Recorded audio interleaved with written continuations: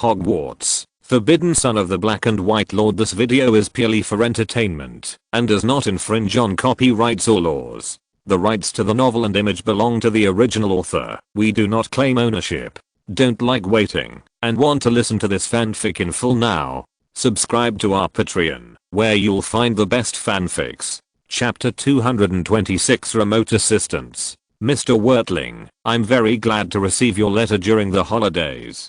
For me, a ghost who can't feel the cold and heat, I actually feel a long lost warmth in this scorching summer. You know, for me, this kind of feelings are undoubtedly precious. What makes me even more delighted is that you did not give up studying history during the holidays. This is a quality that a good historian should possess, and you can draw inferences from history and analyze what you have experienced. I'm more and more delighted. Forgive me for my old man's ramblings. Let's get down to business. I should be able to give you answers to some of the questions in your letter, and some questions have not even been considered by me.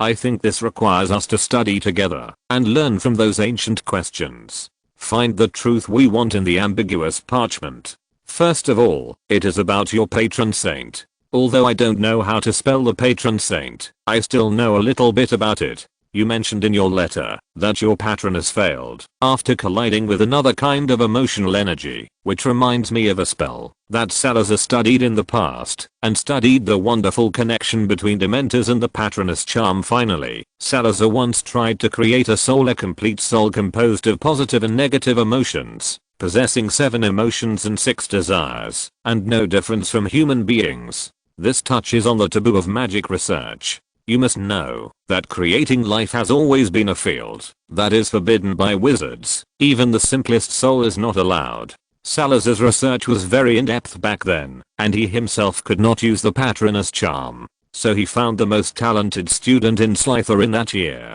You can find that person's name on the 2nd floor of the deepest cabinet in the prize room. On the basis of this, another kind of magic spell that mobilizes emotional energy to make it concrete and can be used in battle is created speaking spirit. The extraordinary thing about this spell is that as long as you are a thinking person, you can use it to map the strongest emotions in your heart to reality, whether it is kindness, love, lore or greed, murderous intentions, chaos. As long as it is strong enough, you can create an alternative patron saint. No need to recall happy things. As long as it is strong enough, anyone can use it. At the beginning, Salazar taught it to several senior students of Slytherin at that time. Word spirit played a great role in the process of fighting against Dementors. Unlike the patron saint, this kind is called the summoned objects of speaking spirit can't have the obvious restraint effect like the patron saint expelling the Dementors, but relatively speaking, it is difficult for the Dementors to find them, and the most inconspicuous of them can even be found by mixing with the Dementors' critical location intelligence. Everything was going in a good direction until Salazar asked the first student to cooperate with his experiment. He could have used the Patronus charm. Salazar stimulated him in an unallowable way and forced him to in extreme anger. He cast the spirit of speech, which was exactly what he wanted.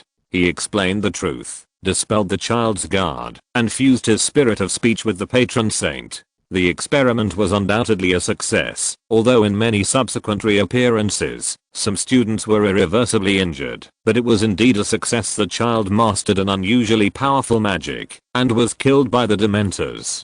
He repeatedly made outstanding achievements in the chaos, but the good times didn't last long. He always felt that something was being conceived in his heart. In order to solve this problem, Salazar conducted many experiments afterwards and found that, as long as 2 different emotions come into contact, similar mutations can be produced. If the emotions of different people are blended with each other, the result is a controllable and powerful combat power. He is more involved in experiments and is ready to collect all emotions to create a complete soul. Finally, the panic-stricken apprentice told Godric about the matter, and under the intervention of others, Salazar finally stopped the experiment. He repeatedly emphasized that these were all for victory, but even for victory, some bottom lines still need to be tested, complied with. So you don't have to worry about your patron saint. If I'm right, the user of the word magic should be your good friend, Mr. Riddle. I don't care where he learned this magic, but you guys, it reproduced the most feasible plan of Salazar back then. The beautiful falcon may have some changes, it may be smarter, and it may be stronger, because it is already more than mere pleasure. Of course, this is just my guess. I have already written to several wizards who have made great achievements in this field. I believe that your problem can be properly resolved through brainstorming. Don't worry, I didn't tell them your specific information. Nelson was lying on a deck chair in the middle of the small courtyard at the front door, and a stack of thick parchment was neatly stacked on the small table at hand. Judging from the state of the paper, these letter papers may have been stored for 1000 years, but the handwriting was new, and the first page was densely written in small handwriting, which made Nelson dizzy. Could this be the way ghosts write? He closed his sore eyes, shook his head, rested for a while, and picked up the next parchment. These parchments were of different lengths, and the new one he picked up had a completely different handwriting. It turns out that Professor Binns caught a few house elves to help him write letters. Nelson had some concerns in his mind. He looked at the endless forest in the distance. It is said that seeing a large piece of green can help relax the eyes. He said he simply straightened up from the chair, holding a page of parchment, and appeared on the branch of a tall tree not far away, looking into the distance, and retracted his head after a while, to continue reading the letter. Ravenclaw, are you sure you saw Rowena Ravenclaw? I hadn't heard of her becoming a ghost, and the fact that she died while I was teaching at Hogwarts was an unacceptable disaster for all of us. One of the smartest, sharpest, calmest and most reliable of the Big Four suddenly left us. I'm sure she's dead. It's a pity, but it's an undeniable thing. But it's unbelievable that you saw her in Albania, thousands of miles away. Sorry, I've never heard of memories being survived in this way, and maybe that's why Rowena Ravenclaw is different from other mediocre wizards. But she is most likely just a memory. After all, she once told you that, if I'm still alive, if it is really Rowena herself, she should know my choice. But whether it is her or not, since she has the memory and the crown, and is interested in teaching you, you must seize this opportunity. Ravenclaw has always been known for being alert and eager to learn, and no one has listened to her lectures. Chances are a great pity for wizards of this age. In the era of the Big Four, Hogwarts was not as clear as it is now, with clear boundaries. Any of the 4 deans are all-rounders, and their courses often combine various subjects, except history of magic. Maybe her tutoring can help you integrate what you learned in school. With Rowena's wisdom, she should be able to easily spot your mistakes. She is a master at discovering students. For a muggle born like you for wizards, this is a rare opportunity. As for Rowena's story, if you have a chance, you should ask her yourself. The life of each of the Big Four can be called ups and downs, full of legends. Compared with history, they are more like what you like in my life. Legendary novels read in class. Turn to the reverse side. There is not a single word. This parchment is much shorter than the previous one, and the handwriting of the house elf who wrote this page is a bit rough. Nelson put away the parchment, jumped off the tree, and appeared at the front door in an instant next to the lounge chair. Professor Binns' reply came very quickly, and it was less than a week after Nelson sent the letter. It can be seen that his vacation is really free. Nelson put the parchment back into the thick stack of parchment and put it away carefully. This drastic change of handwriting made him dizzy, and Nelson was going to read the rest of it later. The messenger owl and Nelson also had a relationship once. It was the big owl belonging to Hogwarts with the feathers of other birds on its chest, and it was standing proudly on the yew next to the cabin, looking straight at the axe-shaped mountain. I didn't bring owl food. I don't know if it will eat this. I remember how many grains it ate last time. Tom, who walked out of the hut, raised his head, looked at the owl, and threw a handful of tomatoes on it. A hurricane suddenly appeared in the air, and a black shadow flickered in the air. Thinking it was an illusion from reading the letter, after a few seconds, the canopy of the tree returned to calm, except for the owl's suddenly bulging cheeks. Everything was the same as before. Is that really an owl? Asked Tom in a low voice. You can catch it and observe it yourself. Forget it. Tom pouted and asked, by the way, what did Professor Binns say? My patron saint is fine, and let's listen to the class carefully. These old professors like to say this kind of thing. The older they are, the more they like to say it. Tom said feebly. He didn't even look at Nelson's small blackboard. The experience of communicating with the mute for 7 days made him more comfortable in eye contact. Fortunately, today's class is over. I just don't know how many more days will pass like this. I think it will take at least 23 days. Slytherin. Rowena's voice suddenly came from behind Tom, startling him. This single leaf of the mandrake needs to be held by him for 23 days, and then we need to wait for the storm to come.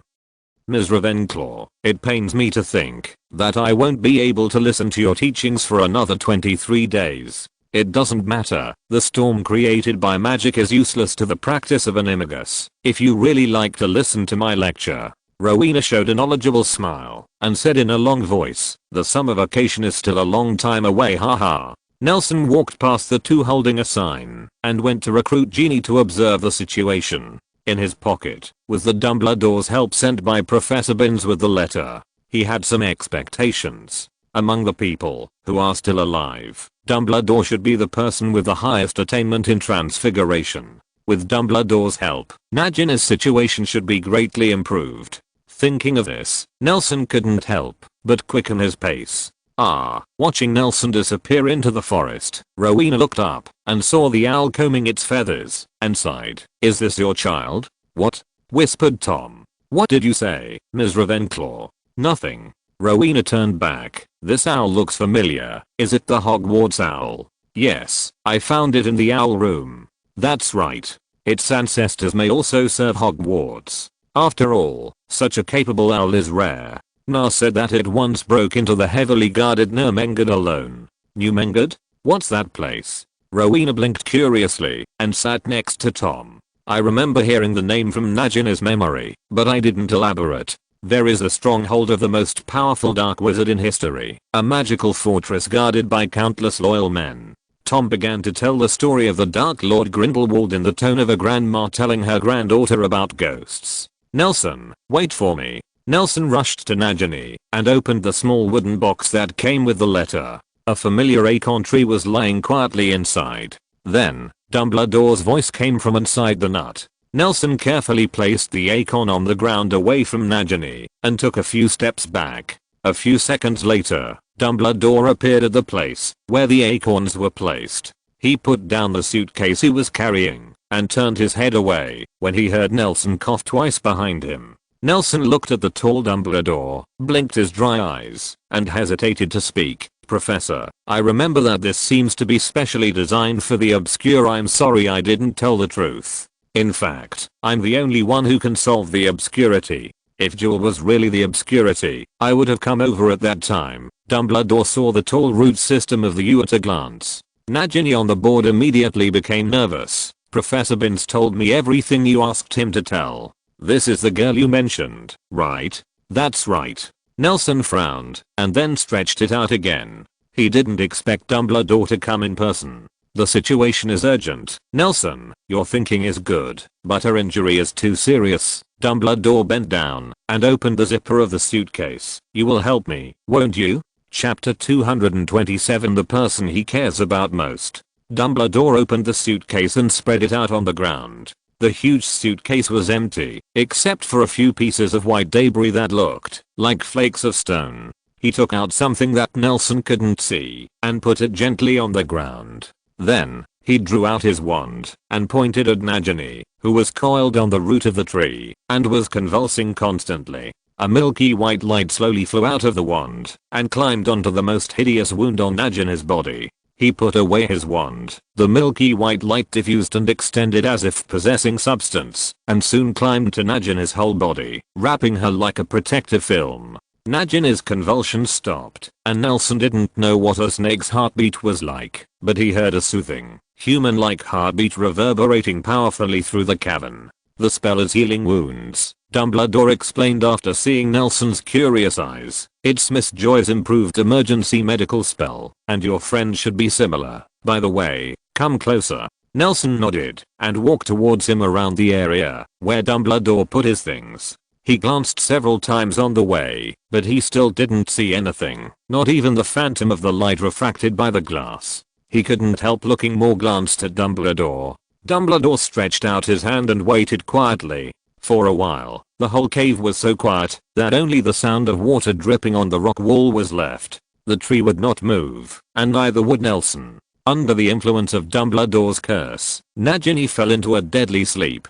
At this moment, the time here seemed to be frozen. I don't know how long it took, maybe a few minutes, or maybe an hour. A loud and clear phoenix cry suddenly resounded throughout the underground cave, and the thick yew roots trembled, as if they had sensed the coming creature. A small flame appeared in Dumbledore's raised hand. It was weak, active, and warm, bringing the damp and cold cave into a spring-like temperature for a moment.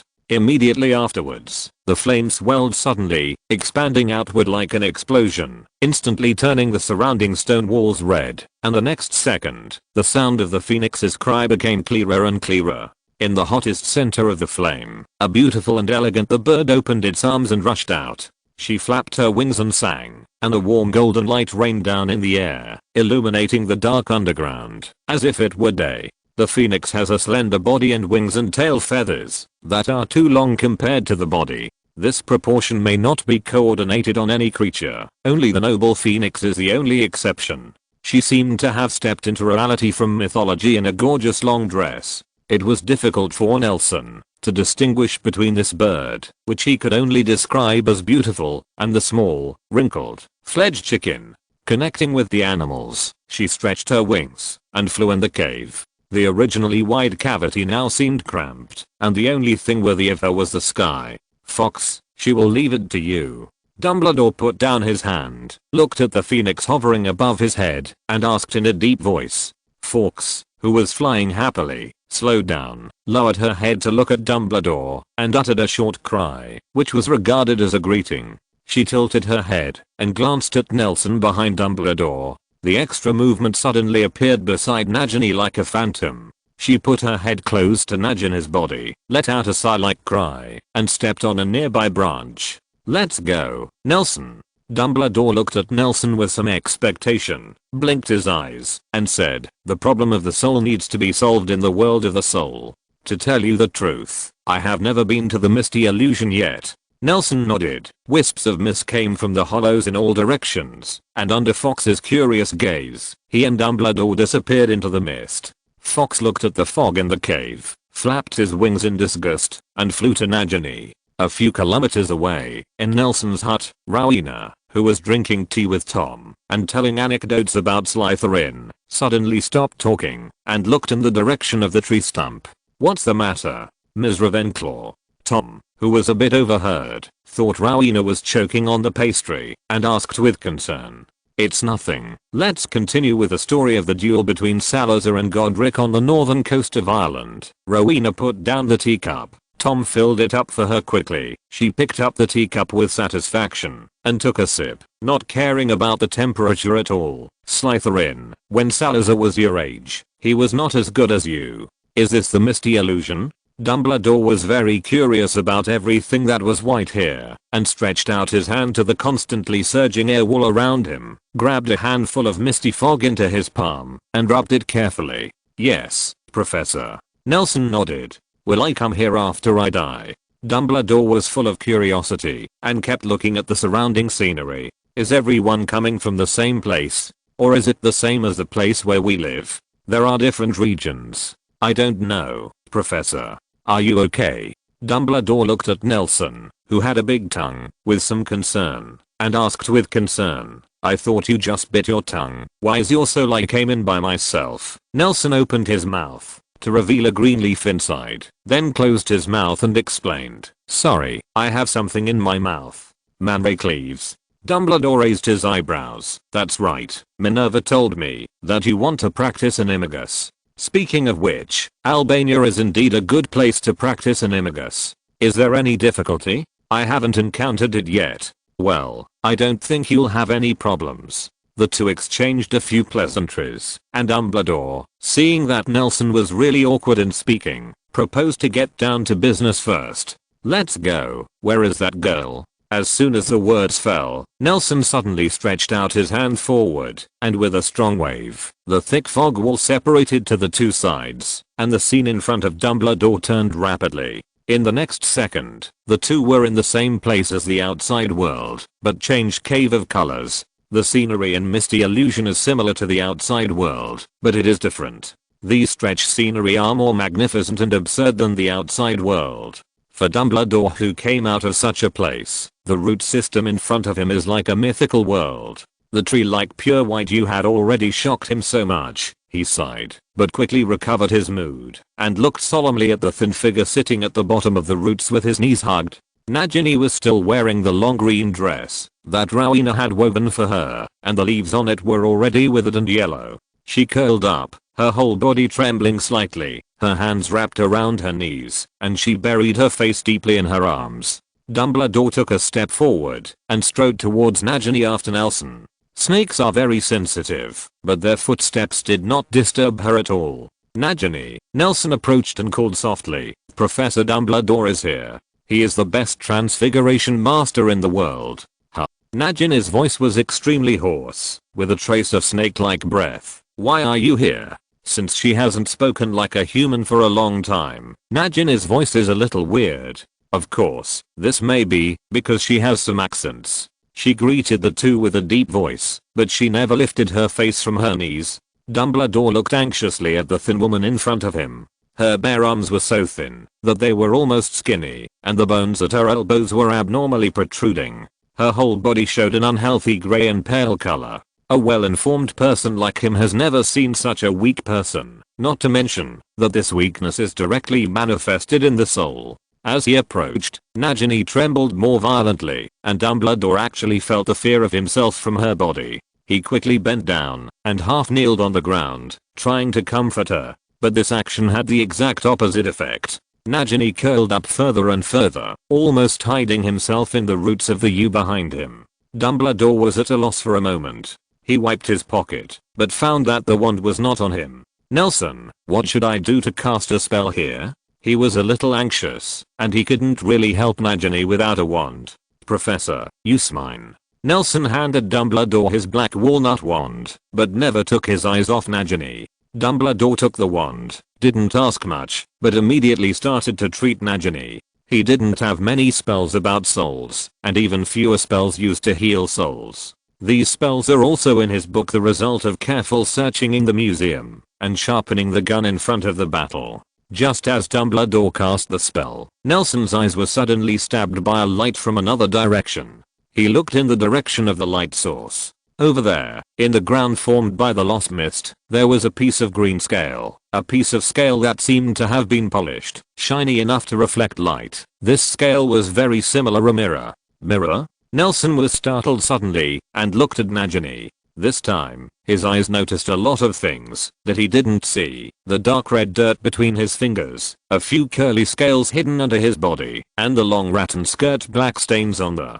Dumbledore is still patiently treating Nagini's injuries, while helping her recall the encounter with him. Nelson stood aside, folded his arms, and suddenly said, "Nagini, what happened to your face?" Nagini's trembling body stopped suddenly, and she shook vigorously, but buried her head even lower. Nelson frowned, stepped forward, and repeated, "Nagini, what's wrong with your face?" "Nothing." Nagini's voice was as thin as a mosquito. Nelson took a step forward, squatted down on the other side of Dumbledore, and was about to say something, but was stopped by Dumbledore. Through Nelson's reaction, he also had a rough guess. "Nagini, do you believe me?"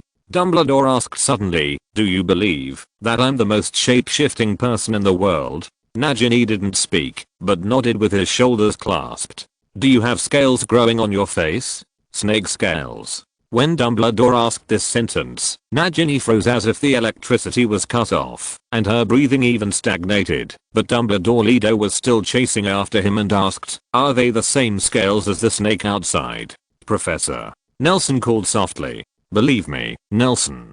Dumbledore looked at Nelson seriously, stood up, and walked aside. "About 10 years ago, a man who claimed to be Aurelius Dumbledore found me. Oh, you may be more familiar with his other name, Credence Barburn." Nagini's stiff body seemed to have suddenly regained its link with the clockwork. She raised her head in a pause, her eyes widened, and she looked at Dumbledore. When she looked up, Nelson saw that her face did not have a single scale, but was covered with male-sized wounds, some of which had congealed blood and formed thick scabs, and some of which were still bleeding. As her head moved away from the skirt, a drop of bright red blood dripped straight onto the pure white ground, and was sucked up by the thirsty mist in an instant, as if it never existed from the beginning to the end. He seems to have something he has to do, and wants to entrust another important thing to my former student Newt Scamander before he leaves. Dumbledore straightened his glasses. He tried to go straight to the guy, but he couldn't find it after a lot of effort, so he did the next best thing, and he didn't seem to find Newt. In fact, most of the time, I couldn't find him either, so Credence Barber had to give that thing to me.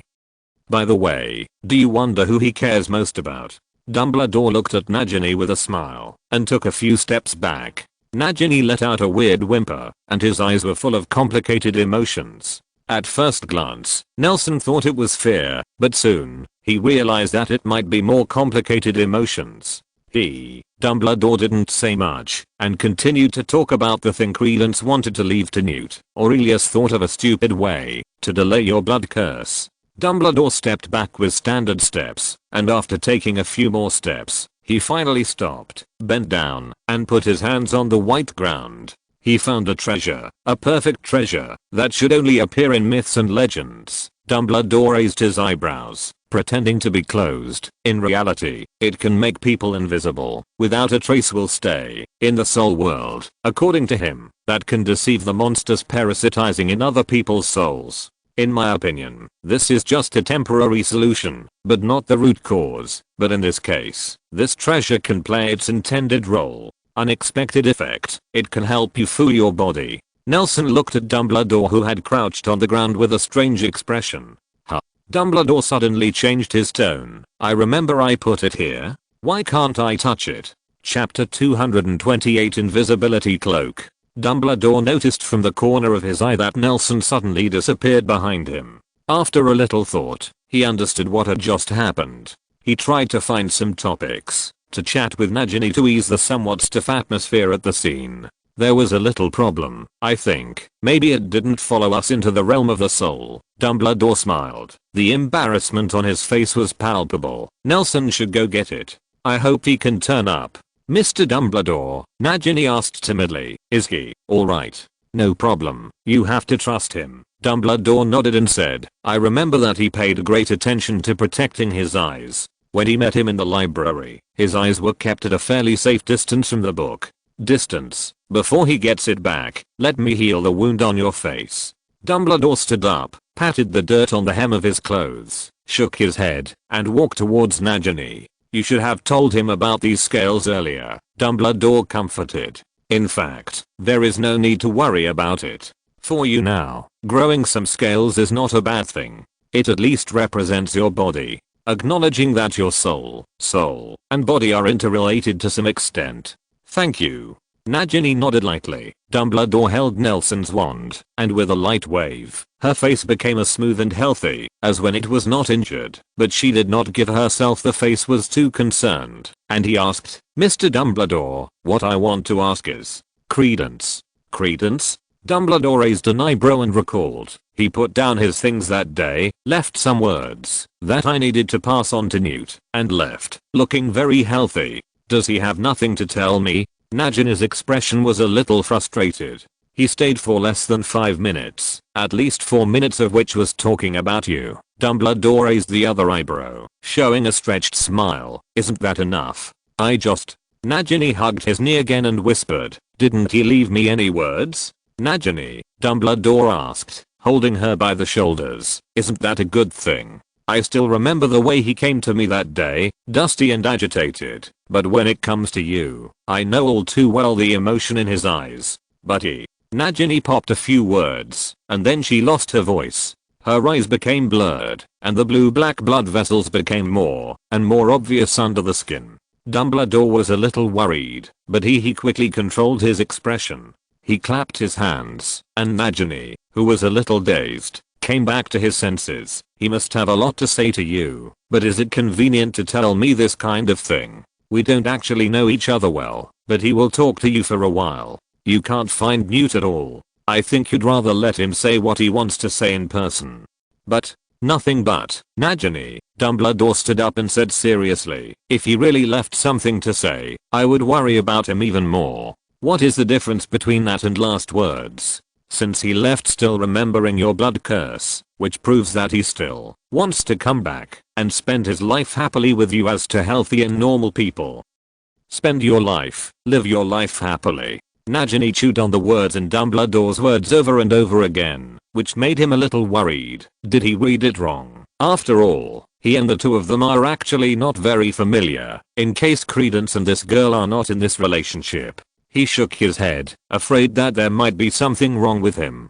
Professor Nelson suddenly appeared in front of Dumbledore, breaking the embarrassment here. His two forearms were lifted up to the level, as if he was holding something. Sorry, I forgot to put you outside, the equipment is brought in. When Nelson quietly left the misty illusion, he was just catching up with the singing of the phoenix. Fox flew around the cave like a hard-working bee, constantly shedding golden feathers, and the crisp and clear chirping sound mellowed continuously. The tune echoed farther and farther in the special environment of the cave, resonating with Nelson's soul. As if sitting across time and space from the ancient goddess, the two plucked the strings together and sang softly. The anxiety and unhappiness in their hearts disappeared under the beautiful and melodious singing, and even their physical fatigue was swept away. Nelson was so shocked that Phoenix's singing had such an effect, he couldn't help standing where he was and listening. Until Feng Huang's singing stopped abruptly, he still stood there, not getting out of the beautiful melody. After repeated chewing and aftertaste, this song became more and more charming. Great songs not only need to be created by great composers, but also need to be performed by great singers or performers. In Nelson's view, the performance just now undoubtedly met any of these requirements.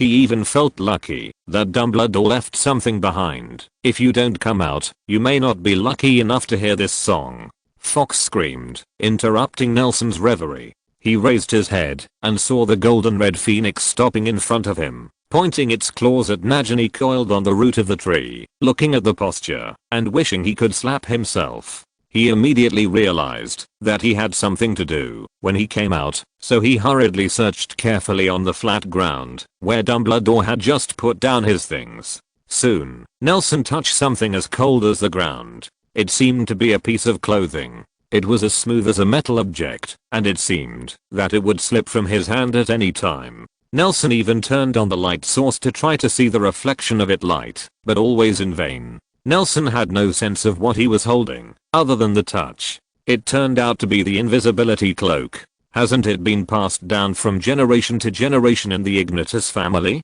Then how did it end up in Harry Potter's hands? In his impression, this thing as it shouldn't be here at this time, and this incident made him very confused, and the invisible effect is too good, right? He put the invisibility cloak on his body, looked down. Hey, guess what? His body is completely gone.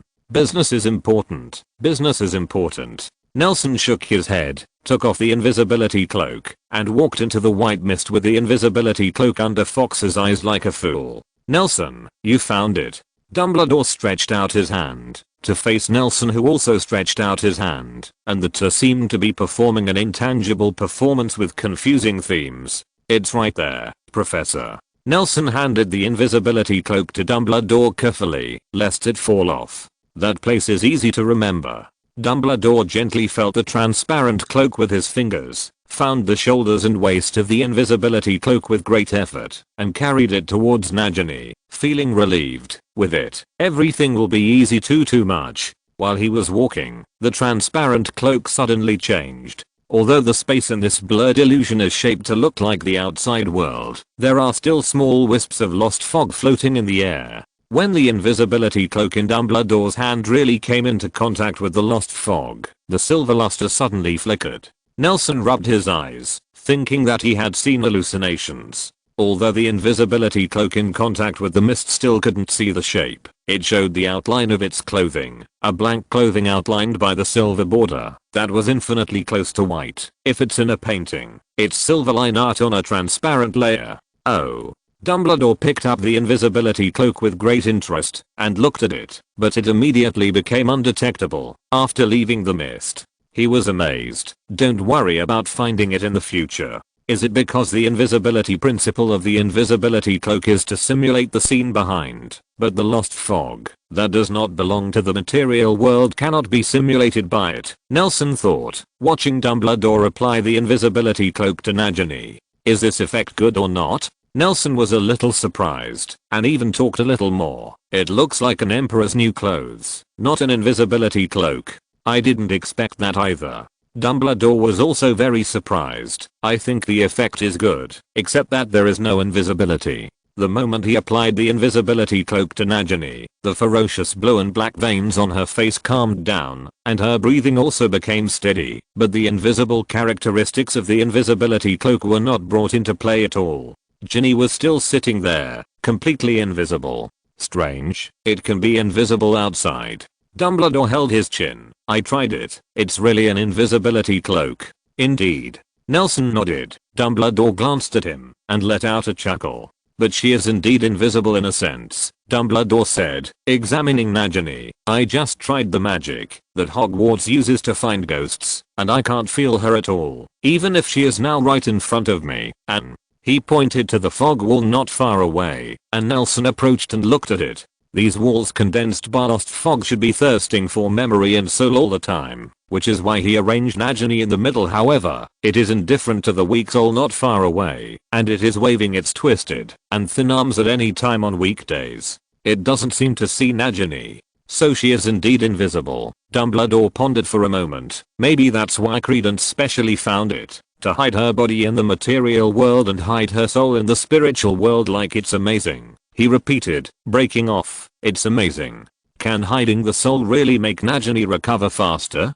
It is very dangerous for her body and soul to be separated for a long time, which will make her weaker and weaker. But if she is allowed to return to her body, she will inevitably not be affected by the habits of snakes. Think about it. After hiding so far, scales start to grow.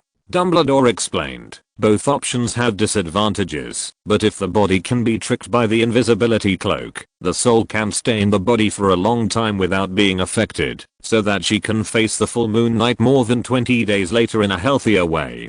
Dumbledore raised his head, as if he wanted to see a moon from the White Dome. I didn't expect you to come up with such a method. When Professor Beans told me, I just thought it was outrageous, but considering the actual situation, that's a really good idea. I don't have time either. Also, who has enough time to face everything?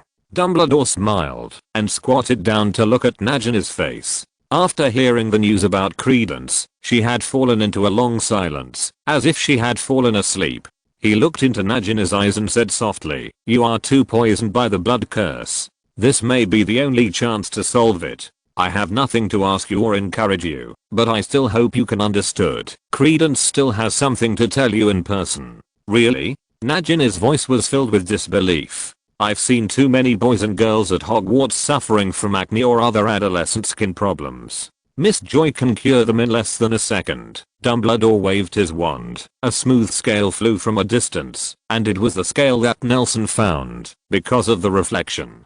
He held the scale and handed it to Nagini and said softly, in my opinion, you are no different from them. You look, this dress that Credence prepared for you is almost going to cure you. The rest just needs Nelson to help you fix it a little. I'm the best shapper shifter in the world. He's only worse than me a little bit. A little bit. Dumbledore raised his right hand, pinched his thumb and index finger together, and made a little bit.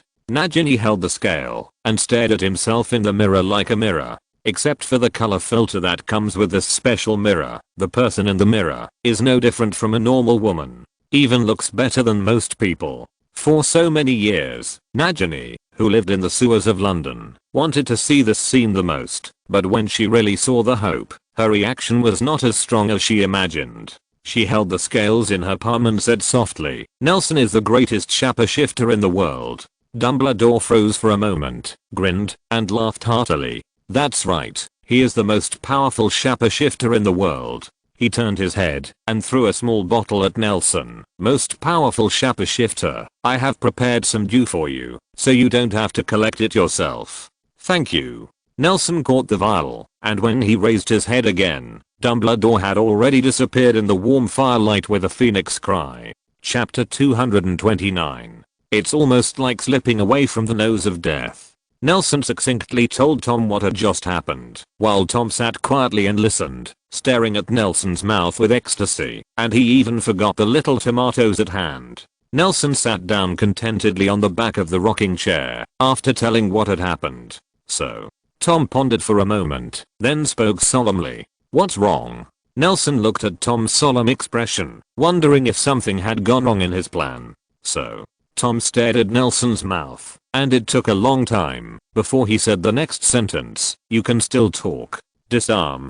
Tom, who realized that he had been tricked for a week, jumped up from his chair, swung his wand from his cuff, and shot at Nelson. "You asked me to accompany you to perform pantomime for a week." The lightning fast red light rushed towards the rocking chair not far away, but Nelson, who was quick to respond, had long since disappeared. A week. A week.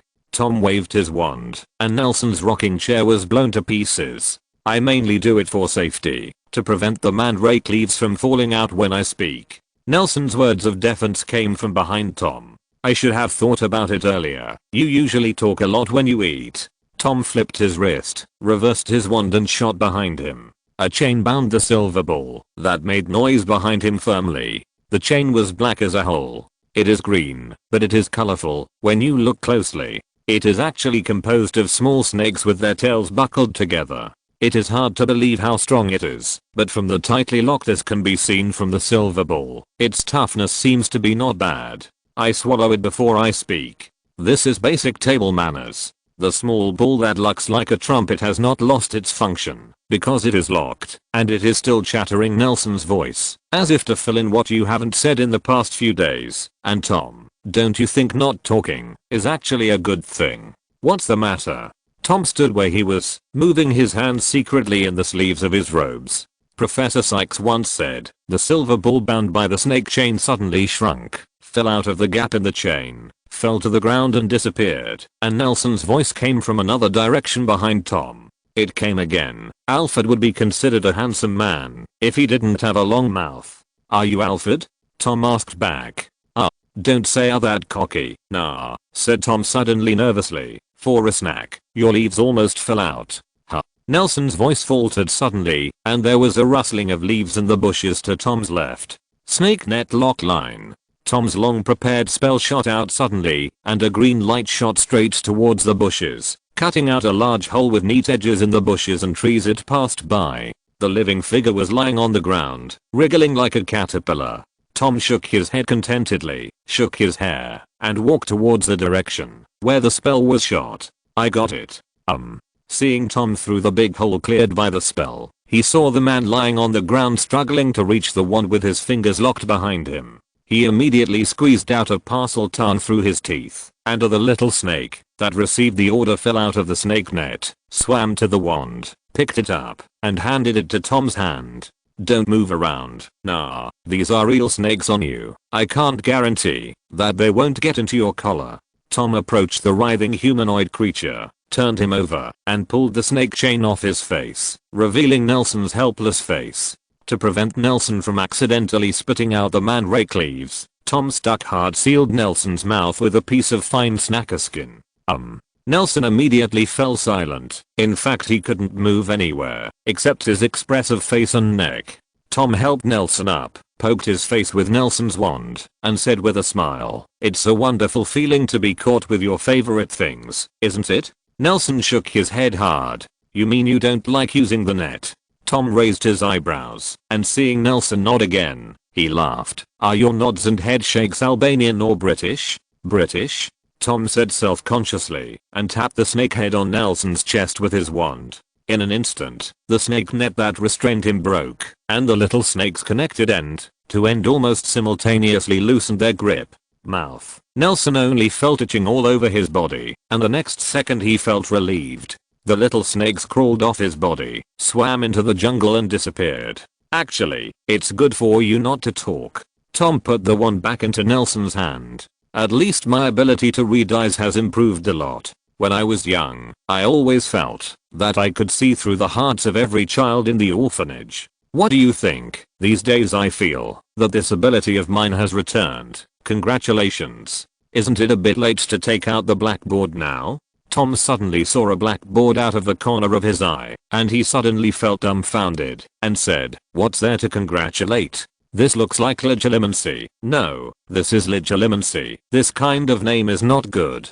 Some spiritually powerful wizards are born masters of legilimency, which is no different from metamorph magus or natural prophets. I'd rather be called a natural master of magical kitchen utensils. At least that sounds like a positive character. A natural legitimist sounds like the kind of sleeper you're often told about when you scare kids who don't want to sleep. Scary story before. Although Nelson quickly took out the blackboard, it was too late. Tom glanced at him, and the blackboard floating behind him, and said helplessly, "Also, you forgot to write with a pen. No one tells a child a bedtime horror story, Tom." "Nonsense. I used to tell people bedtime horror stories," Tom retorted. "Our relationship often improved noticeably after I finished telling the story." "Are you threatening?" "Nonsense. They were all very nice to me." Tom curled his lips. "Have you forgotten? One Christmas, almost every one of them gave me presents, and I still keep them. Although you always scare them with ghost stories before bed, they all like you."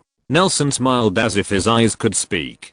He remembered that Christmas, the day before the orphanage organized some children to go to church for worship.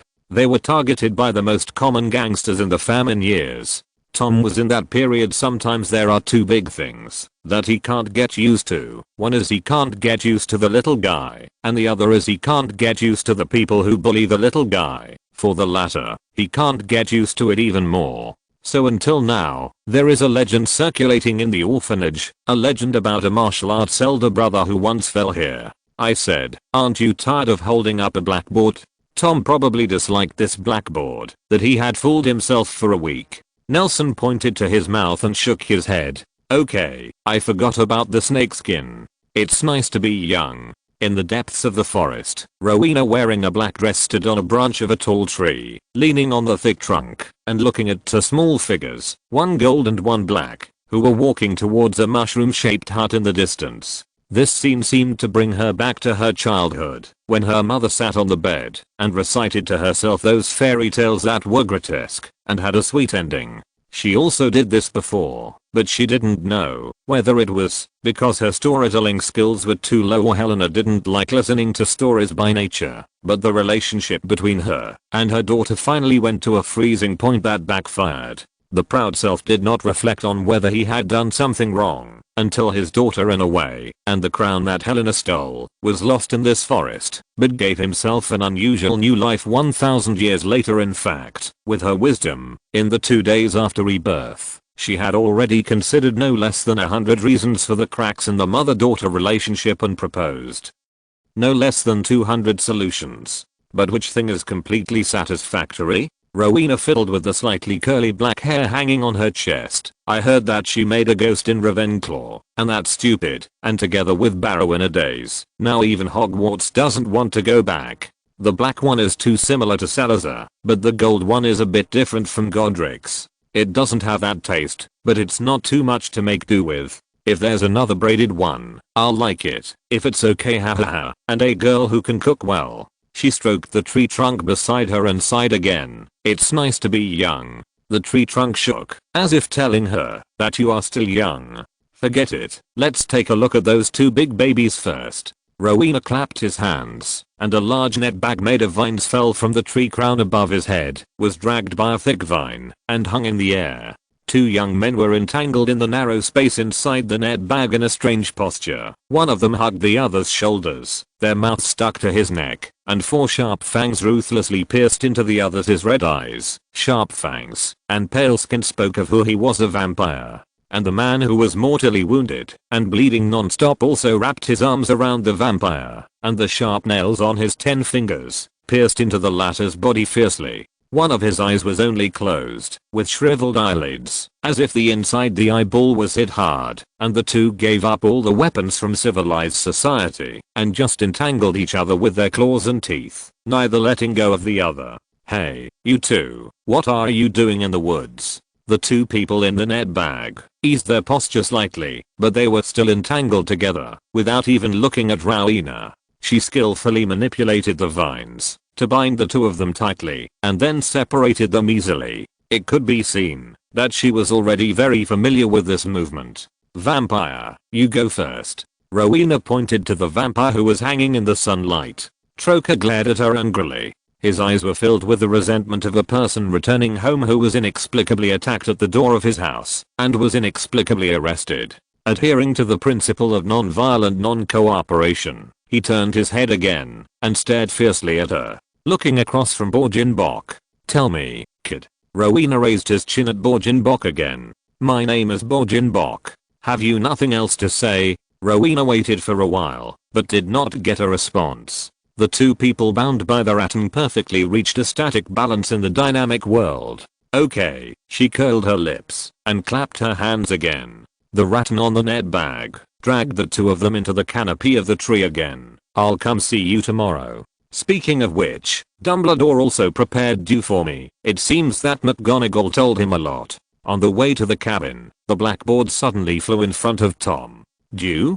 Tom stared at the words on the blackboard, nodded, and said, I also want to say, you should also prepare these scraps of materials. It is said that the closer the transformation time is, the better the medicinal effect of the materials prepared.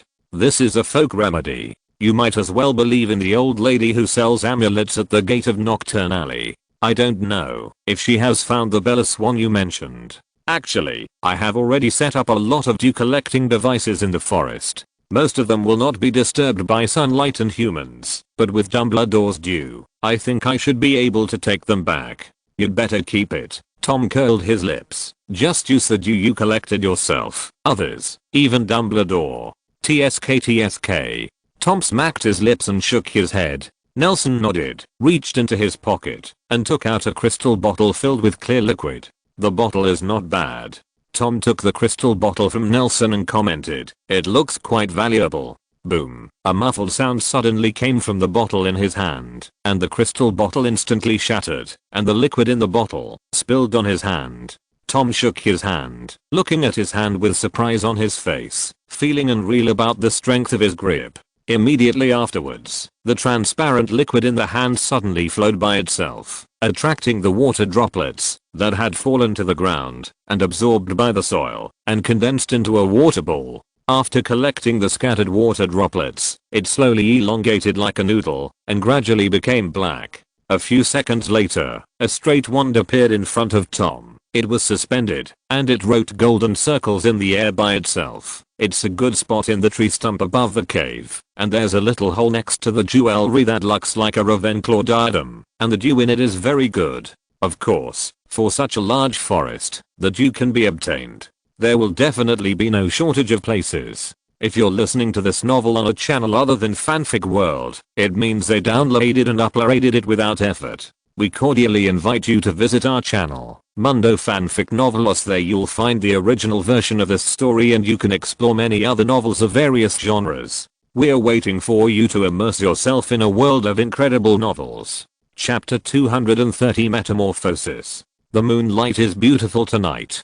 Tom held up his wand, stood on the top of the axe-shaped mountain, put one hand on Nagina's coiled body, and said with satisfaction, the second full moon finally arrived, and a rare cloudless sky appeared over this virgin forest. The blue sky showed a quiet and deep dark blue due to the lack of sunlight. Standing in such a piece of land is like a work of art. Under the clear sky, everyone will feel relaxed and happy. If today's sky is a perfect crown, then the shining moon standing in the center is the most dazzling jewel on the top of the crown. Tonight's moon is particularly bright, so bright that there is hardly a single star in the sky that should be shining with stars. Only the few brightest stars that can be seen in the northern hemisphere still persist under the night, but their light is also become imperceptible. Even the celestial phenomena are helping you, so it will definitely succeed. Holding up his wand, Tom stared at a small cloud tentatively creeping towards them in the distance, as if he had sensed the lessons learned from his predecessors. After dawdling in the sky for a while, the cloud drifted away to the south in disgrace.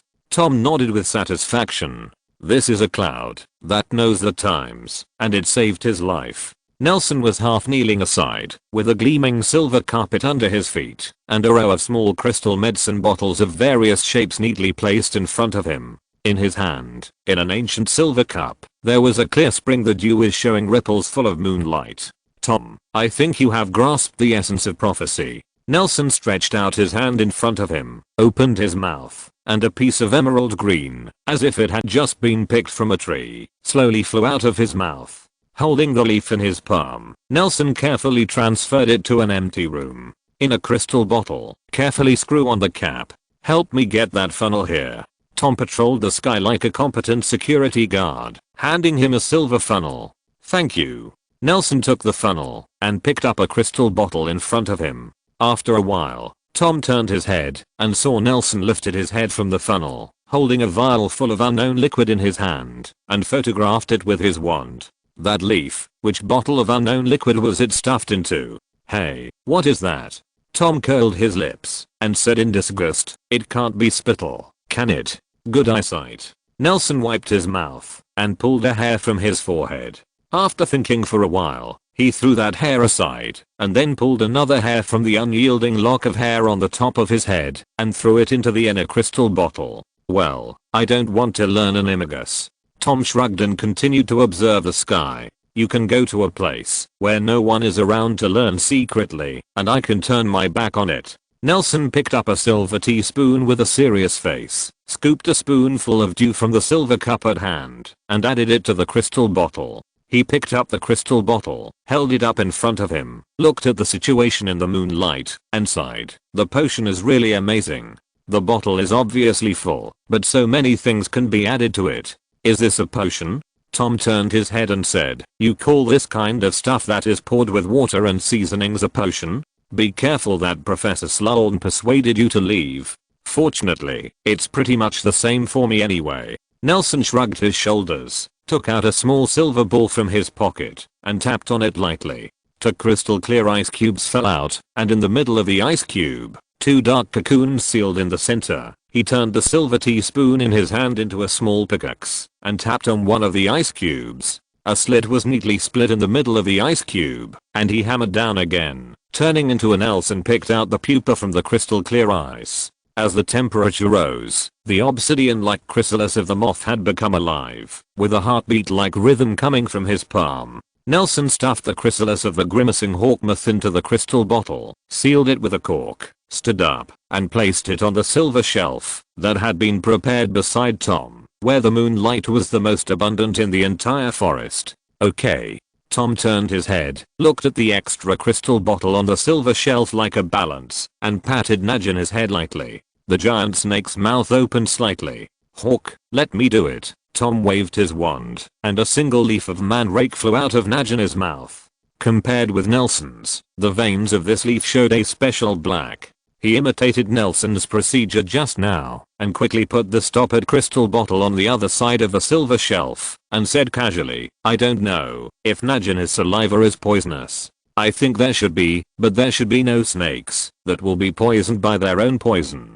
Nelson adjusted the position of the silver rack so that the two bottles of potion could better receive the moonlight. Against the backdrop of the night, the silver light in the two crystal bottles became more conspicuous. It should be enough. Nelson supported the silver frame, apparated to the foot of the mountain, and hid the potion in a dry cave they found earlier. The small animals in the cave have been migrated once, except for the black spots. It is indistinguishable from the cleanliness of anyone's home. Nelson walked out of the cave, and Rowena and Tom with Najini were standing together, talking about something. I just went to the south to take a look. There is a big air-conditioned cloud coming here. You may really become the fastest person who has ever practiced animagus. Seeing Nelson coming, she said, one of them. It's nothing to praise, it's purely a matter of probability. Nelson wiped the man on his forehead. Although the pharmaceutical process just now was not complicated, it could even be called simple, but when the dust of this stage of the process settled, he still felt a burst of exhaustion from the bottom of his heart attacking him. He tidied up his exhaustion and thank you for paying attention to the weather. Oh, it's nothing. Rowena shrugged. I'm just afraid that a storm will come tomorrow morning, so you can skip a class. So can you skip a class? Tom asked extra. Of course, Slytherin. Rowena smiled. The storm may come tomorrow morning, but don't worry, I will make it up for you the day after tomorrow. Boom. It seemed to be in retaliation for Tom's bullying of Xiaoyan yesterday. The thick black clouds invaded every inch of the sky above their heads from the south, like iron riding over prisoners of war. But this hit Tom's arms, and he sat in the courtyard without sleep all night. He hurried back to the living room, trying to wake up Nelson, who was dozing on the recliner. But when he ran back to the living room, there was no one on the swinging chair. After realizing that Nagini was not there, Tom stepped aside, appeared at the top of Axe Mountain, and he looked towards a seemingly bold meadow in the forest at the southern foot of the mountain. There was an open space that Rowena had prepared for the two of them, and the trees in it would grow overpass. After pulling themselves out of the soil, moved away. The sun has just risen from the east, and the sky is only dawn, but within a few seconds, it is completely covered by thick black clouds, making it difficult to distinguish day from night, even more similar than when there was a moon last night, or thunderbolt fell and hit a tall tree not far away, instantly turning the whole world into white, and the next second, the tree burst into flames, becoming the most conspicuous light source besides lightning. Tom stood on the top of the hill, looking out at the dark clearing to the south, and sat quietly, waiting for the result. When Nagini opened her eyes, she was already in the cave, where the potion was stored. The snake's unique perception system allowed her to clearly see that there was only one bottle of potion left on the shelf in front of her. Stretch out the tail, roll up the crystal bottle, throw it into the mouth, carefully hold it against the letter, and put it in the mouth. Immediately afterwards, she groped with her tail, and there was a small wooden stick under the crystal bottle. It was the one that Nelson had prepared for her. She rolled up the wand with her tail, held it like a wizard, twisted her body, and crawled towards outside the cave. You can only do the rest by yourself. Nagini kept in mind Nelson's instructions a month ago. After you find the potion, take it and the wand to the reserved space, point the wand to your heart and chant a spell. I know the spell is silent in a snake's body, but Tom translated it for you in Parseltongue, and in fact, the ancient purebloods even cast the bathing spell in Parseltongue. Nagini crawled out of the cave, and soon came to the open space outside the cave. The ground here was flat, with only a few scorched black spots and a few sharp nicks. She found a relatively intact ground, and began to cast the spell according to Nelson's instructions. Amado, Animo, Animado, Animagus. A hissing Parseltongue came out of Nagini's mouth, and she pointed her wand at her heart with her tail curled up.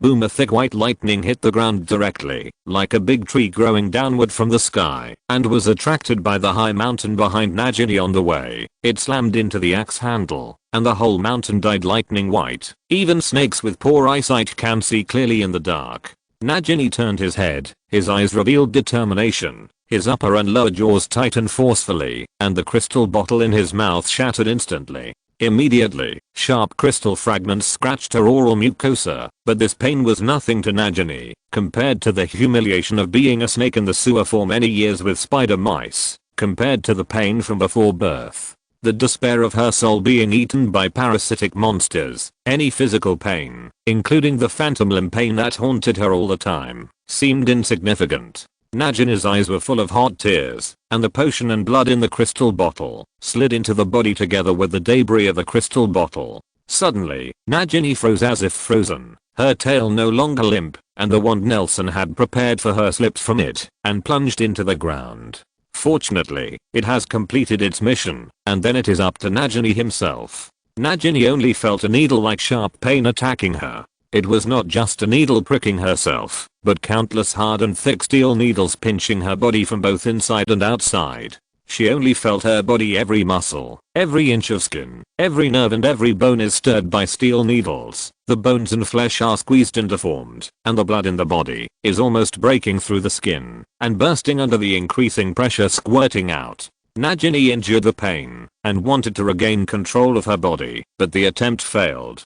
Her huge snake body crashed to the ground, her head hit the ground heavily, and blood flowed out. Her heartbeat became rapid, and even the blood vessels began to expand and contract continuously. I want to be a human.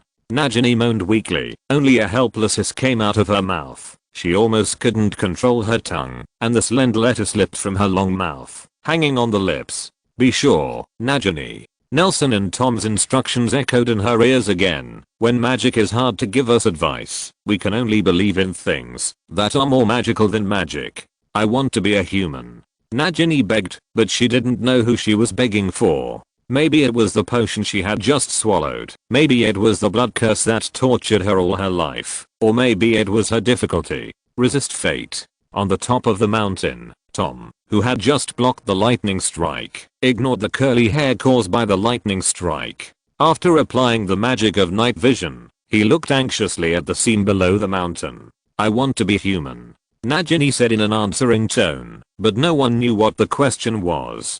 Her tone became firmer, and the hissing sound even overshadowed her violent heartbeat. The heartbeat became more and more intense and rapid, echoing throughout the forest. Even for a heart as tough as a snake, such a violent heartbeat would soon kill her. I want to be a human, she roared, recalling all the bad things in the past and throwing them all behind her head, raising her head to look at the top of the mountain with all her strength. No one noticed that her parcel tongue had joined you more and more dialects of English. Bang, bang, bang. The short heartbeat was suddenly mixed with an equally intense but relatively soothing heartbeat. These two heartbeats slowly approached each other and became harmonious in a very short time.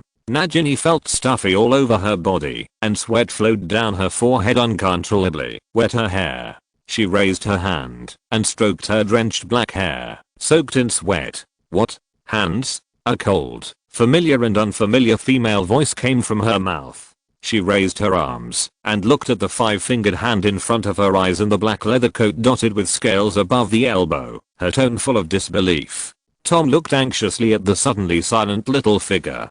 Suddenly, a silver figure jumped down the cliff from beside him, turned around lightly in the air, stepped on the vines, rocks, and branches on the cliff, tossed and turned, and performed difficult movements like a stroll in the courtyard. It fell in front of Nagini from the top of the mountain. He landed gracefully, stepped on the soft ground, and stretched his tail. Looking at the kitten that suddenly appeared in front of him, Nagini felt that everything that happened was like a dream.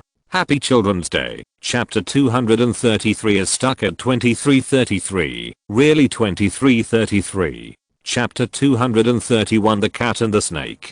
Am I dead? Nagini rubbed his eyes, looked at the kitten emitting silver light under the moon, slumped on the ground and spoke softly. Her black hair was drenched by the torrential rain that followed the thunder, and it was tightly attached to her skin. A pair of black eyes with oriental outlines were perfectly dotted on her soft and firm face. The skin is very white, extremely white, but it can't be called fair. It can only be called a kind of almost transparent paleness caused by not seeing the sun all year round. Her hands are skinny and bony, her 10 fingers are slender but without strength, her nails present a dangerous black color, and the cyan black blood vessels easily show veins through the back of her hands. Matching her body-fitting snakeskin dress, it reflects a special kind of morbid aesthetics. This long black dress perfectly shows the figure of this sickly beauty. Even if there is only one person sitting here, everyone will think that this is a snake, a beautiful, dangerous, and tough snake. Nelson was a little curious as to who drew her eyeliner for her. At this moment, from those eyes painted with black eyeliner, there was a sense of frustration and difficulty in letting go of death. Are you here to pick up my god of death? I heard that cats are the messengers of god of death, but I thought. The kitten walked lightly, getting closer and closer. She paused and stretched out her hand to stroke the little cat's impulsiveness. He said softly, I thought the messenger of death would be a little more powerful. Meow. The silver kitten raised its front paw and seemed to want to lick it, but seeing the mud on it, he restrained the movement again. But this action made the kitten even cuter. This silver kitten is not big. Its body is about as long as Nagini's forearm. Its tail is very long, almost as long as its body, and it looks handsome, at least for humans. But it doesn't know how among cats. Could he be the kind who feels inferior because of his looks? His fur is not short, but his long hair is extremely smooth, without the pilling and knotting of long-haired cats. Under the moonlight, it appears a dazzling silver-like moonlight, with a handful of golden hairs, like a crescent on top of his head, standing proudly in the thunderstorm. This is why Nagini regards him as the messenger of death. He jumped into the arms of Nagini, who was slumped on the ground, stretched out his paws, and tugged at her black skirt made of snacker skin. Seeing that it didn't grow on Nagini, he nodded in satisfaction. The kitten raised its head, and 2 full and bright moons were reflected in the dilated pupils in the night. "Do you have any last words?" He put on airs, and asked in a majestic voice as much as possible, but it may be affected by the cat's vocal organs. This voice is like a child pretending to be an adult. Will there be a few meow the movement of meowing? Nagini seemed to have thousands of words to say, but the words got stuck on the edge of her mouth. She mumbled her lips, pondered for a moment, lowered her head, and gently put her hand on the kitten's back, scratching his silver satin-like hair with his index finger, and said in a heavy tone, "I'm sorry, I let down those who believed in me. Is that all?" The kitten changed its position, and asked her to stroke the fur on the other side. "Is there anything else you want to say?" "Nothing. For example, want to say something like what level are you to the person who made the transformation plan for you?" The kitten tilted his head and looked at her. The moon above his head was not as bright as it was at the beginning, which also it made more stars in his eyes. "No, his level is very high." Nagini shook his head. "I'm also very grateful to him.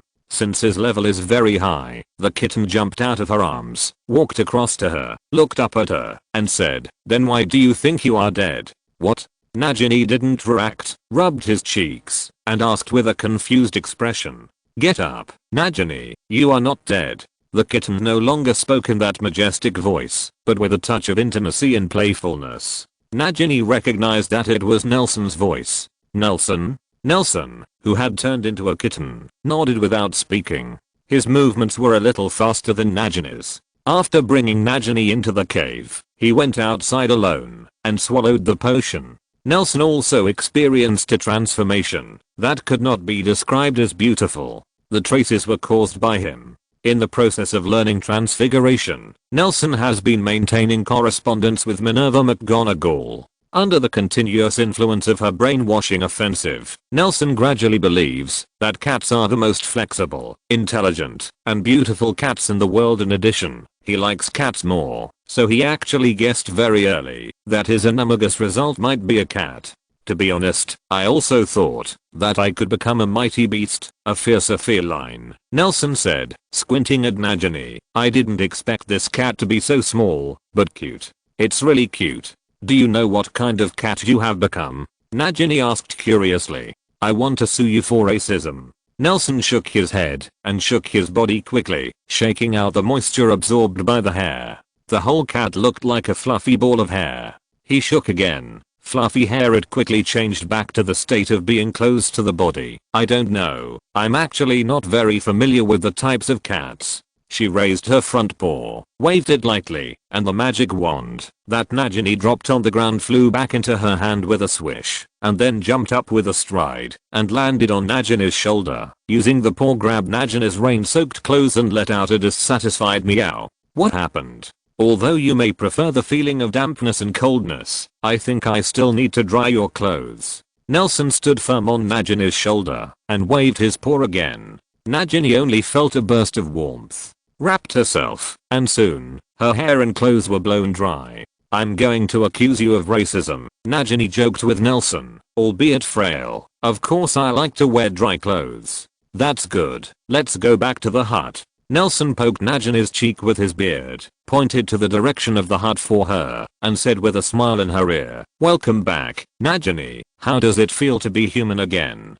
It's amazing. I've been looking forward to such a day, but when I really faced it, Nagini stood up with difficulty while supporting the ground and stumbled towards the edge of the open space, holding a tree and panting heavily. "I don't know what to say. Maybe it's because I believed you could help me solve the blood curse early on the day Tom promised me. I remember you were still there. It's the first grade." With an afro on his head, Tom stood on the top of the mountain and looked at the staggering Nagini, secretly cheering her up. After a long time, when the rain gradually stopped, she dragged her legs that seemed to be picked up and moved to the edge of the open space. She supported the tree and twisted her shoulders. There was something on it that always made her feel weak. HMPH, I'm starting to pretend to be old. Nelson held her shoulders firmly and even had time to take a nap.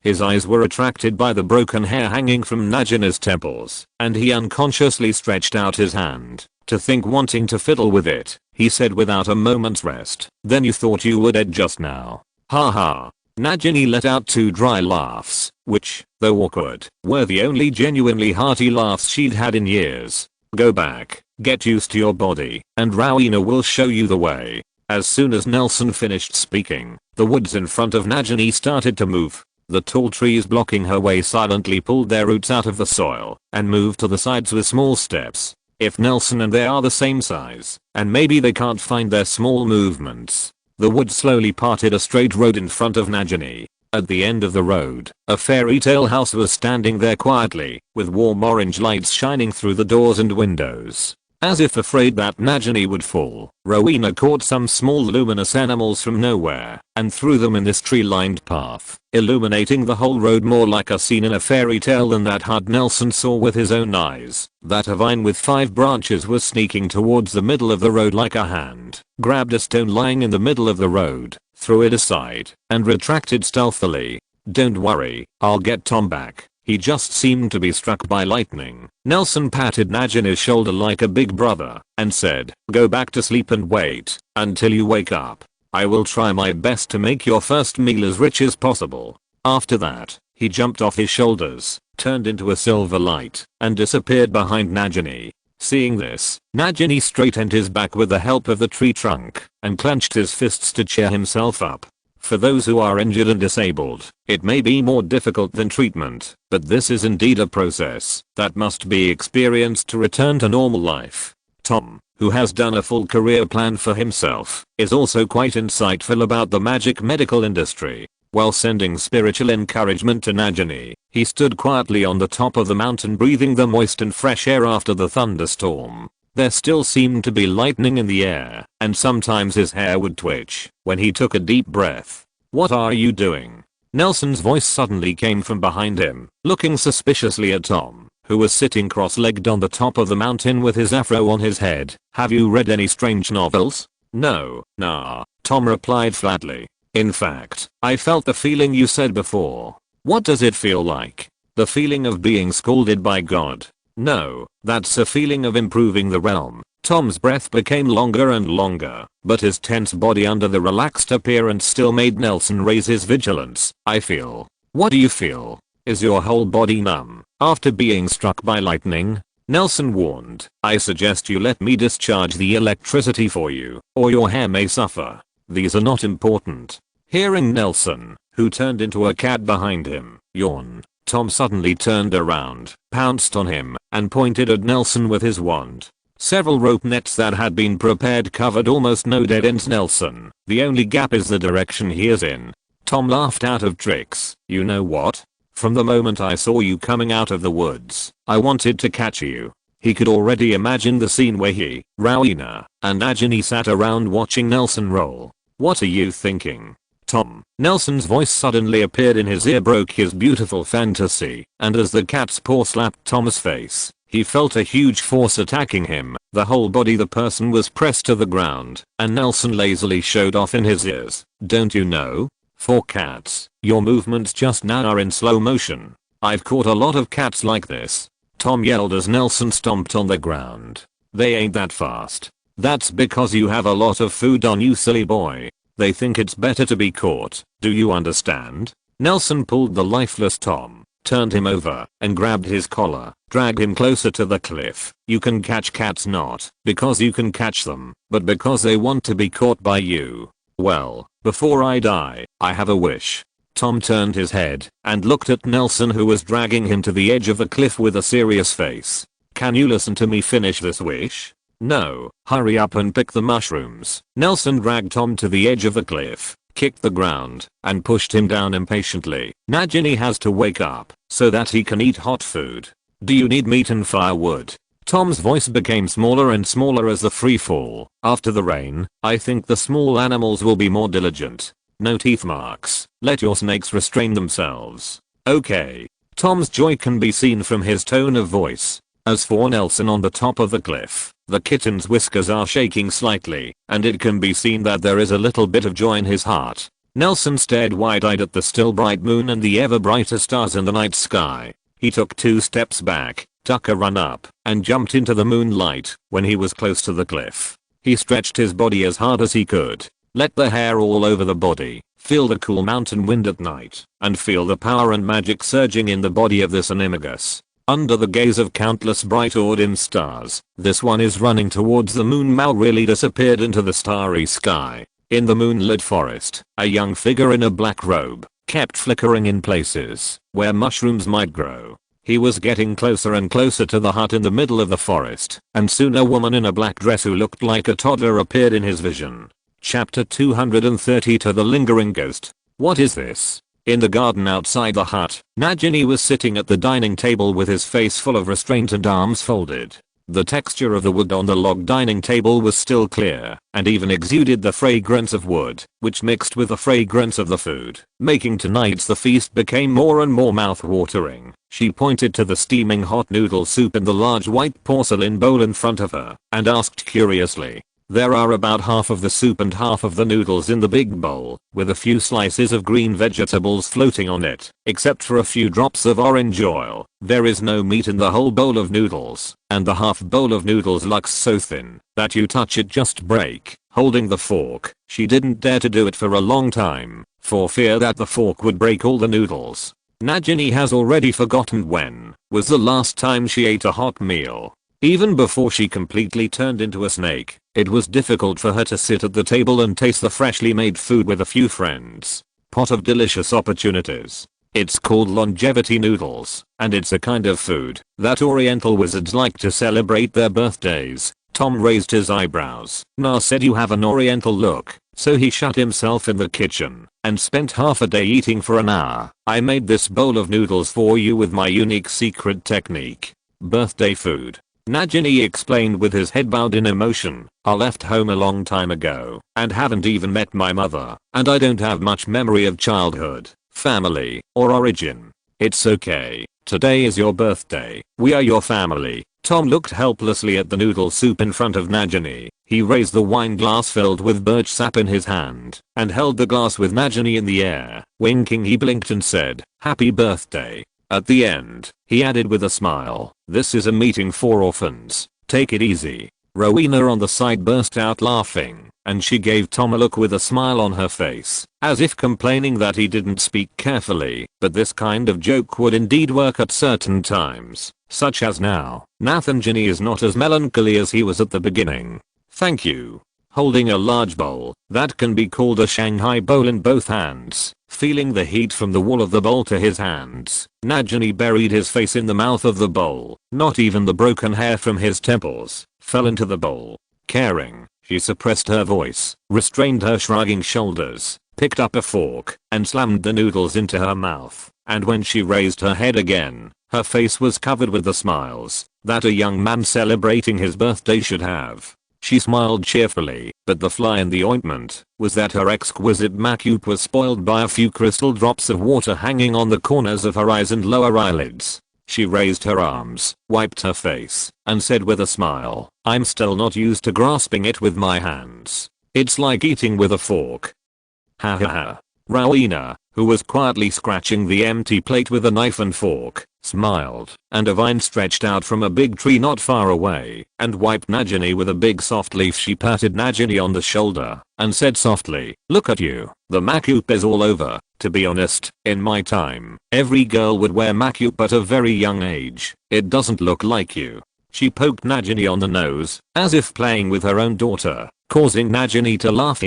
With a wave of her hand, a plant with the top of the head suddenly appeared in the grass around the dining table. The flowery twigs, under the gaze of everyone, they are rearing, growing, and blooming. In an instant, the open space left in front of the hut is really like a refreshing garden, surrounded by Nagini, who is sitting in the center and reborn. It gets better and better. "Yo, I haven't seen you for a few seconds, and the door of my house has become so beautiful." Nelson's voice came from outside the flowers, and in the next second, he appeared next to his vacant seat. He was wearing a rather formal suit trousers and a plaid vest over his shirt, which was originally worn on his body. Tom's long trench coat was draped over the back of the chair at the moment. Tom had seen him wear countless coats like this or similar, and he didn't know how many he had saved up. Nelson let his hair loose again, letting it hang freely on the back of his head, with one hand behind his back, and the other holding a large tray with several thick-cut steaks that had been grilled on the tray. With the smell of meat, that greatly increased the appetite, he turned the tray, and pieces of steak fell into the empty plates in front of everyone like golden snitches.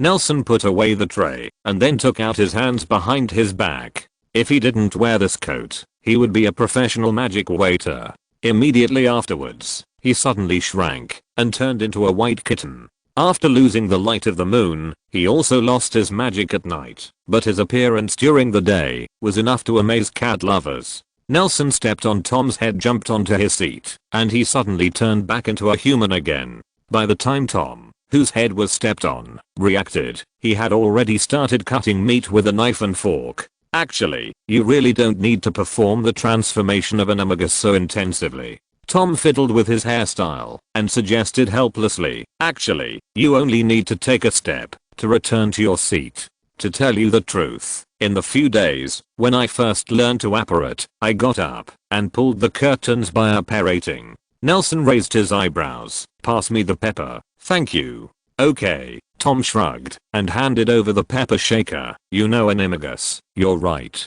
After a few days, this symptom will be relieved. Rowena looked at them as if she had returned to her youthful days. She felt that she might never grow on a tree in her life. After that, she laughed a lot these days. When I first learned the animagus, I once set a record of maintaining deformation for 72 hours. Can't deformation be maintained for a long time? Tom and Nelson asked almost at the same time. Of course, it's just not convenient enough. Rowena patted Nagini on the shoulder and explained, if you get used to it, you can come back without changing it for the rest of your life. I've heard of a wizard who, cough cough. That's good. Nelson nodded and asked, is it convenient for Fang to disclose what is your animagus? Isn't this obvious? Rowena smiled without saying a word and buried himself in Nelson's steak, not knowing whether protein had any effect on the growth of plants. I don't remember letting them catch the cow, and are there any cows in the forest? Tom murmured, rubbing his chin. He didn't think much about it and continued to eat hard. It tastes good. By the way, nah, can you make me a bowl? Seemingly tired of eating meat, he rubbed his stomach and whispered, didn't you mean yourself? What? That noodle? Tom raised an eyebrow. It looks delicious. Tomorrow. I can do it tomorrow. Didn't you say that you can make 130 bowls in 1 second? Tom still didn't give up. Well, to be honest, I don't know how to make noodles. I don't know how to knead dough, and we don't have any flour. Nelson whispered, leaning closer to Tom. I wanted to make a cake, but it turned into a brick, so I had to go Nermengard ordered a pack and brought it back. Haha. Tom suppressed a laugh and asked, where's the egg? The brick. Under a tree 2 kilometers away. By the way, Nagini, I have a present for you. After drinking and eating, Rowena took the leftover drinks on the table and glued the surrounding flowers, took out a small box made of rattan, and threw it in front of Nagini. What is this? Nagini picked up the rattan box and asked curiously. This is a magic wand. Nagini, you are a wizard. You need a magic wand. Rowena said. Open it and try it. Remember to put the magic spell far away. Don't hurt the flowers in my garden. This is my garden. Tom pouted, but Rowena, who had left, could no longer hear his voice. Wand? Nagini just opened a rattan box in his hand, took out the wand, and fiddled with it, then shook his hand, and a turquoise light shot out from the tip of the wand with a swish. Take it easy. Tom appeared next to Nagini, setting up a barrier. Nagini is an adult wizard, and even due to the backfeeding of the blood curse, her magic power is stronger than that of ordinary adult wizards, but her early circus career and experience of becoming a snake made her not like an ordinary wizard. Having experienced magic education, she may have learned a little bit, but she hasn't used it much. This makes her magic power more like a little wizard, or even a silent person, with a violent personality and difficult to control. She still needs a lot of time to adapt his own human body in the magical power of a wizard. As soon as Tom propped up the barrier, the curse flew into the distance with lightning speed, and after penetrating a tree, it just hit the handle of the axe-shaped mountain. Boom. Nelson looked into the distance, shrugged, and disappeared in place.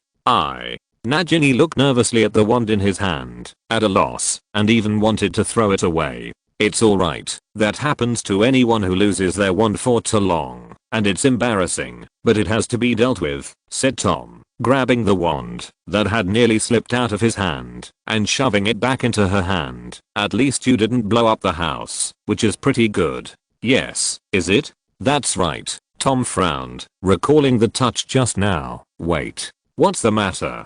Nelson apparated back to the original place and said, it's not that powerful, it's a small hole, but the accuracy is really good. What are you waiting for? Show me the wand. Tom held out his hand to Nagini with a serious face. Okay. Nagini regained his composure and subconsciously handed out his wand. Hey, Tom, although Nagini's first spell isn't that pretty, it's not because of this. Tom interrupted Nelson, held the wand up to his eyes, and looked at it carefully, while rubbing the marks on it. His face became more serious. What's the situation? Seeing Tom's appearance, Nelson also became nervous. Do you have any impression of this wand? Tom suddenly held the wand and handed it to Nelson. Let me see. Nelson pretended to look a few times, then shook his head. I remember, said Tom firmly, that I was pointed at by this wand, and I remember every wand that was pointed at me. Who pointed it at you? Nelson raised his eyebrows. The pet shop owner didn't die in the Albanian forest because of poaching magical animals? He didn't, Tom explained, choked up by Nelson's ecstasy. The previous wielder of this wand was that nephew of Caractacus Burke. That disgusting android? Nelson frowned. The repeater that just repeats I'm Borgin Burke. Why is his wand here? Anyone's wand can be here, but his wand shouldn't be here at all. Tom gasped, and Nelson felt that Nagini was about to hibernate beside him. I remember he was blown to pieces. No more. Why is the wand here? That old guy still has a hand.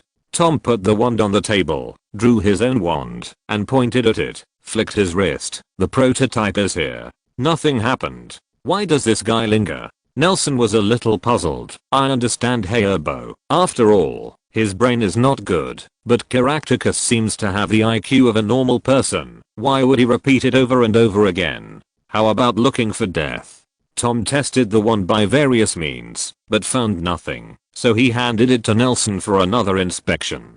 After Nelson said everything was normal, he sighed. A man like Rowena Ravenclaw, such a person would not give this wand to Nagini until all dangers have been eliminated.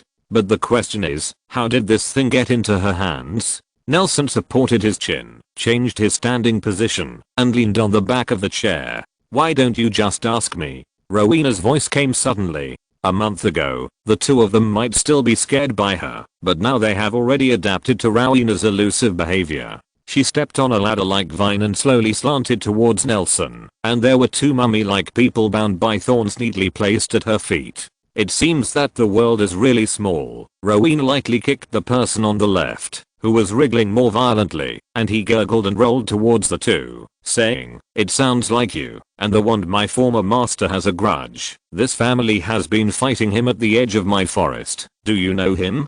She waved her hand, and the thorns on the rolling figure's face were quickly untied, revealing a face that Tom, Nelson, and even Nagini had never expected. Mr. Troker? Why are you here? Troker, whose face was covered with blood, seemed about to yell at something, but when the blood on his eyelid slipped, he stopped talking immediately. He paused first, as if he was talking to the two people before him corresponding to the little one in memory. After a while, he writhed excitedly and said loudly, it's you. Help, help. Tell Albus, I was first harassed by a lunatic, and then caught by a lunatic. What did you say? Rowena's voice sounded faintly above his head.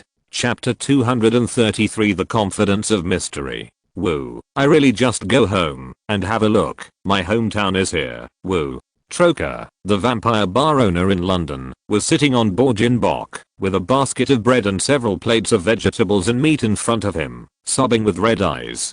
His clothes were tattered, the original style could no longer be seen, his body was dirty, and the color of the clothes could not be seen. His exposed skin was covered with healed or healing wounds, which were visible to the naked eye. What healed at a fast speed were all small scratches, as if they had just been thrown into a thorn bush and rolled around.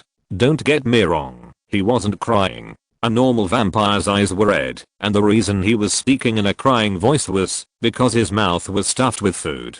He even ignored the process of swallowing the food and just stuffed it into his mouth. This appearance has completely transcended the vampire race, and he is officially heading towards the starving ghost.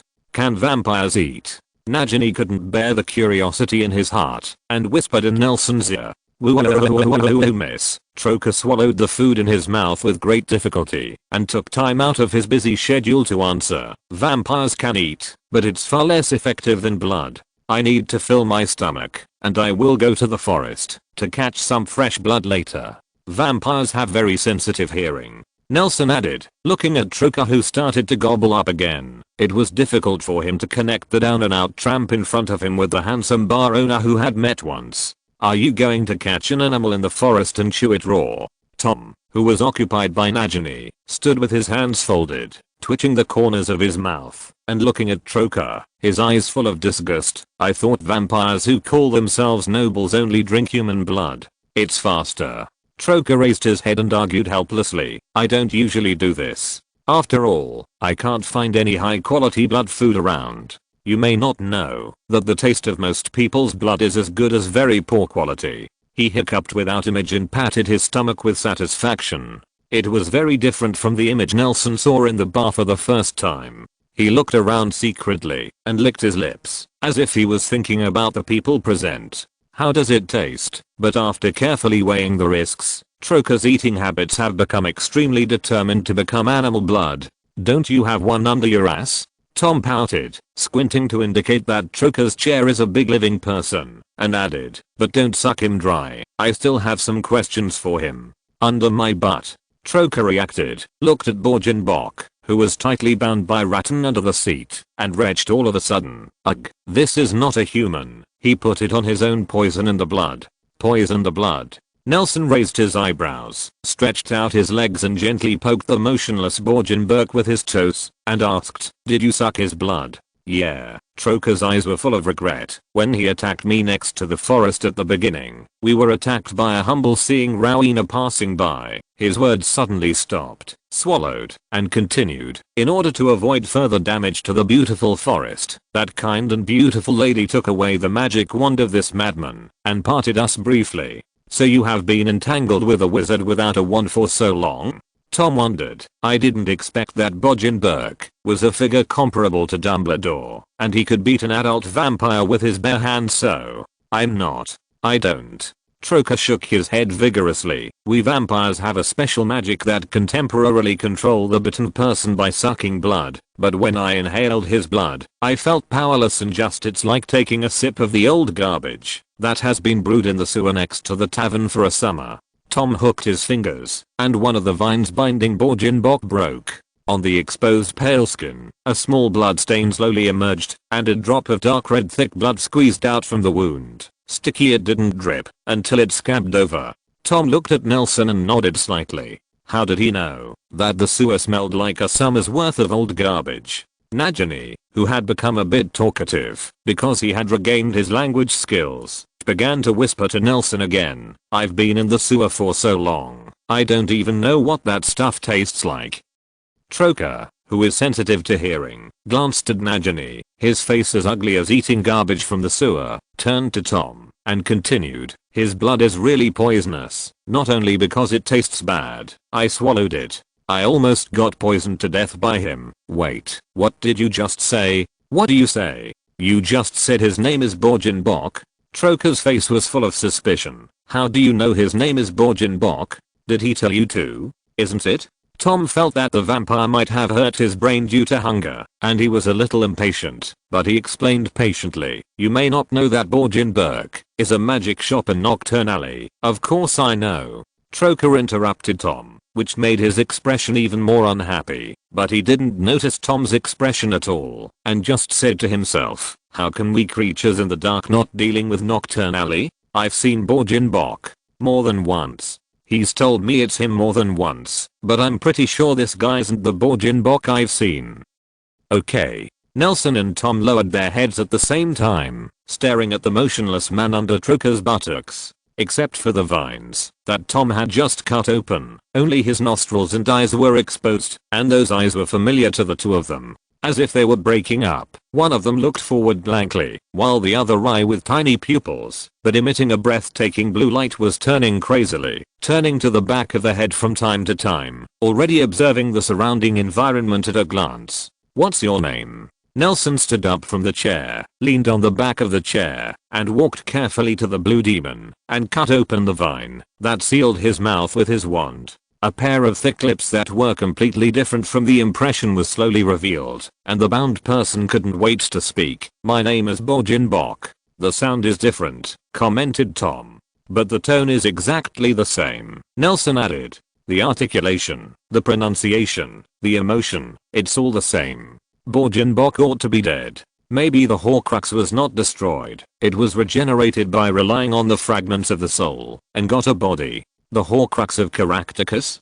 Tom reached into his pocket, and took out a small lead box engraved with runes. "That eyeball is here. He may have many Horcruxes, just like Aerbo," Nelson said. "It turns out that when a person is crazy enough, his soul can be divided many times." Hearing Aerbo's name, the frantically rolling eyeball paused. Tom nodded thoughtfully, and pulled out his wand from his sleeve, to point at the lead box. With the sound of gears rubbing, the lead box was slowly opened under the drive of the spring, and a well-preserved wand in the eye socket of the bound man on the ground. The same blue eyeball lay quietly inside. After he took out the lead box, the person suspected of Bokenberg didn't do anything special, but when Tom opened the lead box, he began to struggle violently, and even threw Truca, who was sitting on him, directly to the ground. "Give it to me," he said, the most urgent words in the most flat tone, like a printed letter. "You don't seem to understand the current situation." Tom closed the lead box, threw it aside, bent down, and looked at the people on the ground jokingly. "I don't know why you call yourself Borgenbok, but for using that name, you have to pay for it, and now, you are the one bound and thrown to the ground. Let me see what you look like." Nelson held his wand and gently brushed it across his face. A crack appeared, and the vine spread out along the cut. Under the curious eyes of the two, an ordinary face was revealed except for the eyes, a downcast face that would hardly be found a second time if thrown into the crowd. Nelson said softly, "You may not have thought, people with this name have a lot of hatred against us." The man who called himself Borgenberg finally had some emotions in his words, which is the instinctive fear of human beings, but soon, his tone became flat again. "You are Chamberlain and Karkaroff. That's where my familiarity comes from." "You? It's really you?" Nelson raised his eyebrows, and began to think in his heart how Borgenbok escaped from the sky, and changed his face. "But it's just your alias," Borgenbok said without thinking. Nelson Wertning Williams, in the 1943 annual collection of Today's Transfiguration, has your photo. The title of your thesis is Overview of the Principle of Prolonging Transfiguration Time and Thoughts on Permanent Transfiguration and Amplification of Transfiguration Magic by Ancient Runes and the Insufficiency of the Application. The recommender is Minerva McGonagall. "I didn't expect you to be a dark wizard who loves to learn." Nelson raised his eyebrows. "Tom Riddle." Borgenberg cast his gaze on Tom, Horace Slughorn's favorite student, regular member of the Slug Club, destined Hogwarts graduate. "You're the narrator?" Tom frowned. "I thought that your sudden wealth was due to the sponsorship of a certain big family. Now it seems that selling antiques and Nocturnalia's Chamberlain is your real source of income. No one has ever linked you together. The Gaunts are direct descendants of Slytherin, so it's only logical that you have Slytherin treasures. What do you want to say? I know your true identities. This must be something you don't want to reveal. If you are stubborn, the result will definitely not be what you want to see." Borgenberg wanted to make a winning expression, but he was stiff. His facial muscles are not enough to support him to make such a movement. "Our interests do not conflict, and we even have a lot in common. And last time Caractacus spoke, and I both paid enough. We completely everyone can get what they need, and you two weak people, no matter how powerful you are, shouldn't refuse our help." "Interesting," Tom asked, tossing the lead box back and forth with an "I'm interested" expression. "Tell me, what do you want? Give me that eye." Borgenbok breathed heavily, closed his mouth, and swallowed hard. What else? Tom raised his eyebrows, slipped his hand, and the lead box fell to the ground, such as Slytherin's treasure? Slytherin's magic? Or what you wanted to get, if you killed us before?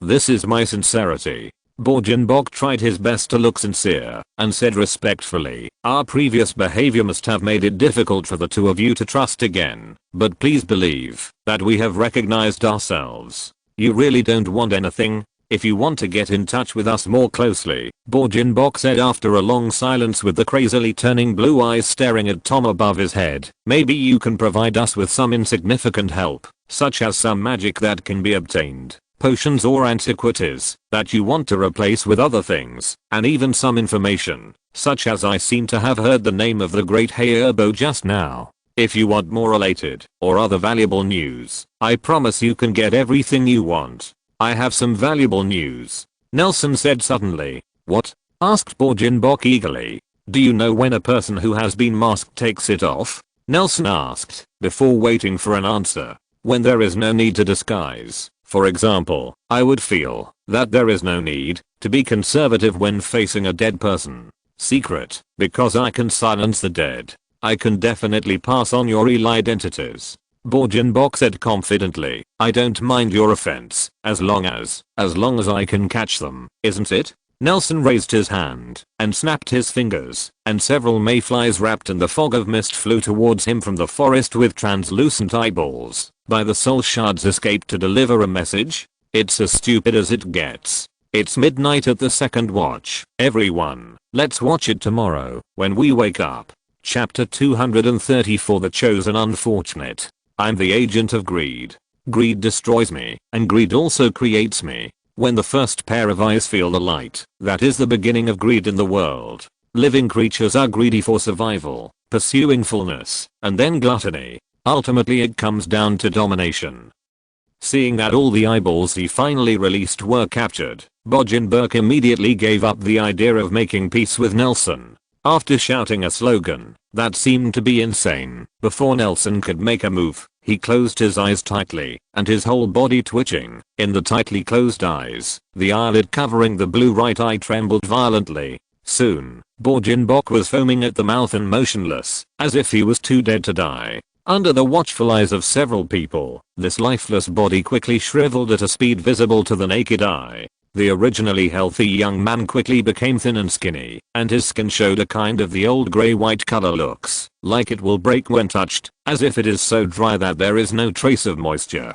Due to the dehydration and shrinking of the body, there was a large gap between the vines that bound it, which also caused them to slide down one after another and rest on the body. Zargnena's mummified body adds a flirtatious beauty, and the rattan is like a robe full of vitality, carefully framing the dead silence in it. Nelson didn't expect that Borgenbok would be able to kill himself so decisively. Tom, who was gearing up for his talent, was also dumbfounded. The two looked solemn, and the only one with a rich expression was Troker, who was watching the whole process. He shrugged his shoulders, shrinking his head back. He swallowed heavily. For a moment, in the quiet forest, he could only hear the heavy gudang sound, and Troker's heart seemed to drop with the saliva into the stomach. Looking at the corpse, that was clearly poisonous, he showed the expression of the rest of his life, and said with trembling hands, fortunately, I didn't wait.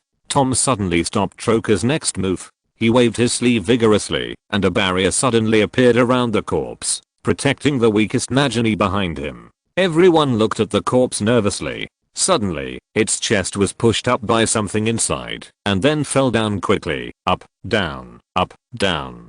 A heartbeat sounded weaker than the murmur of a mosquito, and this body, which had almost lost its blood, squeezed out the last trace of vitality. Immediately afterwards, the left eyelid of the corpse trembled violently, and the group of people backed up and back, barrier after barrier, until they retreated a safe enough distance. They realized that the left eye of the corpse was actually open. Don't come here, Tom said to himself with an ugly face, remembering the experience of spiritual pollution in Nocturne Alley. With Caractacus at hand, this place will be uninhabitable after all. Tom immediately raised his wand, ready to take precautions. Wait. Nelson stopped. his tone full of uncertainty. Under Tom's confused eyes, Nelson stared at the open eye that was looking at him and said softly, "Is he still alive?"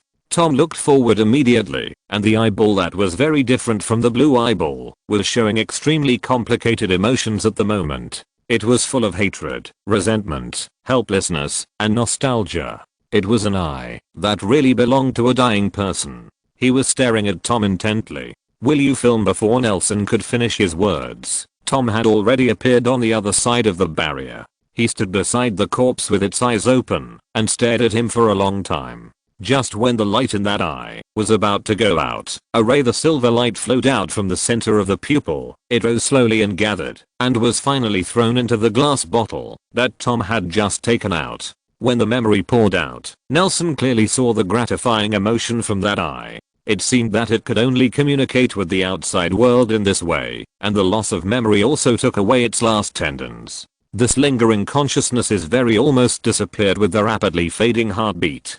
"Do you have a pin sieve in your pocket?" Tom crossed the barrier and appeared next to Nelson, stuffed the glass bottle into his hand, turned his head, and looked at the dead eye. "No, but I probably have a substitute for it." Nelson waved his wand, and a small cloud appeared above everyone's heads, covering the hot sun. The clouds are a little thin, and some sunlight is cast down, making the light under the clouds appear to be of different shades. Nelson unscrewed the cap of the glass bottle, and a wisp of silver mist mixed with a sigh mixed into the cloud. "Bruce Rosier is a complete wastewood. His life is the best interpretation of the word meaningless.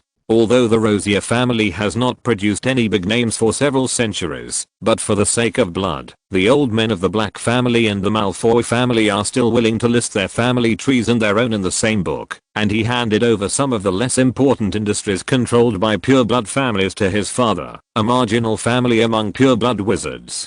As a fringe figure in a fringe family, Bruce didn't know whether it was luck or misfortune. He lived a mediocre life like countless mediocre pureblood wizards. He was raised by his parents until he was 11 years old, entered Slytherin College, and spent his days calling daddy. During the 7 years of his famous name, although his father's mediocrity made him less confident when calling his name, he still enjoyed a fairly good campus life. After leaving Hogwarts with a passable grade, he suddenly discovered that the highlights of his life almost all belonged to the time when he was showing off his might at Hogwarts. In his father's words, he is not as calm and sophisticated as his elder brother in handling things, and he is not as smart as his younger brother in terms of intelligence and magic. Even his married sister knows to go home during the holidays. Bruce wasn't sure if his father was worried about it. In his opinion, being a minion of Galacticus Bok didn't need to run away at all, and after the report, he suddenly found that he was in Galacticus among the minions around C. He turned out to be a marginal figure. He doesn't like to torture muggles. It's not because he has pity, but because he doesn't know the meaning of torturing muggles. Just like some people don't like to eat coriander. What a normal individual difference. He also doesn't like to delve into black magic, because his magical talent is so common. Even if black magic is easy to learn, it is still very difficult for him. He also doesn't like flattery, because his mouth is stupid and his head is not bright, and he has done it a few times before, but it often backfires. He is immersed in the cycle of eating and waiting to die, and complaining about himself all day long. He eats when it is time to eat, and goes to support the scene when something happens. Anyway, he doesn't need to do it. In fact, he has not done it a few times. Recently, he was the first person to be brought down by Tom during a business trip, which is why he had to stare at Chamberlain before he died. After all, this might be the only person he knew well in the Albanian forest. Under the insult of fate, I have already laid down. This is the most level word Bruce has said in his life, but fate still refuses to let him go. As the first black wizard to be brought down by Tom, he had a good sleep on the ground, but when he opened his eyes for the first time, what he saw was indeed a half-ghost with azure blue horror eyes mummy. The tattered mummy actually spoke, and he introduced himself friendlily. "My name is Borgin Bok." Bruce wanted to say something, but when it came to his mouth, it turned into another sentence. "My name is Borgin Bok. You are in good health." He squeezed his arms, stroking his relatively strong muscles like a pervert, put on his hood, and slipped away from the collapsed shop, saying like a mantra, "I'm Borgin Bok." Since then, Bruce can only receive information from the world through the narrow field of vision of his right eye. He has trouble speaking, hearing, and walking. But it can't be said that Bruce didn't make the choice of Borgin Bok. Anyway, he always waited to die, and he had no goals. What's wrong with letting others make up his mind for him in this regard? Bruce has always been an optimist, but he quickly regretted it. There have always been rumors that Borgin Burke has a lot of research on infernal corpses, but he didn't expect that Borgin Burke would actually make himself into an infernal corpse. Every now and then, he feels the process of his living body transforming into a corpse step by step. His heartbeat becomes exhausted, his blood becomes viscous and cold, and his muscles become stiff and rigid. He never thought that death can also be a dead body process. As a marginal figure in Caractacus's followers, he was finally assigned an important job, although this job was more for his eye in the right orbital, and Caractacus didn't even call a name. "Borgin, you may die on this trip." Galacticus looked at his right eye distressedly and said in a deep voice, "I got a prophecy that in the birthplace of the legendary age, there is a great an opportunity for ancestors to be reborn. This is the closest to success in thousands of years. How do I help him?" Bruce felt his mouth seem to say such a sentence. "You don't need help. The ancestors are destined not to succeed this time." Galacticus' eyes were full of excitement. "But this is the prelude to a grand performance, and we are the harbingers of the ancestors' greed in this world. Go and see. Look, if the coming of the ancestors is hindered by people, if the people who hinder us have ever opposed us, then you will die there."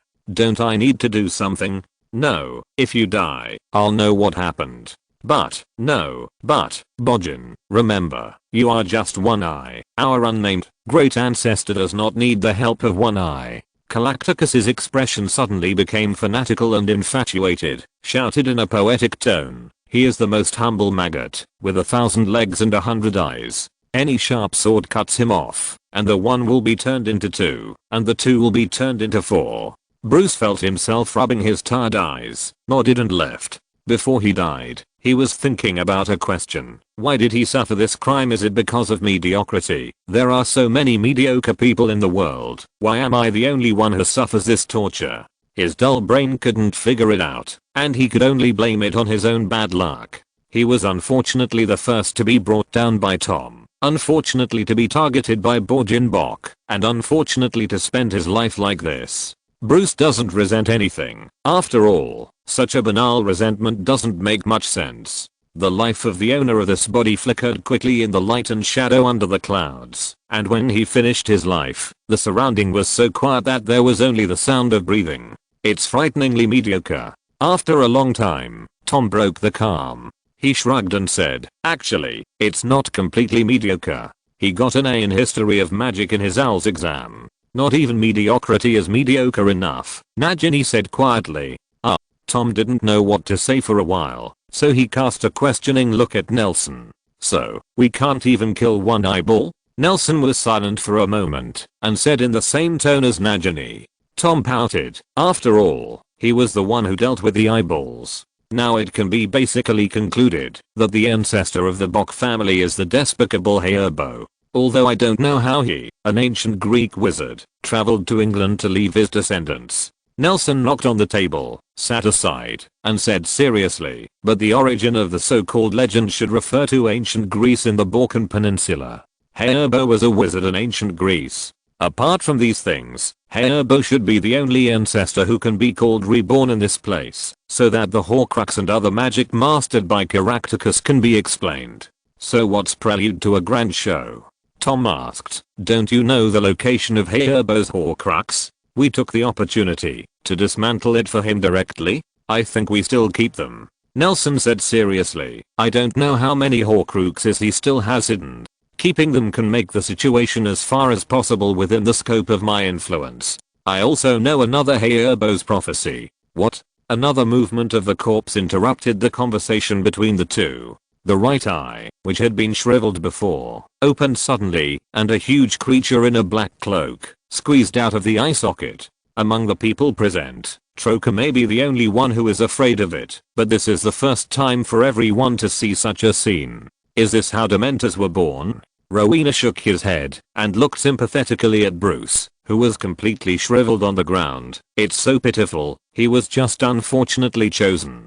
Tom gave her a thoughtful look and raised his wand. Chapter 235 Ms. Rowena. Oh, Merlin's pants. Troker looked at the horrible creature struggling to escape from the shriveled corpse in front of him with an ugly expression. The surrounding air even dropped a few degrees, which was much more efficient than taking a breath. Even as a vampire accustomed to the cold weather, Troker shivered involuntarily. What is this? He muttered to himself, as if he had eaten a fly. I sucked the blood of something before. Merlin's pants? In order to find some topics to break the uncomfortable atmosphere, Nagini leaned closer to Nelson's ear and asked in a low voice, shouldn't vampires talk about Dracula's pants?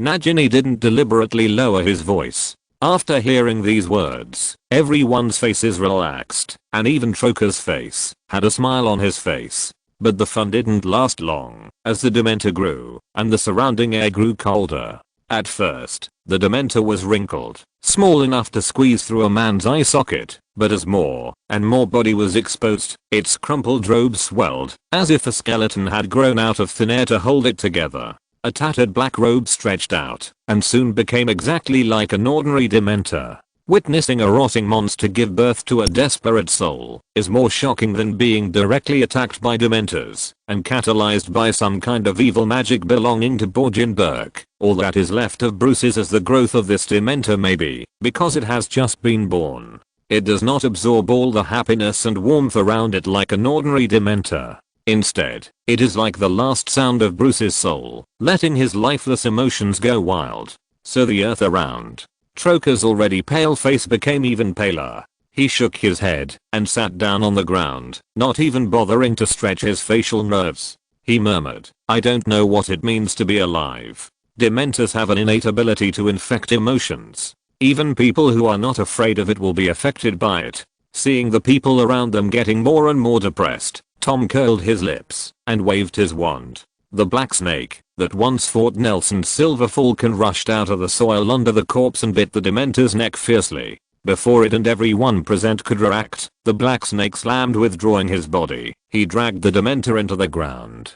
Phew, it's much better. Nelson breathed a sigh of relief and looked at the place where the black snake rushed out. There was only a big black pit left there. Bruce's body had disappeared, and he presumably fell into the pit. I thought it would be a self-destruct or something big.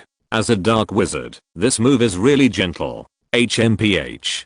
Tom withdrew his wand, and a black smoke curled up from the pit. Immediately afterwards, the surrounding fallen leaves and soil were swept into the pit by a gust of wind. Soon, only an inconspicuous small mound was left there. It's really a guy who is played with by others, even after death. He is also fooled by others like this. He should be very unwilling. Nagini looked at the mound and blinked his eyes. It may not be a few years before the mound will disappear. Before he died, he passed on the most important memory. It should be maybe he wants others to avenge him. Maybe deep down in his heart, he also thinks that old black businessman is doing bad things. So what?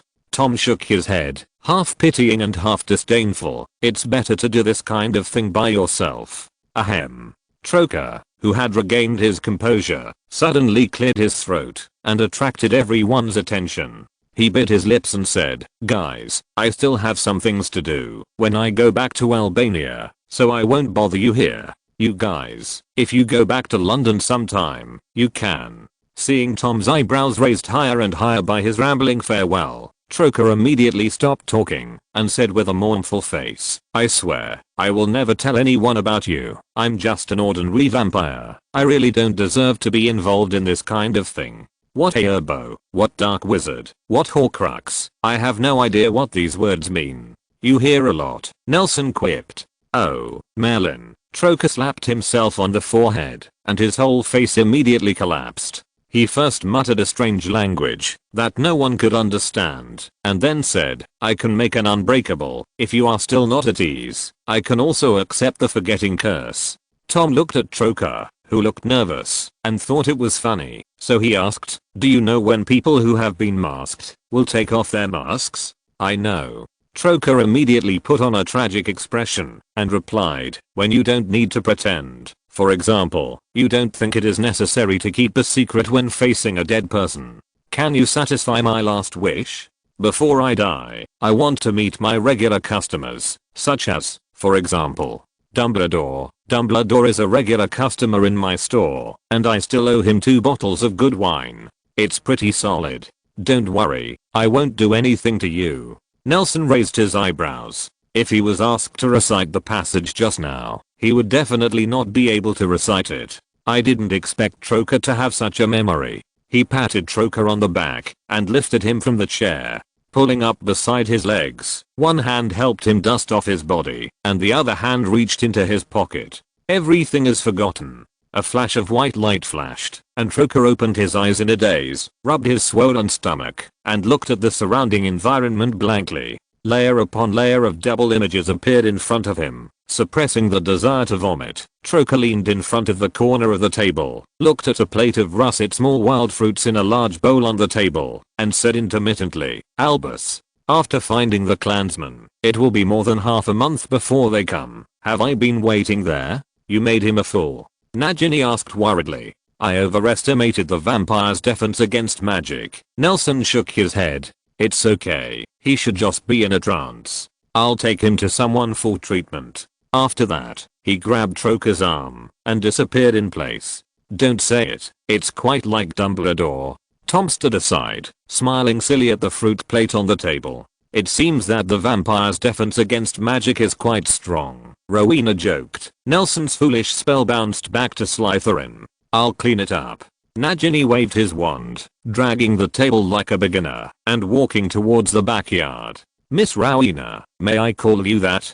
Tom leaned on a vine that was attached to the fence, and softly called to Rowena, who was weeding with his back turned. Rowena turned his head in confusion, only to see Tom continue to say mysteriously, a name is a sign. A person can be called by any name. It depends on who he wants to be, or whoever named him wants him to be what kind of person. Like anyone who aspires to be Rowena Ravenclaw, could make such a name for herself. Oh. Rowena put down the hoe and tilted his head at Tom with interest. Slytherin, are you ready to prove your wisdom to me? No, Ms. Rowena, wisdom doesn't need to be proven.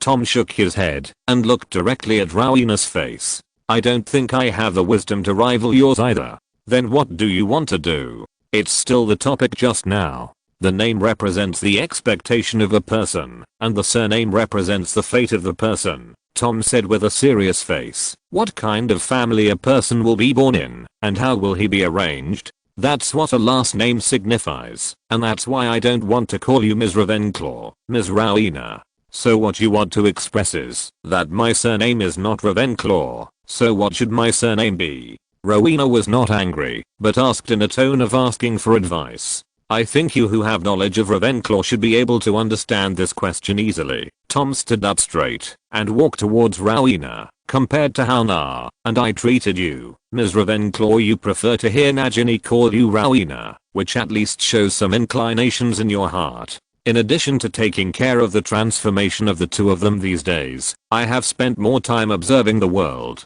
The wisest man. What did you observe? Rowena graciously took the top hat of the most intelligent, with a hint of joy on his face. I noticed that you like to eat very much.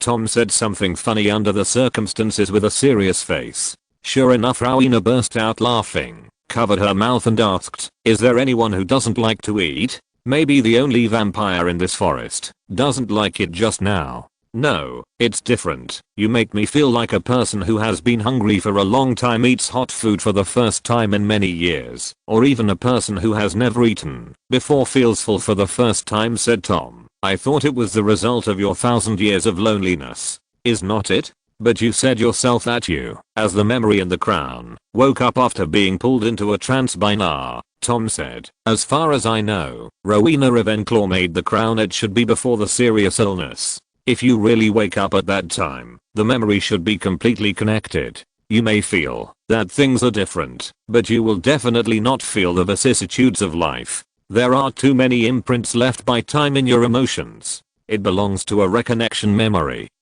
Tom finished a long paragraph in one breath, and added, besides, you like to eat out of your curiosity about new things and your greed for new possessions. It's a bit far-fetched. Rowena smiled and shook his head. That's right, this is just a preface. Tom nodded and continued, the diadem is a famous work of Ravenclaw. I have read Slytherin's notes, and it appeared earlier in time. Are you how? Do you know about Helena Ravenclaw's theft of the diadem and the fact that he sent Barrow to get her back? You're confused. You told me that. Rowena waved his hand and praised perfunctorily, although it's a bit far-fetched, you're still thinking. I know, this is what I told you specifically. Tom nodded, and this time Rowena finally showed a surprised expression on his face. I told you that there was such a thing, but how did you know Barbara? What kind of person is a UO? When Ravenclaw created the crown, he sorted out his lengthy memories about magic and hid it in it. Why did he include his impression of a later Slytherin student in the crown?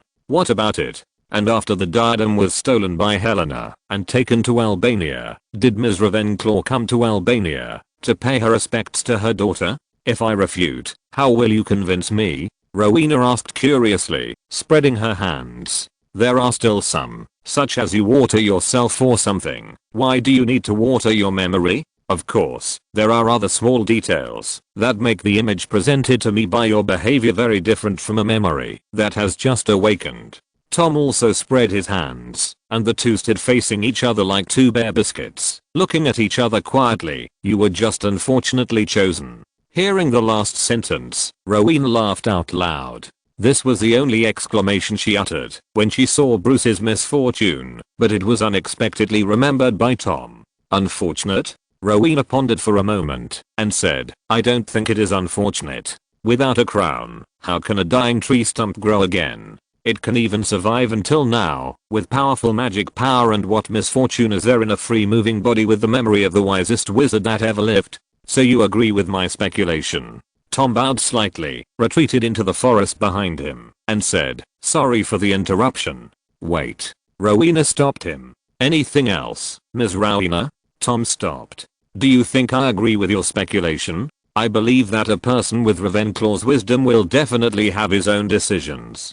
Does a person have determination? Rowena found the subject, predicate and object neatly, and then asked, then what do you want? I don't want anything, Ms. Rowena. I did want a crown before, but I only saw its value as a collectible superficially, Tom replied. I just think that a person with wisdom should have his own crown. The right to choose. Seeing that Rowena was motionless like a real plant, Tom pursed his lips, turned and left quietly, and walked deep into the forest. Wait. Just as Tom's back was about to disappear, Rowena stopped him softly. What's the matter? Tom turned his head in confusion. This man doesn't really want to give himself the crown, does he? Thanks, I like the name Ms. Rowena. Today is late. Chapter 236 Farewell. The clear sea breeze mixed with water vapor is slowly blowing from the calm sea of the Mediterranean Sea, with a hint of salty smell belonging to the ocean. On the coastline far away from the forest, Nagini is standing at Nelson, who has already taken off his shoes and stepped in the sea. Behind Tom, hesitated for a long time, and dared not take the first step forward. Just like the little mermaid who suddenly has two legs in a fairy tale, Nagini stepped barefoot on the quiet beach, paved with white sand, and felt that every gravel was extremely rough, which brought him heartache all the time.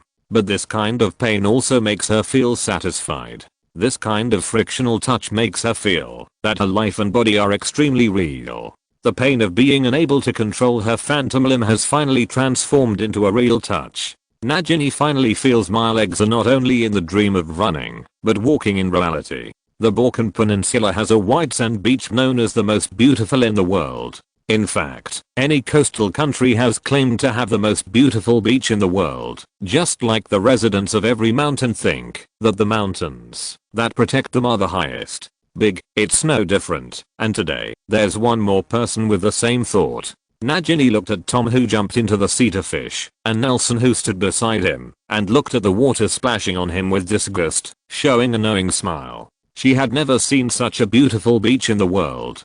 Beautiful scenery. In the snake's vision, the world may only have chaotic and pungent pheromones, muddy ground, and tiny insects. For Nagini, all the current scenes are beautiful. She is embracing her long-lost friend, a human point of view. She thought it would be very difficult to turn back into a human, but she never expected that this seemingly impossible task would be accomplished in an unbelievably easy way in just over a month. Drugs, complex transformations, rare weather and psychedelic luck. She seemed to hold them in her hands in an instant inadvertently. Nagini stretched out her hand and gently embraced the shoulders of Nelson and Tom Shadow. She couldn't help but apologize to the dead bar-headed owl, and was a little grateful. Without it, she might not have met these two people. Can you do this? Tom suddenly floated up from the water, with a large transparent bubble covering his head. The bubble head was bouncing like a jelly, and the refracted light pulled his facial features back and forth like a distorting mirror. A cute child, sometimes like a ferocious alien. A slender green water snake rushes out of the water behind him, its tail curling around a large, constantly thrashing fish with a slender body, long silky fins and spray like waves. What's even more peculiar is that there is a long thorn on its head, and the whole fish is like a javelin, or a large hair tail ready to be grilled. Seeing this shiny green water snake, Nagini immediately withdrew her foot that was just about to step into the sea, and took a step back calmly. Then, she smiled silently. It turned out that she was afraid of snakes when she was a human of. Unfortunately, Tom Nelson sideways avoided Tom's floating splash, but unexpectedly was attacked by a water snake again. He turned his coat into a waterproof material in disgust, shook his head, and said, "This seems to be a swordfish. I heard it can be eaten, but I don't know how to do it." "Okay." Tom waved his hand. The water snake flicked its tail and threw the swordfish back into the sea. "I thought it was a unicorn in the sea, but I didn't expect it to be a fish." "You can't eat unicorns either." Nelson rubbed his chin. Before he could finish his sentence, Tom dived into the sea again. He shrugged helplessly and said, "Of course, if you insist on eating, I won't." Method. After that, he looked back at Nagini by the sea, and saw that her fair skin was a little red under the sun, so he drew out his wand, and pointed it at the sand beside Nagini. Relying on her side, to form a small tower, a big red and white parasol quickly opened above Nagini's head. She raised her head, and looked at the special color scheme on the parasol. She lowered her head, and saw a glass of red juice from Nelson. "You don't seem to like the sea very much." He took a big sip with a straw in his mouth, smacked his lips in satisfaction, and waved his hand. A beach chair with a rather advanced shape appeared behind Nagini. "How could it be? I suggested that we go to the beach." Nagini took the juice, took a sip, raised his eyebrows. "Oh, watermelon juice." On the second day after the Borgenborg incident, Nelson and Tom said goodbye to Rowena. The task of coming to Albania was basically completed, and there was no need to stay here. Rowena, who has always been enthusiastic, changed her style on this day. She did not show up rather coldly, but let a trembling tree take small steps to station in front of Nelson's hut.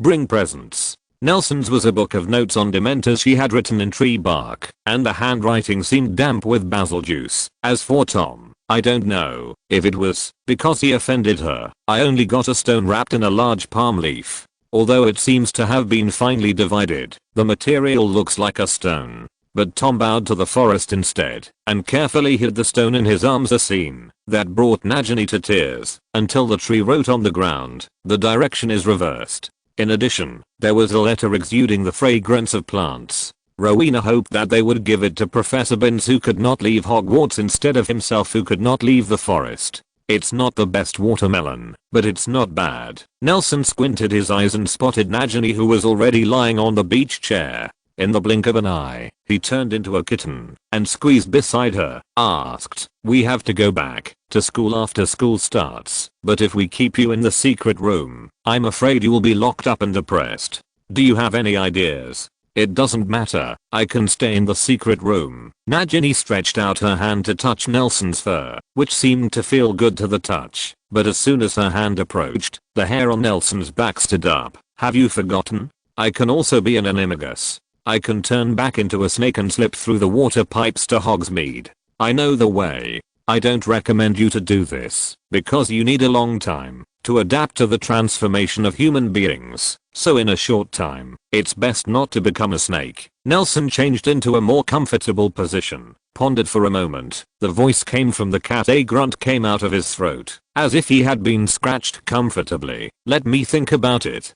Tom flopping in the water, Nagini lying on the beach chair, and Nelson who nestled aside and turned into a cat. The three formed an extremely harmonious picture on the long and narrow coast of the southern Balkan Peninsula. The sun slowly moved towards the west, and the parasol on the beach adjusted its angle like a sunflower, firmly covering the person and cat under the umbrella in the shadow. I don't know how long it took. The hair on the top of the kitten's head stood up suddenly. Nelson jumped up, jumped on Nagina's head, and took a forward step on the spot. I remembered. Next semester, the Triwizard Tournament Germany Armstrong needs a team teacher, and when I pass by Nuremberg later, I will ask you if I can let you go with the team. Triwizard Tournament? What is that? Nagini asked curiously. Didn't we tell you? Nelson stepped on Nagina's forehead. We've been talking about it before. After receiving a negative answer, he began to explain the history and competition system of the Triwizard Tournament in detail, which made Nagini sigh. You really like excitement, and the lives of the best students are at stake. If it's dead, it's not the best student, Tom said, coming out of the sea with two live fish, a hake and a tuna, and he threw them on the ground and squeezed into the shade under the umbrella. Squeezed, and said like a philosopher, he who lives in security seeks crisis, just as he who lives in danger seeks security. That's a good point, Nelson said, lifting his neck lazily. But next time you say something like this, can you remove the head curse? It looks funny. Angrily, Tom poked hard at the bubble on his head with his wand. The huge bubble was like a snot bubble during a lunch break, and it burst with a bang. You don't know how to cook these two common fishes, do you? Tom raised his jaw at the two fishes that were still thumping on the ground, as if changing the subject. Langly fish and salmon. If you don't know, it doesn't make sense to do it. On the face of the kitten above Nagina's head, there was a complex expression that included, but was not limited to hesitating, and difficult to comment. Nelson struggled for a moment, and finally said, that's cod and tuna, we'd better send them to the restaurant, and give them to you. Professionals. Speaking of which, there is a restaurant that I have always wanted to treat you to. The store you're talking about is the one where you bought the bowl up. Nelson jumped up and stuck his paw on Tom's face. Okay, let's go. The kitten fell to the ground and turned into Nelson's figure. He raised the cane that fell into his hand at some point and whispered the name of the priestess, Pythia. A white light flashed, and the three people and the two fish disappeared on the beach. Only the parasol and the beach chair stood alone in the scorching afternoon sun. A hermit crab aimed at the small hole in the base of the parasol and dropped it immediately. The conch on his back waved two small pincers to drill into it. In the next second, the parasol and beach chair turned into white sand, maintained their original shape for less than a second, and quickly hit the ground. After a while, a pair of pliers was digging hard at the soil, dragging the ground, and pulling the whole body out. The hermit crab shook off the white sand on its body and looked blankly at the flat beach around. The first conch shell was buried by the sand and disappeared. With no trace, it waved its pincers and left this dangerous world with dejected steps. He's here. Tom, who had just recovered his vision from the glare of white light, heard the commotion around him. He rubbed his eyes, only to find that a group of wizards surrounded himself and Nagini with a statue. Nelson didn't know when he turned into the cat hid in Nagini's arms like a real pet. Holding the two fish, Tom felt extremely at a loss. He raised his head and looked at the somewhat familiar tall statue. Seeing the inscription on the base of the statue, he suddenly remembered that there was another statue depicting the characters in this statue. It once beat itself on the head in Paris. It's him, that's right. The wizard, who looked like a little leader, held a piece of paper and looked at Tom, who was standing there, as if he was comparing something. Tom took a closer look, and the piece of paper seemed to be a clipping.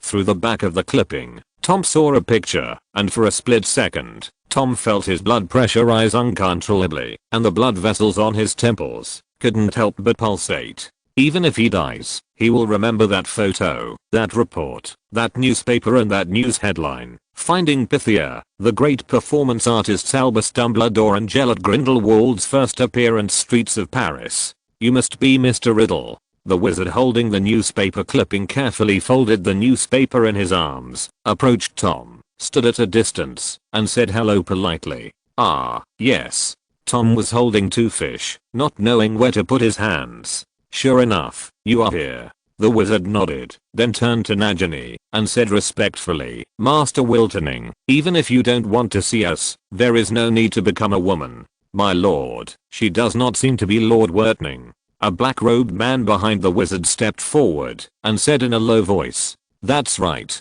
Tom answered tactfully, he sent us here to learn, and he didn't go with us. Ah, really? I'm so sorry. The wizard scratched his head in embarrassment, and asked, do you know where Master Wurtling has gone? We really don't mean any harm, it's just that his friends haven't seen each other for a long time. He wants to catch up with him. He even opened his hand, to show that he was not malicious. Meow. Nelson in Nagini's arms raised his head, yawned, raised his front paw and pointed back, which was the direction of Grindelwald's residence, the Black Tower. So I went to the Black Tower, thank you. The wizard thanked respectfully, and then directed the surrounding wizards to search in that direction. The menu of this store is really interesting.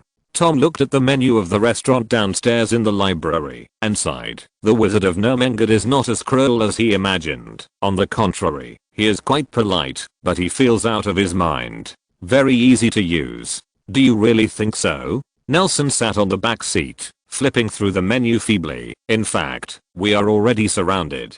Da-da-da, the crisp sound of hard soles hitting the wooden floor came from far and near. If you're listening to this novel on a channel other than Fanfic World, it means they downloaded and uploaded it without effort. We cordially invite you to visit our channel, Mundo Fanfic Novelos. There you'll find the original version of this story and you can explore many other novels of various genres. We're waiting for you to immerse yourself in a world of incredible novels. Chapter 237 Nelson got caught. Can you wait until I finish eating? Nelson shrank his head like an ostrich, looking at the steaming fish soup on the table. The da-da sound of the hard soles colliding with the wooden floor stopped when he approached, and was replaced by hobbled steps like an octogenarian voice. Long time no see, Nelson. Nelson looked up and saw Barry, whom he hadn't seen for a long time, pull a bright smile on his pale face. Barry, why is it you? I thought. Nelson moved to the side, to make room for Barry. He held Barry's arm, and led him to sit next to him. Andre told me in your case, you should take a good rest. You have to come out to get some air. Barry maintained his smile, and reached out to pat a hand on his shoulder. Nelson looked up, and the owner of the hard-soled shoes appeared in his field of vision. In Barry's eyes, expressing peace of mind. Don't worry, White is with me. Nelson hurriedly asked the shopkeeper to add a chair to White, and said apologetically, actually, I'm going to see you tomorrow, but I didn't expect to trouble you to make a trip. Anyway, I don't have anything to do. I will learn a lot from a pit, even if I don't dare to run outside. Barry shook his head with a wry smile, and said, it's mainly because Weeg asked me to come to you. I heard that, in order to avoid him, you dare not even accept the letter. Who knows if there will be a portkey in the envelope. Nelson pouted, and added tableau for Barry and White. This really seems like something he can do, Barry said, rubbing his chin. He was indeed attacked by a portkey in a letter. But then again, why are you so afraid of him? I think you get along well. Pretty good. The main reason is that the group of people under him are really annoying. Nelson put on a painful expression. When I was in Krakow, a wizard had to report to me 3 times a day about his work. Isn't that very responsible? Each report has several thousand words. Nelson rubbed his head. I seriously suspect that he has a group of writers who help him write reports every day. Hiss. Barry gasped, as if the wound on his body was affected, causing him to twitch his mouth. This is too scary. So I sent him to Antarctica to study magic penguins. That's a good idea, Barry exclaimed. I hope you can feel the same. After listening to me, Nelson waved his hand. After moving to Antarctica, that guy still reports 3 times a day, and now I even know the penguin population and their magic well, even if I've never seen a real penguin. Ha ha ha. Barry covered his stomach and laughed, but the laughter touched the wound on his body again, causing him to cry out in pain. White sat beside Barry and stroked his back, finally letting the wounded recover. When he came over, he clutched his stomach and said angrily, "Speaking of which, he is quite dedicated." Speaking of professionalism, White teased, "Who helped Barry calm down? Zweig told me that you didn't even notify him the day before you returned to school. But I informed him that day. He said that you were still taking the team to the British Ministry of Magic to collect the final payment." White snapped his fingers and said in detail, "I heard that you threw them all at the customs gate and then ran away alone and brought her the tail of the Ministry of Magic. Looks like Honora was following me." Nelson scratched his head, but I brushed him off. "You also left a lot of unprocessed documents and took away Zweig's official seal. Those documents were from a year ago, and I also sent him the official seal. So your files from a year ago aren't even processed? Let's talk about the auras." Nelson looked at Barry and said hastily, "The important thing is, Barry, how are you doing now? Is the situation stable? Stability?" Barry covered his stomach and shook his head. "I don't know what stability is, but Lord Grindelwald said that I won't have to worry about death other than accidental death for at least 10 years. That's a good thing." Nelson glanced at Najani, who was sitting across from him picking up a fishbone from the corner of his eye, and asked in a low voice, "What about that? How did you deal with it?" "In that regard," Barry replied, after pondering for a moment, "at present, I'm not completely a silent person. Lord Grindelwald told me that he has seen a precedent. Through that person's experience, he can forcibly help me suppress the uncontrollable magic power. But if we really want to solve it, in addition to the breakthrough progress that luck brings us, more needs my own desire to survive. To be honest, I don't really understand it. It should be that you need to fight emotions with your emotions." Nelson rubbed his chin, guessing, "I have some guesses and information about the obscure recently, and I need to find an opportunity to communicate with Grindelwald. Well, I'll tell him." Barry nodded, took out a note from his pocket, handed it to Nelson, and said, "The note Zweig left for you. Don't worry, I checked it. It's not a portkey." "Huh? Is something wrong with the Black family?" Nelson took the note suspiciously. The moment he was about to open the note, he felt a hook grabbing his navel. Immediately afterwards, Nelson felt the feeling of being stuffed into a hard water pipe. The surrounding scene gets psychedelic. "Barry, I remember." He resignedly said a harsh word. With one last glance, he saw the smiling Barry pick up his wand and touch it in his hand. With thickly bandaged hands, Nelson could only look at Tom. "I'll pick you up later. You can be in Nomengard." Before the words fell, Nelson disappeared in place. "Where did you get him?" Tom held the fork in his right hand and the wand in his left. He stood up from the chair with a squeak and pointed his hands at Barry. "Don't worry, it's okay. Nelson should let me show you around." Barry also stood up while leaning on the corner of the table and stretched out his hand to Tom. "Mr. Riddle, we should have met once. In fact, I heard him talking about you, but I haven't had a chance to chat with you yet. It seems that you are finished eating. Let's go. We can have a good chat. By the way, thank you for taking care of Nelson." Huh. Tom hesitated for a moment, flipped his wrist, inserted the fork in his right hand down into the bread on the table, put away his wand, and gently shook Barry's hand. "It should be thank you for taking care of Na."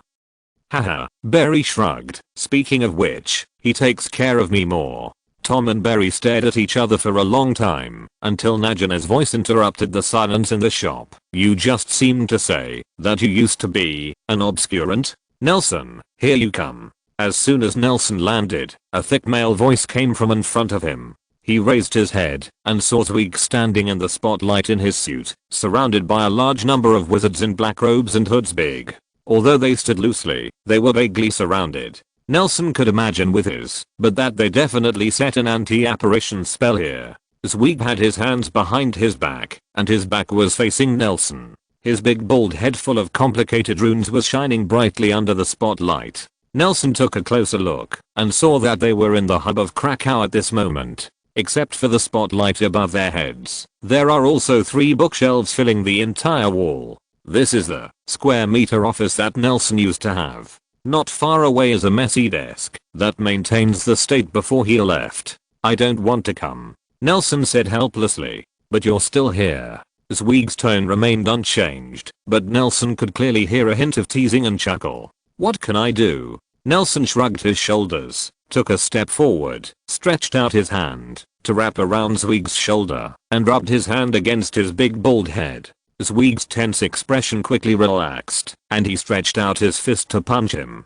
Tapping Nelson's shoulder, he showed a bright smile. Nelson, seriously, Zweig said, looking around. I still can't believe you've read so many books. What are you thinking? Of course I haven't finished reading it, Nelson said, curling his lips. In fact, you only need to read a quarter of it, and you can understand the contents of all the books in this room. Most of the academic works are all in the process of carrying, cutting, and translating, and I'm more like a worker responsible for sorting garbage than a reader.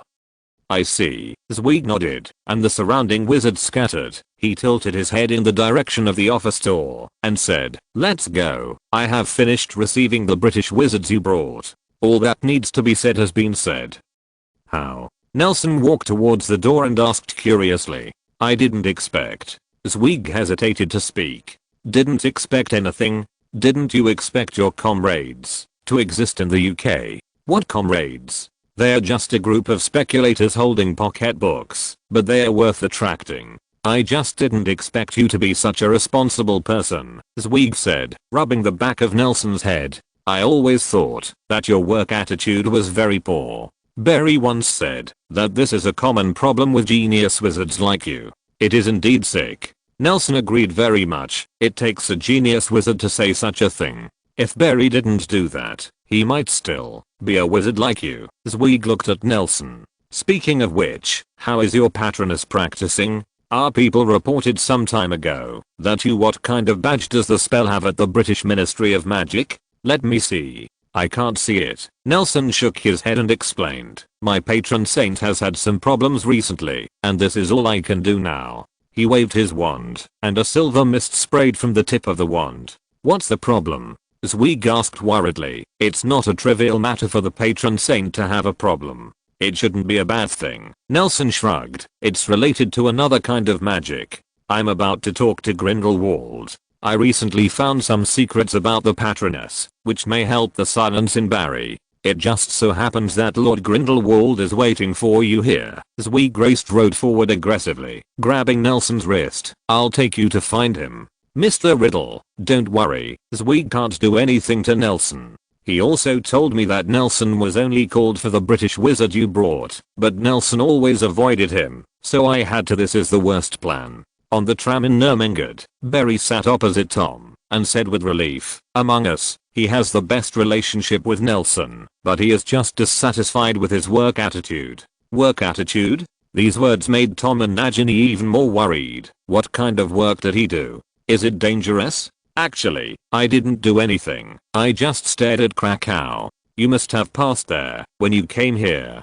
That place means a lot to us, Barry explained. So we have to let a trustworthy person stare at it. In fact, he usually goes to school in the United States and only returns there on weekends and holidays. Trustworthy person? Tom looked at Barry suspiciously. Leaving aside our personal relationship, everyone thinks that Nelson is not very suitable for this kind of work. This is not a prejudice, it's just related to his identity, Barry said, spreading his hands. But Grindelwald the adults trusted him and gave him a lot of power. We were puzzled at first, but then we found out that Nelson did a great job.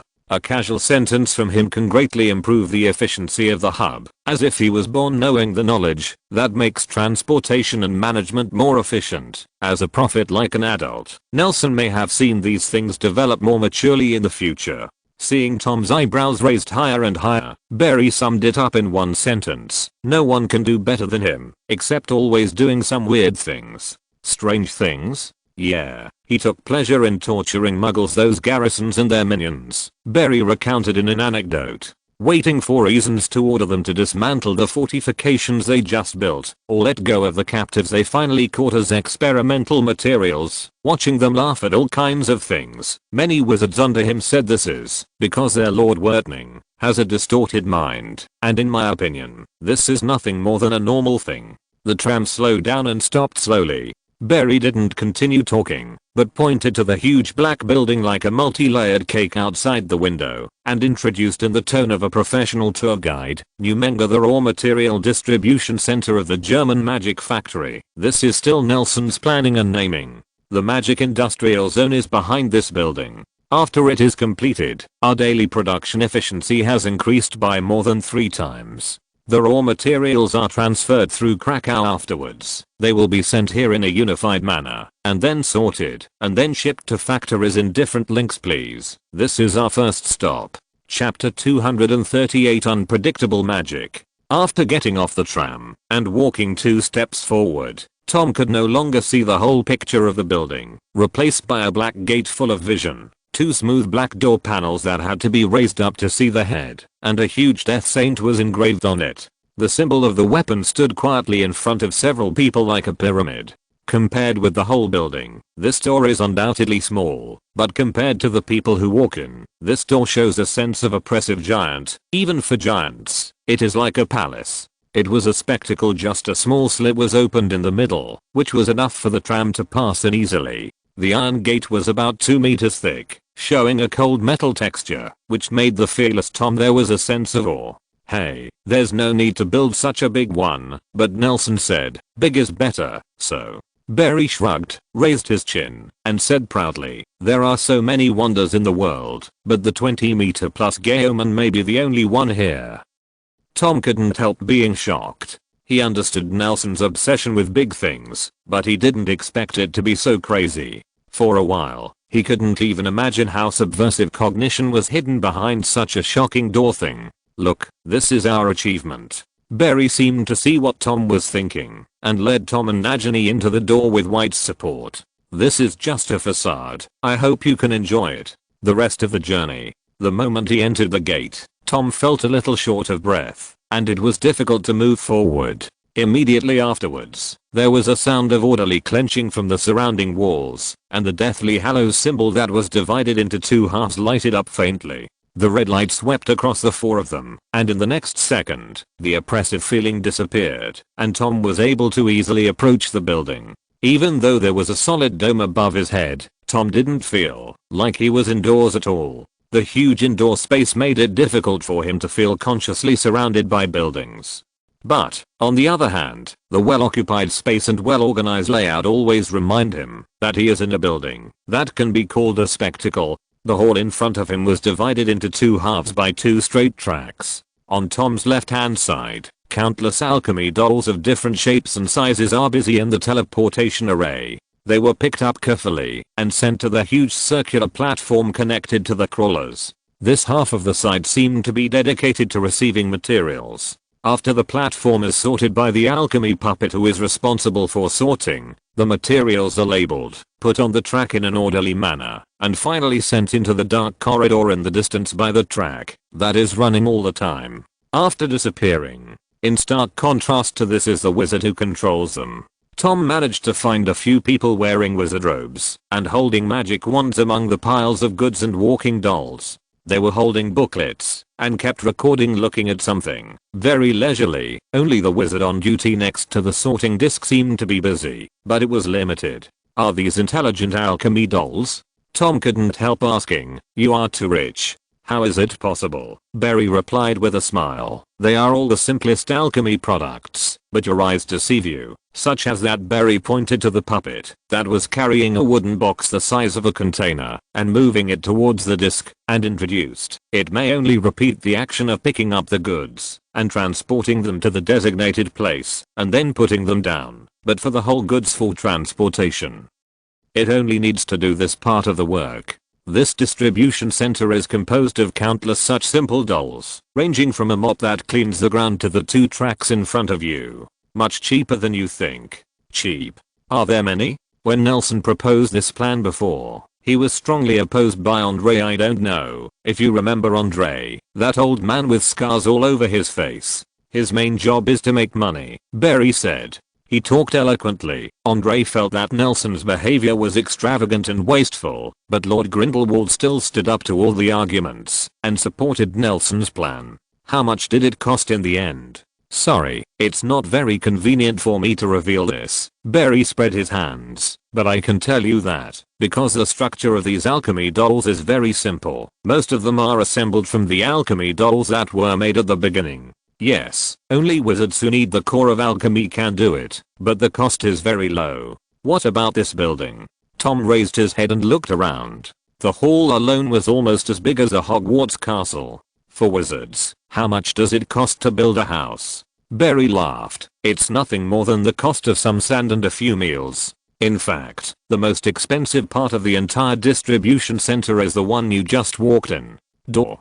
Tom smiled, thinking of the sound of intensive gear machines coming from the wall. When he entered the door, he didn't take Barry's words seriously. Following in Barry's footsteps, the group continued to go deeper into the center. Along the way, wizards who passed by kept bowing to Barry. This made Tom take a high look at the sick young man in front of him. Soon, they left on the right-hand side of the hall. The arrangement of this half is much more regular than that of the other half, and the alchemy dolls responsible for packaging and transportation are basically the same size and format. At the end of the conveyor belt, pieces of roughly packaged goods continuously appear in white light and pass through the conveyor belt sent to the sorting carousel on the right. Tens of thousands of goods were quickly packed and transported to the side of the teleportation array at a faster speed, where they would be quickly transported to all parts of the world through the magic teleportation array connected to the central Krakow. Tom, who grew up in London, witnessed the earliest and largest industrialization process in the world, but even for him, the efficiency here is beyond imagination. He saw a box full of looking glasses being pulled from the end of the conveyor belt. It was shipped out, and it took less than 5 minutes to pack it on the disc. Finally, the wizard on duty pressed a triangular Deathly Hallows brand on the packing box with a large steel seal, and it was quickly sent to the side in the transmission array. Which box is it? Oh, a looking glass? Let me ask. Barry called the patrolling wizard and answered after a little understanding. That's the product of the Griffin Alchemy Factory this month. It's a big order from South America. The says for Griffin. I remember that his alchemy factory said it was a factory, but it was actually just a small family workshop, and it will be the object we need to gradually ban in the future.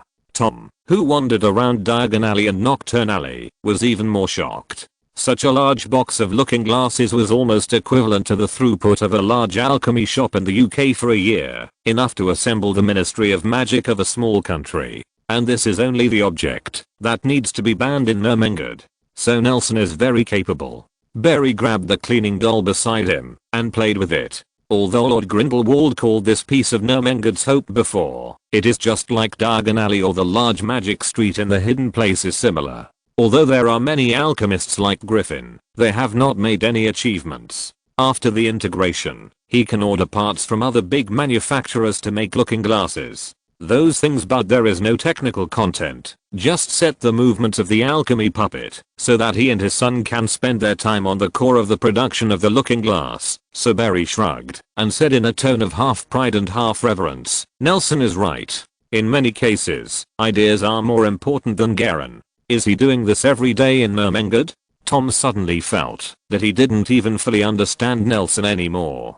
For the same thing, everyone had different perspectives and viewpoints. Galen and Nurmengard's endless war potential. What shocked Tom the most was that this system allowed any wizard who might be regarded as mediocre in the original magical society to undertake several times the work of the wizards in Diagon Alley. Today he only saw the looking glass, but who knows what else Nurmengard will produce. He could see a steady stream of commodities flowing from here to all parts of the world via the hub of Krakow, but who knew what the galleons bought for these expensive commodities did besides buying materials. Big is beautiful, more is better. Tom finally understood the meaning of the saying Nelson often said, and finally understood the origin of the various silver balls in Nelson's pocket. He simply thought about it. If he were Grindelwald, under such a situation, he would definitely leave the best for Nurmengard. If everyone had the kind of armament that Nelson had. Tom suck Bazaba. It's really hard to imagine the scene where the Ministry of Magic's rich and hungry people will one day confront such a team. Didn't I say that? He is mainly responsible for guarding the gates in Krakow. These are just some of his suggestions and ideas. Barry sighed. Zweig was right. Nelson's work attitude is really not very good. If he can concentrate on the magic industry here, this place should not look like this. Is there anything else he needs to do? Tom commented, with him building the framework, wouldn't it be easy for any mediocre person to do the specific things? Zweig definitely doesn't like to hear what you say. Barry winked at Tom and continued to walk inside. Let's go. After seeing the gate, it's time to see the scenery inside. Seeing that White put a bubblehead curse on Barry and himself, Tom also put one on himself and Nagini. As he got closer to the back door, he looked forward to the so-called magic industry behind the distribution center. What kind of appearance, what kind of scale industry needs this level of logistics to maintain? He faintly felt that in this unknown corner, the saints of Nermengard were secretly subverting the entire magical world. So it turns out that dementors can be born from human bodies. Krakow, the hub, in a room with the same furnishings as the top floor of the Black Tower, Grindelwald sat behind a mountain of letters, shaking his wine glass leisurely, savoring the news Nelson just told him. At this moment it was the end of the conversation, and Grindelwald had already taken half a page of notes on the back of a letter in front of him. Compared with the information about Hayerbo mentioned earlier, the Dementor matter seems less shocking. That's right, I thought Hayerbo used pure emotions when he created the Dementors. Nelson was sitting opposite him, with the sofa with a fabric sofa cover under his buttocks, which made him think that he might have been dragged into the Black Tower by touching the door key. He took out the camera that he had been carrying all year round from his pocket, pressing the finger on the shutter. A wisp of silver mist slowly scattered from the finger into the film. After a while, a photo that reproduced Bruce's last moment was spit out from above the camera. Nelson handed the photo to Grindelwald and said, "It now appears that the raw material for every Dementor may be a soul. Not bad magic." Grindelwald looked at the camera that Nelson was taking back in his pocket, raised his eyebrows, took the photo, and looked at it. In this way, there is a new explanation for the reproduction of Dementors. Do you think it's because of the Dementor's kiss too?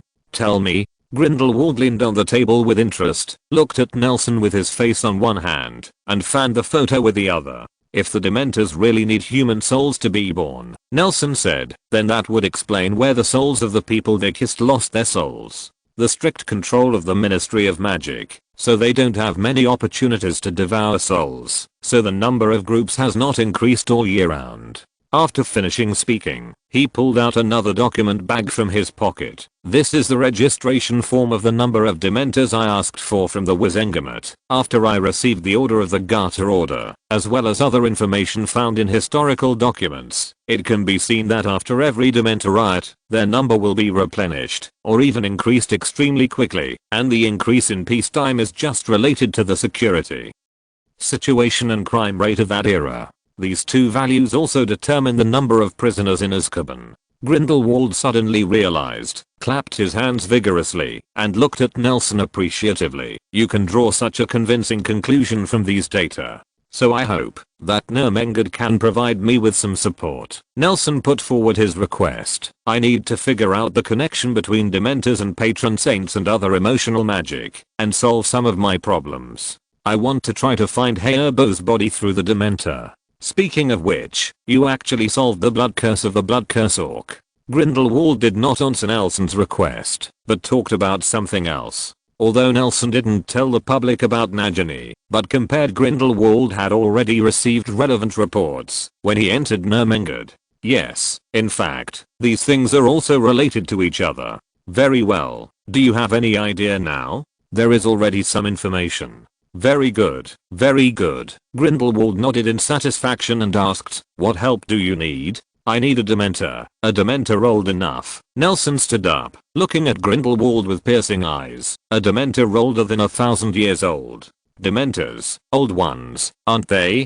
Grindelwald pondered for a moment, then replied, Azkaban should have them. This is no problem. Thank you. Nelson nodded, ready to leave. Grindelwald stood up to see off the guests. By the way, while you're still young, he called to Nelson, who was about to walk to the door, and blinked with a smile. Always be prepared to face some exciting things. Chapter 239 Three Jacks. To the very sane, death is just another great adventure. I don't know why, but little Jack always thinks of this sentence from time to time. Maybe it's because he's used to the turmoil and parting at sea these years, or maybe it's because at some time in the past or in the future, he doesn't know where he heard it. This sentence impressed him deeply. Since old Jack stopped living at sea, little Jack has become the only captain on the sea, which allows him to call himself Captain Jack as he wished. But Captain Jack standing on the side of the ship doesn't seem so complacent. He couldn't help but think of the doctor with the same name when he was still a waiter on the Icarus, and he heard that the mental patient he was in charge of ran away, and he insisted that it was because of magic. In the end, it became too absurd.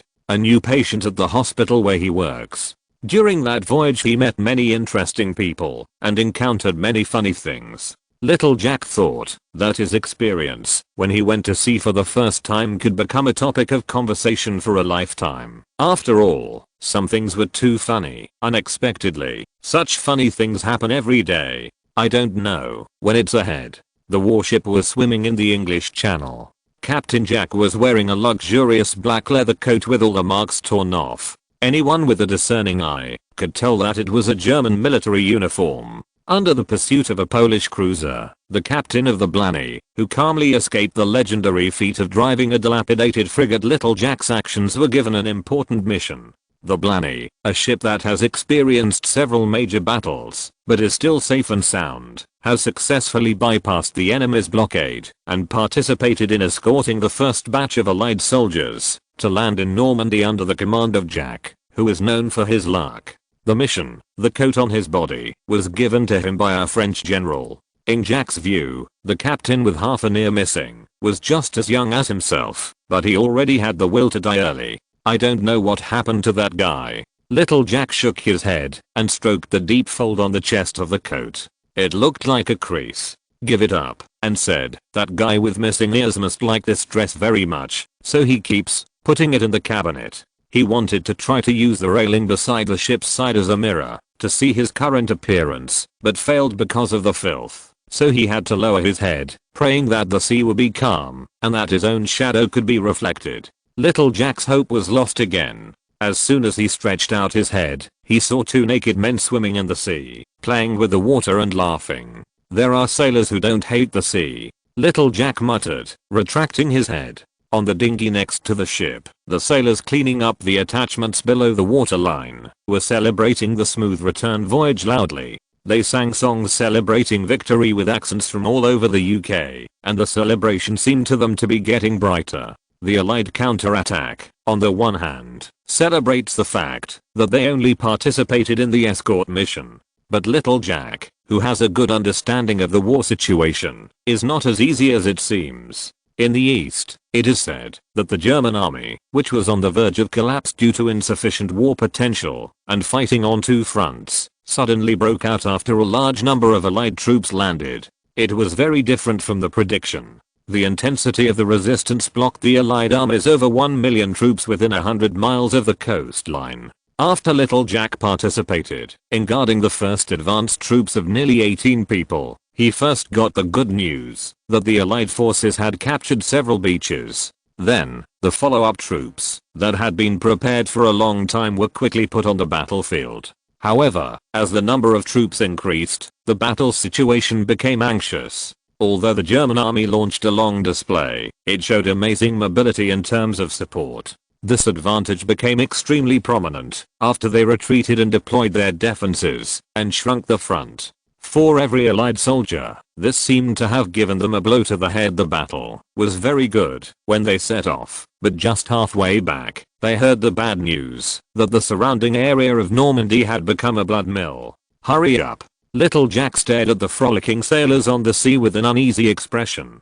They didn't know the battle situation ahead, and even thought that they could receive a reward and retire when the ship sailed to England. A few shirtless young sailors jumped into the hot summer is not considered to be cold sea water, and the barnacles and oysters attached to it are broken off one by one from the ship. Captain, oysters. A tanned young man raised the shell in his hand and waved it, pried it with an iron rod of unknown purpose on the small boat, and swallowed the fresh seafood into his belly with the sea water. Little Jack even heard the gurgling sound of fresh and tender meat sliding into the stomach pouch through the throat, accompanied by sea water.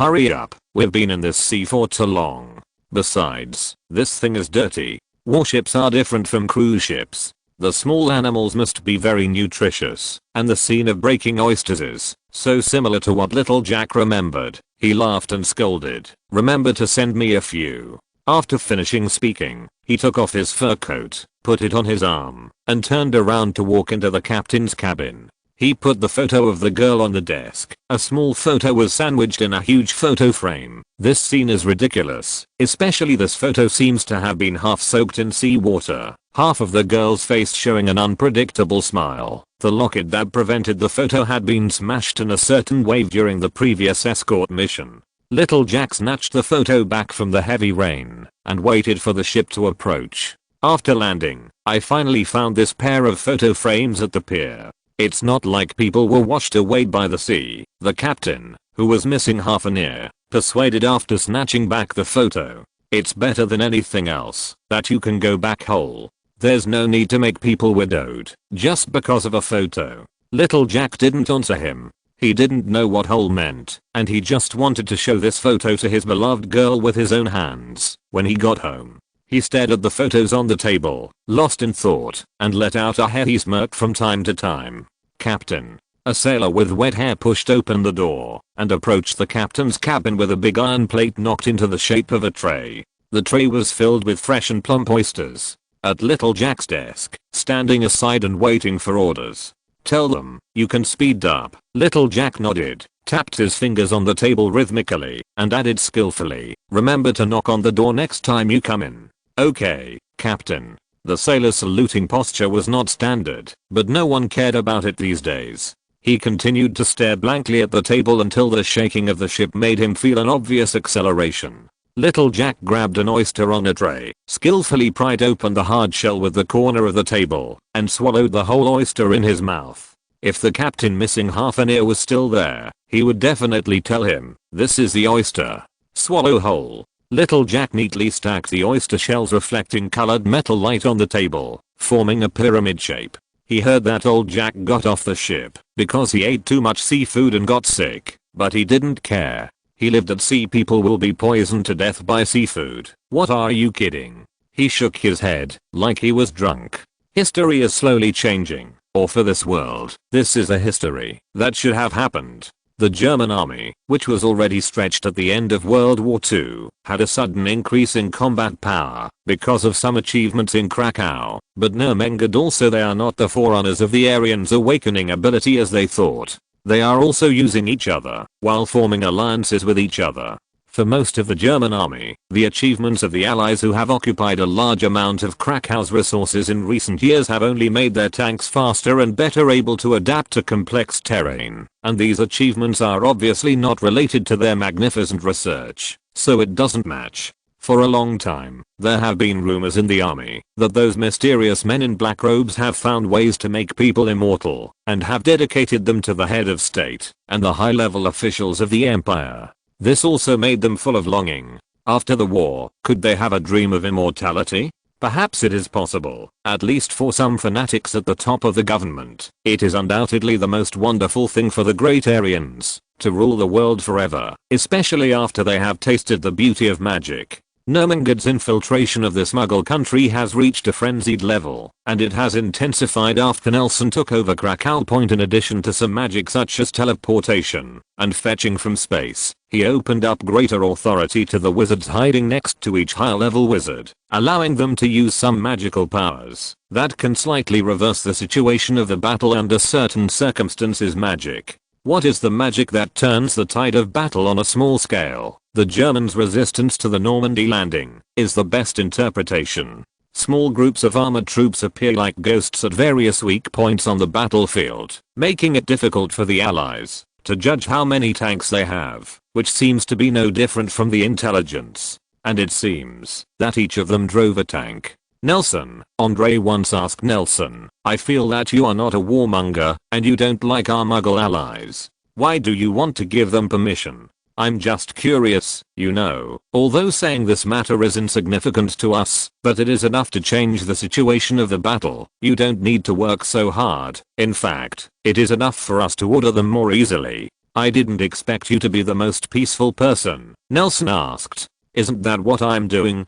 I know, I'm not advocating peace. I just think that letting muggles use magic, this kind of thing. Andre hesitated. Even in this way, it's difficult, I understand, Andre, said Nelson to the worried little old man as he packed his luggage the day before he left Krakow for London. Everything has a price, doesn't it? You see, go to the book on the wall to the east of me. That's pretty much all of human history for thousands of years, and we are stuck in a stupid cycle where all but the zealots and the blinded knowing it's a stupid war. Everybody knows it, but the cycle of stupidity keeps going back and forth. What do you want to say, Nelson? The worry in Andre's eyes grew.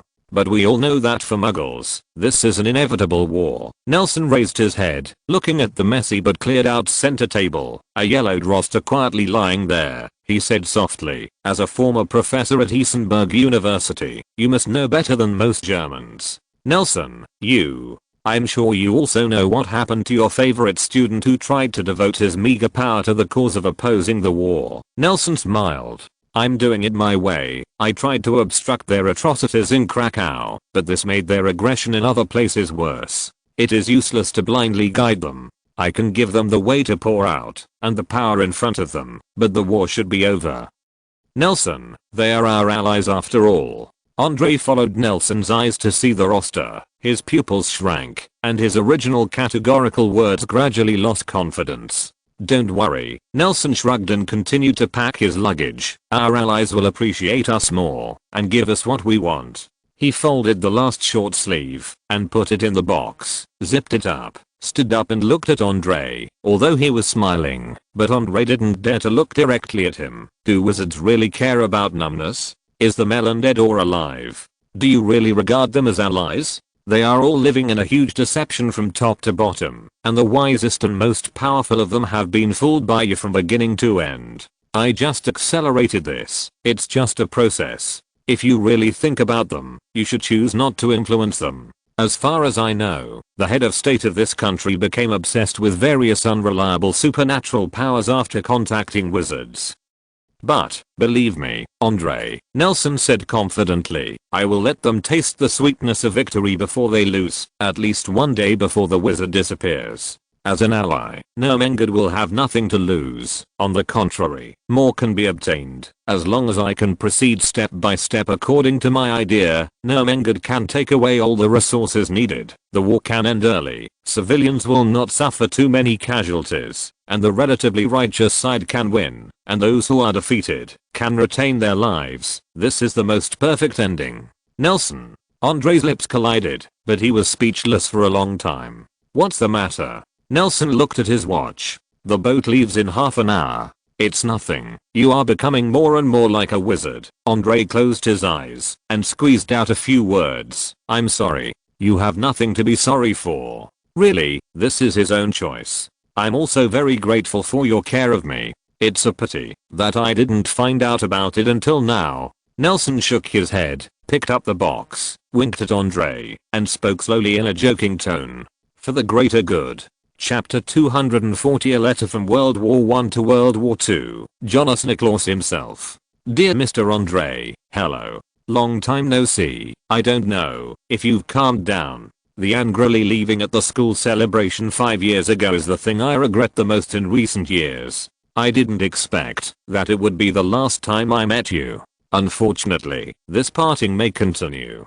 Dear teacher, forgive me, I failed to apologize to you in person. Forgive me for leaving without saying goodbye. Forgive me for not taking the road you prepared for me. Forgive me for stepping into the future that you thought was hopeless. However, even though you are my mentor, I still have to say that I always think that the power of words alone can hardly affect this era. And no matter how shocking words are, it is difficult to wake up the rich people from their carnival. As a graduate of the Department of Literature, I realize that only more straightforward numbers and words can directly touch the hearts of most people. This is why you have always wondered why I chose to become a reporter. Teacher, I have to tell you that, although you have always looked down on my career and even refused to issue me a diploma, I seem to be doing well. The work of a reporter is very different from the documentary literature we learned in college. I need to describe a major event that just happened in the shortest possible time, and I have to ensure that my report can be understood by anyone who can read or understand other people's newspapers. I can't even report expressing any of my own thoughts and opinions in it. I wasn't used to it at first. As you said, it seemed to be a kind of non-nutritious text that anyone could write, but after 2 years of practice,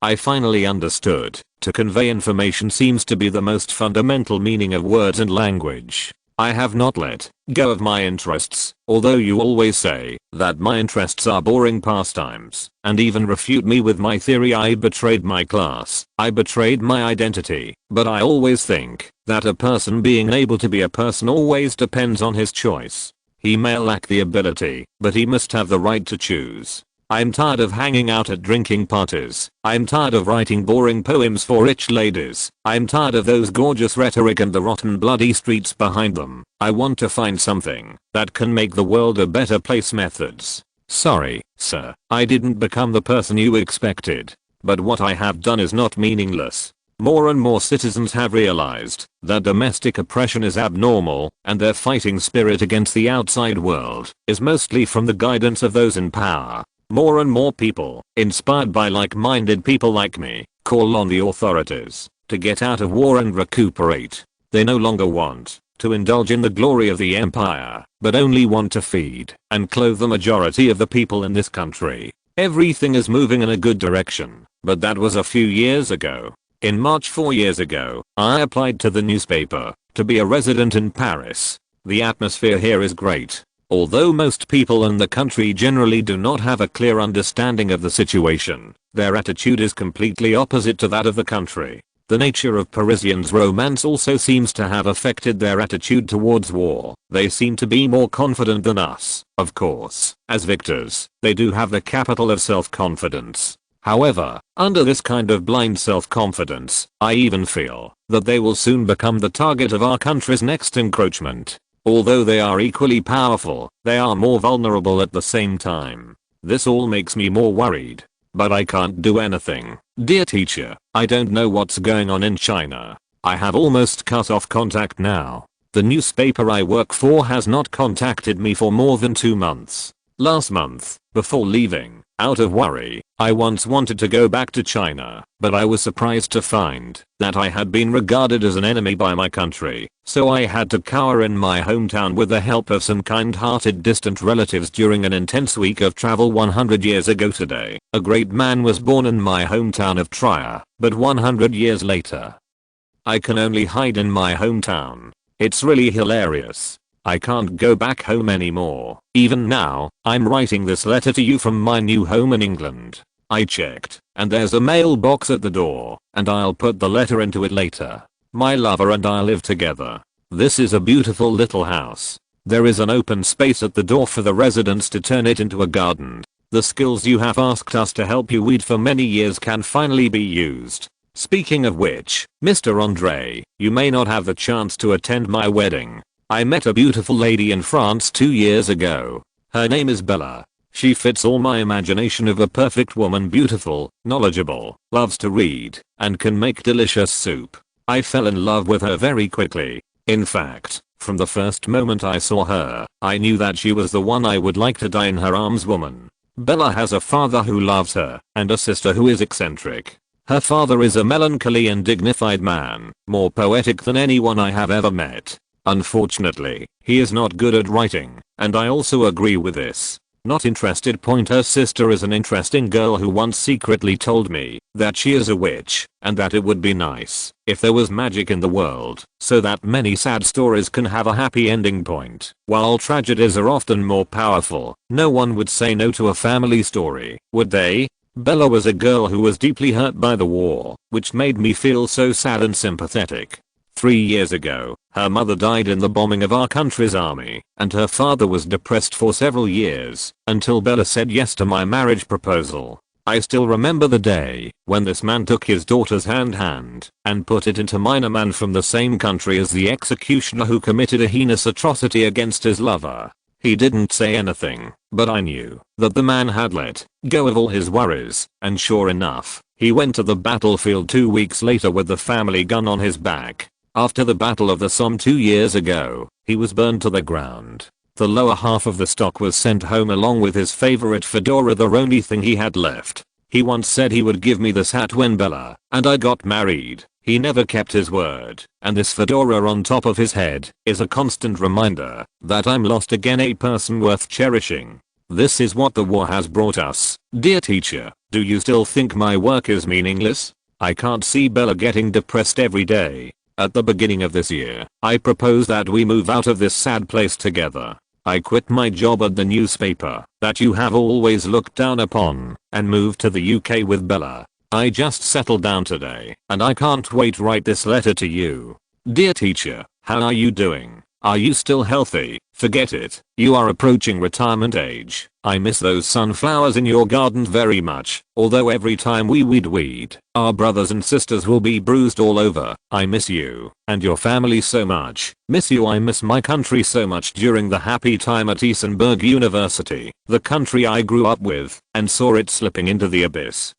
I miss that peaceful time so much. Everyone is there for me, the family smiles and work hard. This is the most romantic look that I can't write with a pen. Forgive your stupid student for not becoming a poet, but even so, you are the person I respect most in my life. I hope you can forgive me. Your student, Jonas Niklaus 1918/9/28. Jonas, who had just arrived in London, did not know that the mailbox downstairs in their house, which looked strong, had been abandoned.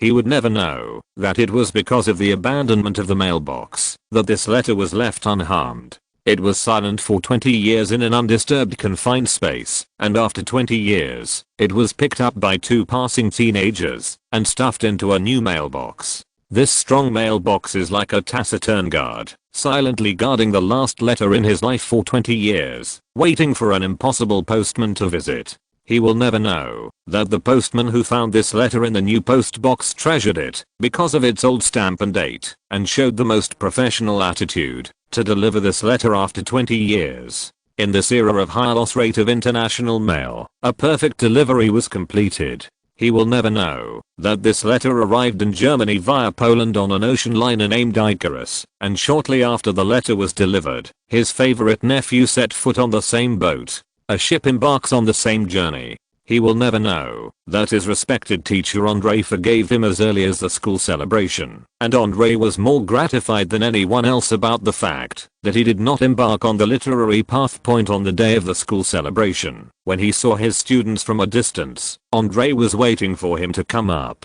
and apologize to himself, and then he could laugh and introduce the students he admired the most to the journalists who came to the celebration. But Andre did not wait for his apology after all, and he was really unwilling to give up his best student, so he had to secretly help him build bridges and pave roads. Jonas thought to his death that he had the privilege of going wherever he wanted to interview. It comes from his own outstanding ability. There may be reasons for this, but more of it is Andre's good intentions like an old father. The secret of this wonderful fate can only be fermented by coincidences and misses, until it was revealed by Nelson, who occasionally turned to the student roster of Isenberg University more than 20 years later. Why Andre is so familiar with Muggle literature, why he is too cultured as a wizard, why he always takes care of himself. After connecting Andre with the name on the letter, Nelson has answer. All this seems to have its own will in the dark, and fate seems to be too cruel for some people. What is gratifying is that the letter was not undelivered, and Jonas also restored contact with the teacher before he died. The reason on the Carlos was because of Barry on the one hand, and on the other hand, because he was also one of the people who came to mourn Jonas. Among the serious-faced people from Try that cloudy afternoon was the carefully disguised figure of Andre. He knew Nelson long before Nelson knew him, and Jonas once said that he wrote to his wizarding friends, and Nelson didn't take it seriously. However, Jonas, who has traveled all over the world and encountered countless strange people and anecdotes over the years, is not an ordinary person. Just like everything Andre has done for him, this gentleman not only makes himself a guiding light for his nephew, but also in Nelson, where he knew, Jonas also silently did many things for him. Jonas' wizard friends, Nelson did not receive any letters from them, and no strange owl flew to him. Perhaps among these so-called wizard friends, only Andre is a real wizard, or maybe they have already learned about Nelson's situation and are just observing him in secret. Jonas was such a person, even after death, that he could make those he cherished feel extremely safe. Andre asked himself countless times, did he do the right thing? After all, he headed to the pier full of confusion to bid farewell to Nelson, who had returned to school. Looking at the flagship on the sea that has retracted its giant anchor and is riding the wind and waves under the guard of the warship, Andre once again fell into self-doubt. He thought of Nelson's performance in Krakow for 3 years. He seemed to have done nothing, but he seemed to be everything is done. When he thought of the sporadic weapons assembled in the German Muggle army, his heart was even more turbulent. Nelson did too many outrageous things. He shared the power of magic with Muggles, even if he made them think that it was the result of his own research. Gad's allies, Andre, can't even imagine the success of their war of aggression. Right now, the German Muggle army can also be handy in the face of the encirclement and suppression of the Allied forces. Sometimes he even doubted whether Nelson was a horrible warmonger deep in his heart, and it was really difficult for him to connect these actions with Jonas' will. But Nelson, who has accepted his identity as a prophet, knows that this tragic landing is a whole year earlier than in history, and human history has undergone earth-shaking changes because of the flapping of butterfly wings. Time back to the present. Nelson, who walked out of Grindelwald's room, apparated to the top of the hub. For 3 years, this place has always been his favorite place. Looking down at the busy and neat military formations in all directions, Nelson snapped his fingers lightly. Boom. Nothing seemed to have changed, but on the battlefield hundreds of miles away, on the Eastern Front, those hysterical German officers rushing forward were horrified to find that the lights in their hands had gone out. Chapter 241 Death Knell. What has had the greatest impact on warfare? For those teams with a strong will to fight, well-organized tactics, and good at defeating the strong with the weak, they are human beings. But for the vast majority of collisions with equal forces on the frontal battlefield, the outcome often depends on technology. In most cases, a small improvement in equipment is enough to cause a short-term generation difference. For example, the large-scale use of radios on tanks was the reason why the German mechanized troops were able to sweep across the European continent in the early days of World War II. For the Axis powers that have achieved remarkable results by relying on advanced equipment, it is actually very simple to make them adopt unwise aggressive strategies. All they need to do is add a little fire. Nelson's choice was actually very simple. He set his sights early on the facilities that the German army built crazily in the occupied area, the radio repeater station. Let me just ask, when a small radio transceiver device that can move freely only needs to be carried by the communicator on the back can achieve the performance of real-time communication within 10 kilometers, even when it is hundreds of miles away, what will a team during World War II rely on?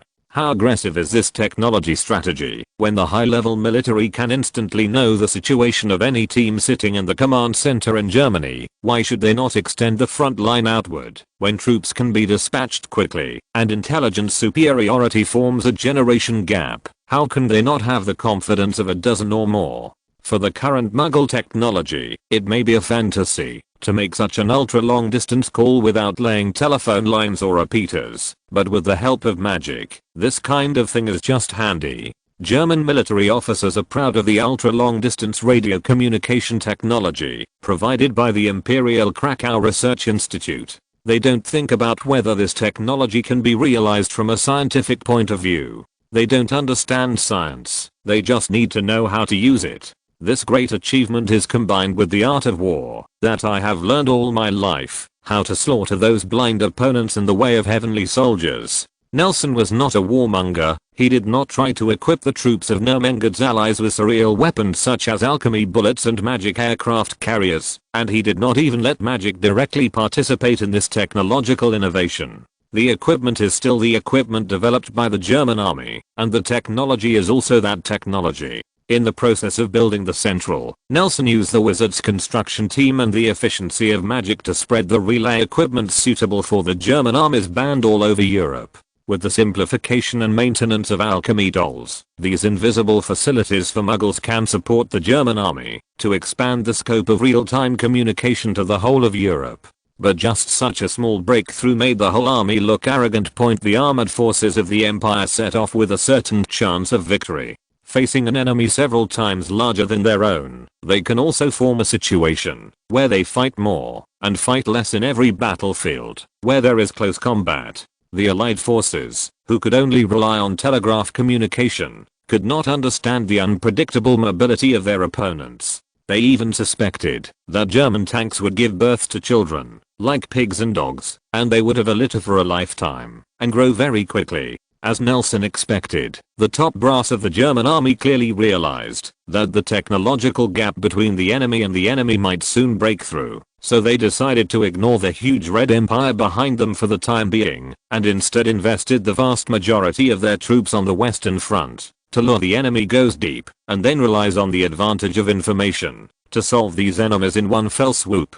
The anti-encirclement warships also relied on the precise intelligence support of the advanced troops to cut off their sea retreat early before the Allies were aware of it. A massacre is about to begin. They successfully transferred a large number of troops to the Western Front, successfully lured the enemy into deep, and when they made the last step, the lights in the hands of those frontline commanders went out. The officers who were still able to chat with their families in the first place were horrified to find that there seemed to be only a pile of broken copper and iron in the luggage behind the messengers, and there could only be a desperate noise coming from the receivers in their hands. And the little red dot that was receiving a signal never seemed to light up again. They frantically ordered the communication soldiers to adjust the band, but the radio programs of the Allied forces coming from the receivers wiped away their hope little by little. What's more terrifying than being blind on the battlefield? It was you who could still see, but suddenly became blind.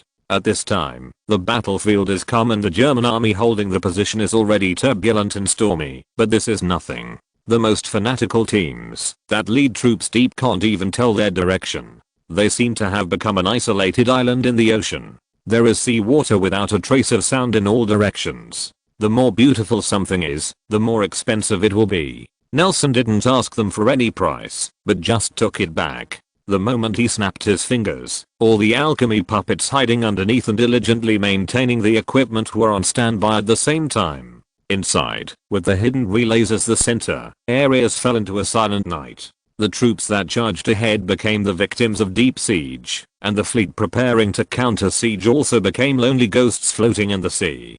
Panic pervaded the hearts of every officer who knew the inside story, but they didn't. Even the place tells its fear. Especially when a person hasn't tasted the taste of fear for too long, the sudden panic will destroy his reason.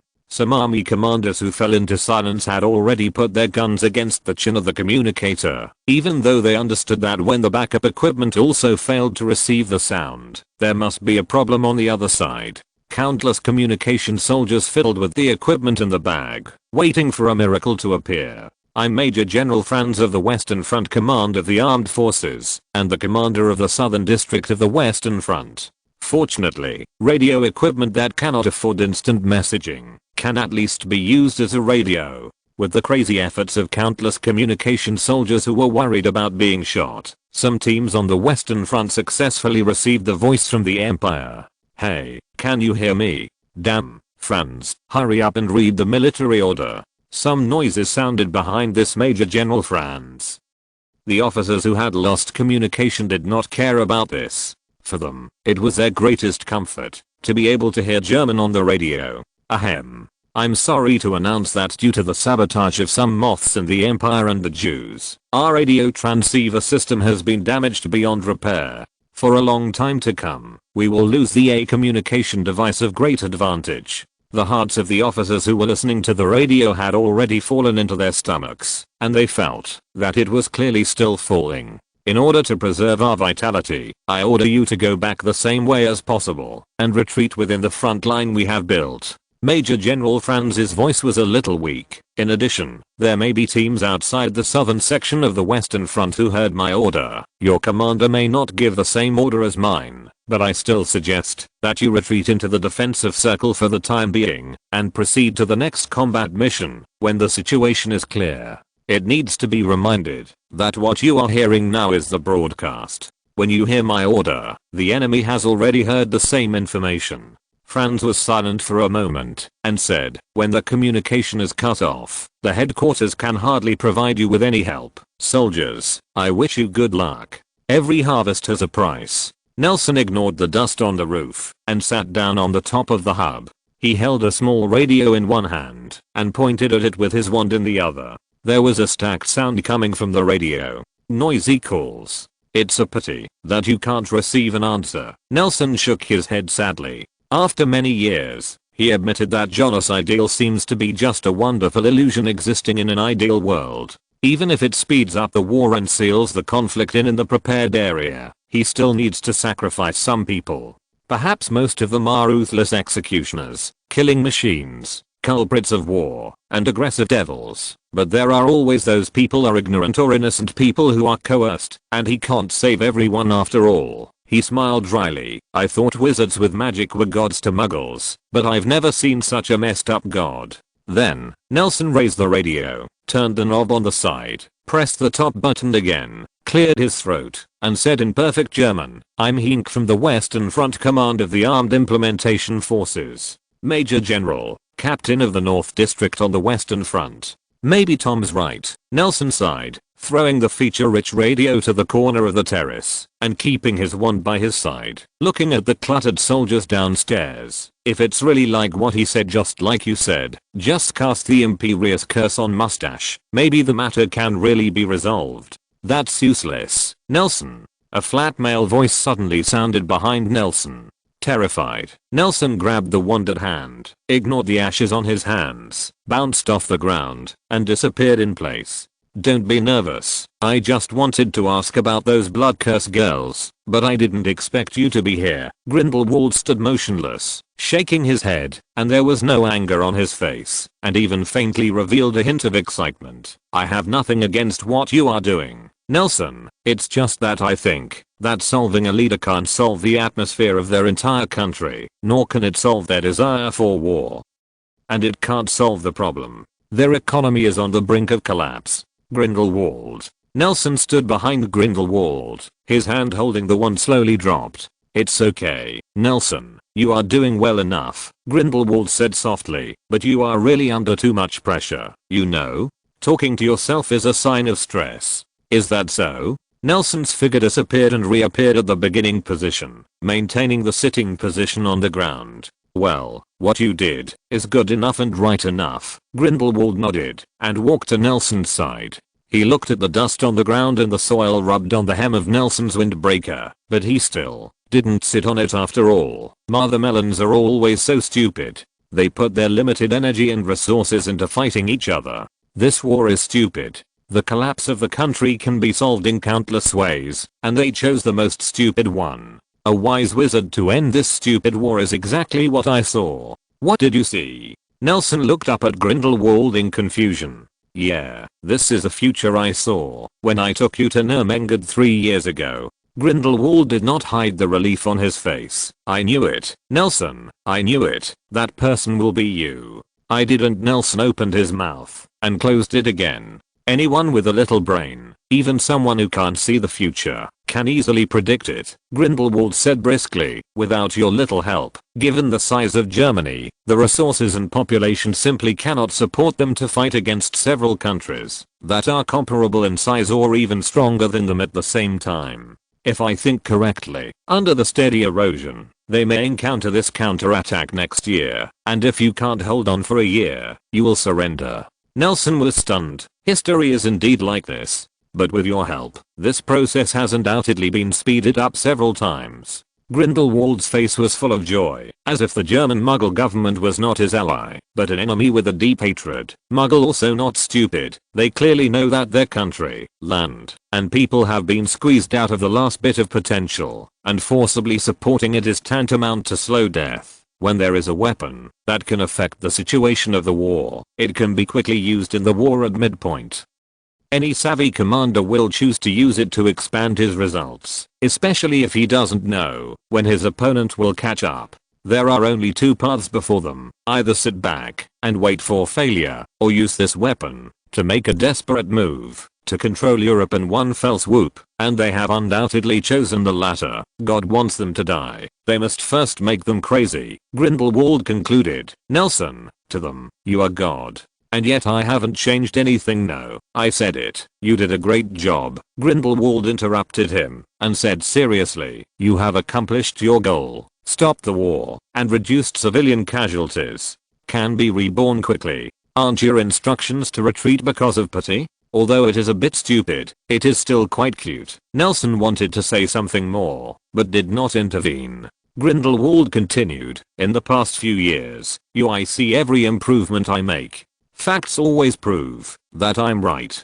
Chapter 242 Black Walnut. Mercy? Nelson shook his head and said, I have never felt compassion for anyone, especially when facing the executioner. My impulse is even stronger than that of most people in the world. I just resent stupid. Everyone's life is worth more than dying on the battlefield. I believe they will create their own meaning. This is already a kind of pity from above. Grindelwald chuckled. What right do you have to measure the value of others, or decide where they go? But you still did it, and it's all on my shoulders. Believe it or not, I probably know you better than anyone in the world. No one knows himself better than himself. No, Nelson.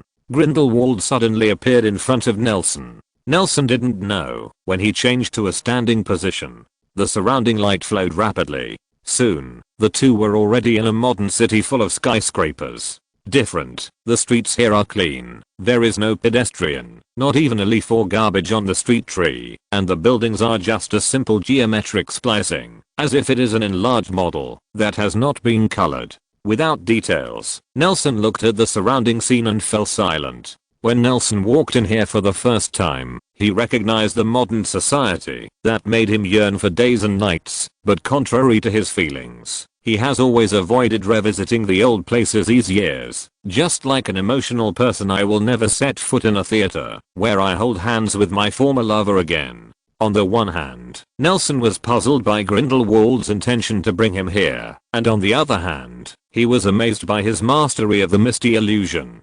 Compared with himself, who seemed to be born with the mist, Grindelwald's understanding of this world is always refresh your cognition again and again. And all this became unimportant in the next second. Grindelwald looked at Nelson with burning eyes. His face was full of excitement. This kind of performance is rare for a wizard like him who is good at hiding himself. Soon, Nelson couldn't control his expression anymore. I saw Grindelwald raised his arms high, his head held high, and he looked at the tall building in front of them in a praying posture. Soon, this solidified pure white world appeared from under their feet. Variety. First of all, there is a square of cement bricks under Grindelwald's feet, which suddenly has color. It was the same red dirt-stained brick, carved with a repeating pattern, that could join another brick on every sidewalk in every city, so often in Nelson's dreams all those years ago. This brick seems to have traveled through time and space, squeezed through the times abruptly, and appeared in front of Nelson. It's a beautiful brick, isn't it? Grindelwald studied the patterns under his feet with great interest, and said with his head down, for people nowadays, this kind of pattern floor is usually laid at home. Think of the dirt roads in London, it's hard to describe when it's raining.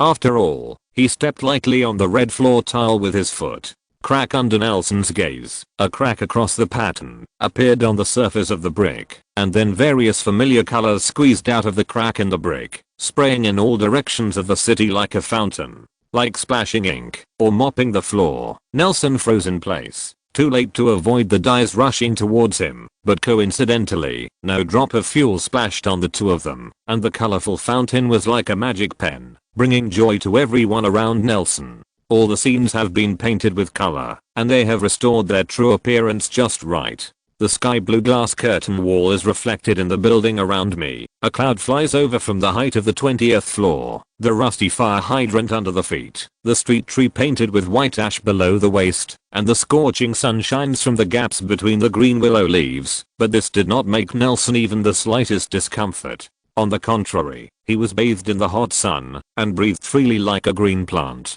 I'm curious, what is this? Nelson turned his head and saw Grindelwald pulling a bright yellow brick with a special pattern on the sidewalk with his feet. It seems that the road above is reserved for pedestrians. I have to say, I like the trees that block the sun, but what is that yellow line in the middle? That's the blind road, a road reserved for blind people. Oh, that's it. Grindelwald suddenly realized the pattern on it should be for them to tell where they are going. Is this the future you see? So.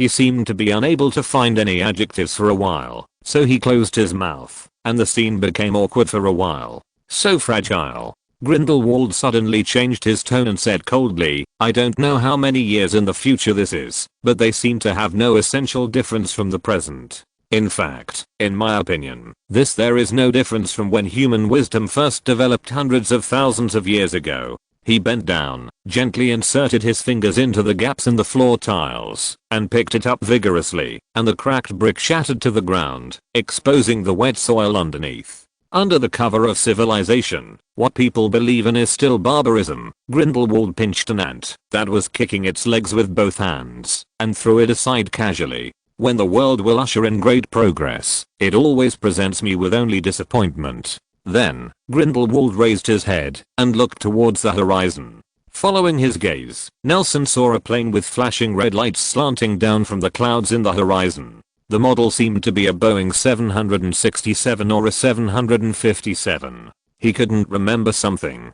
Nelson, we see the same future. Grindelwald straightened his back, watching the plane crash into the tallest building in the city with his hands behind his back. Unfortunately, you have always been a gentle person, and you can see that people in the future are fighting for you. The facilities prepared by people with disabilities, you can see the shade they provide for pedestrians. You can see the beautiful buildings and the glass curtain walls like crystal palaces. But I have seen, no matter how many years have passed, internal friction and unlimited disputes. It is still the main theme of the world. The plane crashed into the building slowly, and the plane was instantly flattened like a rough made iron sheet. Under the impact of the plane, the building was cut off in half in the next second. The lower half trembled slightly, while the upper half fell to the ground in despair slide. In this simulation of the disaster, there were no other witnesses, no victims, and not even the sound of steel bars breaking, glass shattering, fuel tank exploding, and gravel falling to the ground. Under this silent film-like perception, the disaster seemed more and more terrifying. Look, Grindelwald picked up the two newspapers blown by the blast in the distance, as if to support his words. The politician on the front page photo looked horrified and indignant, and he handed the two newspapers in front of Nelson. The world is still using different languages, and there are still gaps in people's communication. In the face of a disaster, people with different positions are still blaming each other. They will not think about how to solve the problem in the first place, but focus on shifting responsibility. How sad. He let go of his hand, and the red fiend fire instantly devoured the two newspapers. Grindelwald clapped his hands lightly as he watched the ashes flying towards the sky in the strong air current. Countless pedestrians suddenly appeared around the two of them. They were in a hurry, turning a blind eye to the crimes that occurred in the alley beside them. Instead, they looked down at their watches and even quickened their pace. Immediately afterwards, the bandits who took hostages, the army engaged in street fighting, and the bullying gangsters, like actors at the curtain call of a stage play, walked in and out of the alleys around the two while carrying out their own atrocities. This is the civilian you want to protect, and this is the Muggle you expect to be given a chance. Grindelwald sneered. Do you think they will cherish the opportunity you rewarded? They won't even know that their own lives come from for your mercy. I support you in doing everything you want to do, but I really want to ask, will everything you do really make them grateful? Nelson didn't speak, but silently looked at a thin young man who was stopped to ask for money in the alley. He rubbed his eyes. His memory had become less vivid, and he had already forgotten. A bully or a perpetrator, maybe both. I noticed that you haven't used your wand for a long time. Grindelwald seemed to be really as he said, and he knew everything about Nelson. The combination of black walnut and dragon heartstring, 14 inches, 12 trees have helped you remove the traces of the British Ministry of Magic attached to it, but I keep seeing you cast spells with the other wand, and I think you know why. That wand is better for transfiguration. Oh, Nelson, you're not being frank again, said Grindelwald, shrugging. In the theory of Ollivander, the best wand maker in England, the nature of the wand and the quality of its owner often reflect each other.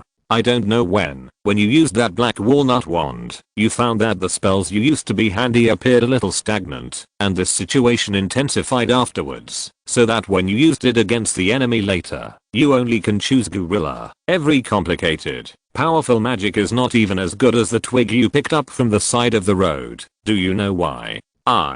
Although Ollivander added adjectives such as powerful to each material, we all know that this is just for selling. The kind in the hands of a genius, but it has a strict requirement for using one's own wizard. Grindelwald stared into Nelson's eyes and said word by word, it requires users to ask their hearts from time to time. Only it works best when you are true to yourself. Nelson, and tell me, when did you feel that you couldn't use it? Nelson silently put his hand in his pocket and held the wand that he bought at the age of 11 for 7 galleons and 13 sigrams. It trembled, as if responding to the master he hadn't fought side by side with for a long time, or as if is resisting this self-defeating hypocrite. Your attitude towards the Muggle war is your attitude towards yourself. Grindelwald stared at Nelson with falcon-like eyes, and there seemed to be countless emotions flowing slowly in his strange pupils. You desire for war, desire to be in it, to turn it upside down, to cause your enemies to suffer heavy losses. You want to vent your anger, you want to destroy, you want to slaughter, you want to make the person who caused you pain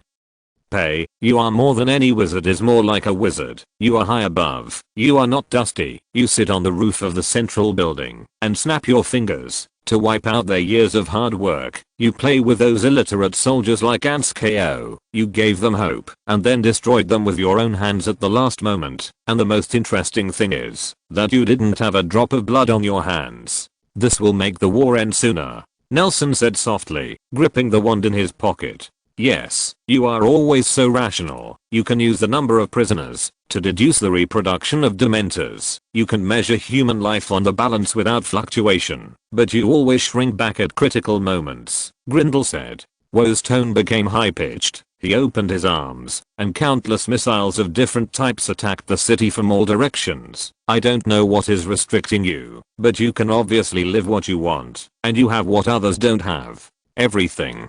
For you, their war is just a flag of war. You clearly know everything, you can clearly see farther, and you can clearly lead them to a better future. Grindelwald waved his hands, and an invisible barrier unfolded over the city, stopping all the missiles raining down. The hurried passers-by stopped, and faced the person wearing a long windbreaker and a soft felt hat who appeared above the barrier. The wizard paid homage. Is it because you are reluctant to violate their freedom? Is it because you don't want to hurt their autonomy? Is it because you respect their dignity? Grindelwald's voice was filled with confusion. Believe me, when each of them is given a world with their own duties, endless resources, no conflicts, and no wars, they will trample those boring things under their feet, which is the bounden duty of wizards like us. No, you're wrong, Grindelwald. Nelson pulled out his black walnut wand from his pocket and pointed it gently at Grindelwald. In an instant, the scene of disaster above his head was completely shattered, and the worshipping pedestrians in the surrounding busy streets disappeared in an instant. The whole world has undergone earth-shaking changes. Some roads have become wider, and some paths have become narrower, but they are no longer the orderly and unchanging appearance in Grindelwald's eyes. Young mothers on the street are teasing the children in their arms with leaves. Vendors and customers haggling over prices. The school on the corner, kids began small running around on the pitch. No footsteps. Maybe not that good, but not that bad either. In this world, there may be conflicts happening every moment, but more people's lives are still irrelevant to it. It is a fallacy that you throw cruel nature into the society of intelligent creatures. Nelson flipped his wrist. The surrounding scene collapsed like shattered glass. He cast his eyes on Grindelwald, looked at him bravely, and said firmly, people may have good or bad abilities, character or other things, but nobody. Grindelwald looked at the dots of silver light lingering on Nelson's wand, remained silent for a long time, then suddenly raised the corners of his mouth, and disappeared in front of Nelson. Wait and see. Chapter 243 The Wiltoning by the Stream. Sorry, my old friend. Standing on the central dome, that is higher than all the buildings in Krakow. The westerly wind with a faint smell of gunpowder and dust hits Nelson, but when it approaches him, it splits to both sides. Looking at the slowly sinking sun, the warm orange light seemed unusually abrupt in the current atmosphere. The wind blew Nelson's windbreaker behind him, and his messy blonde hair, which had not been trimmed for a month, fluttered flamboyantly behind his head, making him stand upright like a banner slanted on the battlefield. The setting sun elongated his shadow, and the boundary of the shadow appeared black and white on the orange-dyed roof. In the distant sky, a group of white pigeons that shouldn't be there flew in a row before the afterglow of the setting sun like wild geese. Not far away, the sounds of urgent drills by the sergeants became more and more leisurely. The shadow prepared for the dub. The shadows cast around Nelson, flitted across his face and body, and finally landed on the roof behind him. Like a group of crows struggling in the flames, they spread their wings, and opened their mouths wide, and chanted Death the Ballad. Nelson's windbreaker was unfolded backwards under the increasingly fierce wind. On the roof, a hawk stood proudly staring coldly at the noisy birds overhead. He took the wand in his hands, and held it gently in front of his face, as he did when he first encountered it in Ollivander's wand shop years ago, making the same movements as Tom did back then. Nelson lowered his head, lightly pressed his bloodless lips to the dry stick handle that had not been used for a long time, and kissed it lightly. "Hello, my old friend." Nelson lowered his hand, and held the wand. The tip of the wand condensed dots of silver light like fireflies. Although the light was weak, it was still so conspicuous under the still strong sunset. He seems to be talking to his own wand, and it seems to be talking to the falcon in the shadow behind him. Immediately afterwards, his forearm muscles tensed, he raised his arm, and swung forward vigorously. Dense and uniform small light spots suddenly lit up in front of the empty space. The slightest water vapor in the air may be invisible to most people, but it is extremely obvious to Nelson. Nelson closed his eyes, and those scattered droplets of water suddenly gathered around him, and completely enveloped him, as if adding an old filter to a photo. Soon, Nelson, who was surrounded by water mist, stepped out of it, leaving behind the water mist that had taken shape in place, and became more and more solid. When he turned around, a person exactly like himself was looking at him with a smile on his face. There is still a hint of blue at the ends of her hair, and a drop of water is flowing down her temples to her chin. Nelson, who was condensed in the mist, nodded slightly at him, imitating his movements curiously. Under the control of magic, his face and body changed rapidly, and every second he changed into a person Nelson had seen before. After a while, there were not many people left who left images in Nelson's memory. The deformation of flowing water is also mastered more and more skillfully. Nelson lowered his head and looked at his hands. For wizards, sometimes growing up is so simple. Obviously, there is no difference between himself and half a day ago, but it seems that there have been earth-shaking changes. Under the indiscriminate bombardment of Grindelwald, he questioned his heart, and Nelson finally got the approval of his magic wand. At the same time, his memory and destiny merged into one at this moment. Nelson finally embraced himself. Proudly the cowardly soul finally became complete, and the knowledge accumulated over the years found an outlet at this time, rushing out like a monstrous river. This conversation clearly did not discuss any topics related to magic, and even Nelson's heart there is still confusion, but he finally changed after all. Nelson felt that the magic power belonging to the ancient wizard family was active in his body. It yearned for freedom and catharsis. He flipped his wrist deftly, and the figure formed by the mist in front of him was divided into two again. Two adults, a man and a woman, stood in front of him. The man was wearing a blue robe embroidered with gold, and the woman was wearing a black skirt. They held hands, nodding and smiling to themselves. He felt the beating heartbeat of the magic wand in his hand, and felt the proximity of the ubiquitous water vapor. At this moment, the wizard called Wildening by the stream finally reappeared in the world after more than 10 years of silence superior. He closed his eyes again, and the two figures merged into one. The figure of Jonas Niklaus gradually became clear in front of Nelson, but he did not open his eyes, did not express his suppressed emotions for many years, and did not rush into the arms of visions. Jonas looked at his nephew who had grown up in front of him, nodded with a smile, took off the soft felt hat on his head, and put it on Nelson's head just like when he was playing 10 years ago. At this moment, Nelson finally opened his eyes. The figure in front of him had disappeared and turned into water vapor and merged into the dry air again. The last ray of the sun poured out, drawing a small trail behind him rainbow. Nelson touched the top of his head. The soft hair was a little wet. He gave a smirk and disappeared in place. Zizzy, the enemy, counterattack. Zizzy. The radio left in place leaned against the fence on the roof, still doing its last work. It was an eye-opener. Nermengard, walking through the magic industrial zone behind the distribution center on the tracks. Tom couldn't hold back the shock in his heart. He stood on the top of a meter-high steel castle in admiration. From Nermengard's living area to looking in this direction, you can only see the green mountains and continuous forests in the outskirts. I didn't expect that. If you took the right path, the place that should have been farmland would constitute a different world. Such a magnificent building is just an ordinary one in the cluster. The black oil-stained tracks under his feet and the huge gears standing in the city gave him a dreamy feeling of traveling through time and space. According to Berry, it is said that these gears only serve as the load-bearing function of the viaduct, and the reason why they grow like this depends only on the aesthetics of the planners of the industrial zone. This is a symbol that represents that everyone works hard in their own positions, and their working links are closely linked, which ultimately transforms one person's ability into efficiency far exceeding that of one person. Berry said, the structure of gears, responsible for the transmission of power in a Muggle mechanism. Beautiful, isn't it? It's beautiful.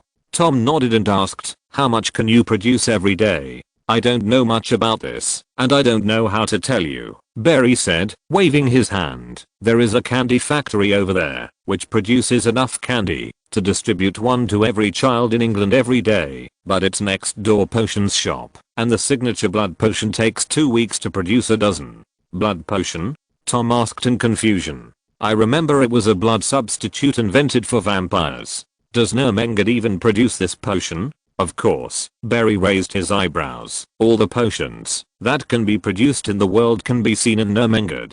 Our potions have the most abundant types in the world. No. Tom waved his hand and explained, realizing that Berry would make a mistake. I'm not saying that your technology is not up to par. I'm just curious why you produced this potion. After all, there are not many vampires in the world, and they will buy it. It's less, and a wizard who can make blood potions can make more and more valuable things in 2 weeks. You are the common thinking of most wizards who specialize in potions. To be honest, you are a bit narrow-minded, Mr. Riddle, Berry explained. Of course our potion factory will do a lot of things that can be replaced by large take Garen's potion, but with this efficiency, the more you do, the less you earn. In fact, we have successfully reduced the prices of several common potions in the world to several % of their original value.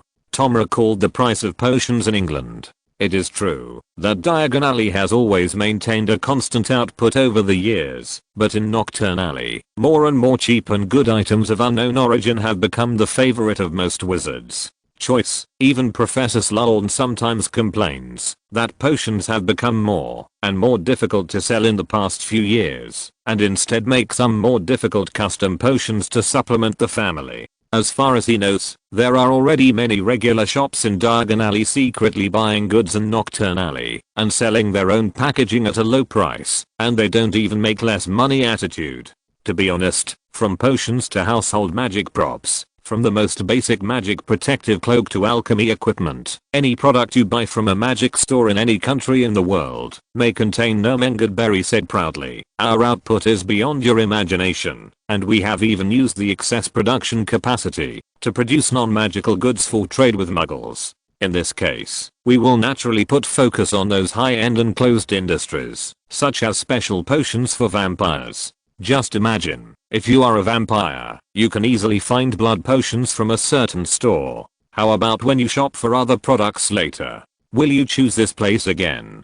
You can't make much money like this. Tom raised his eyebrows. Those who speculate will make more. I know that some wizards will secretly sell our goods at their prices, but we don't care. On the contrary, we expect them to do so more than anyone. When those wizards are used to making quick money with our products, they are also gradually throwing away their skills that have been passed down for hundreds of thousands of years, and the future Galumbi, these are just small money. Barry seemed very satisfied with Tom's expression and said with a smile, "I believe when it's revealed, everyone will be shocked, and after the shock, those left behind will be terrified. If you show me this, aren't you afraid that I will tip off your opponent?"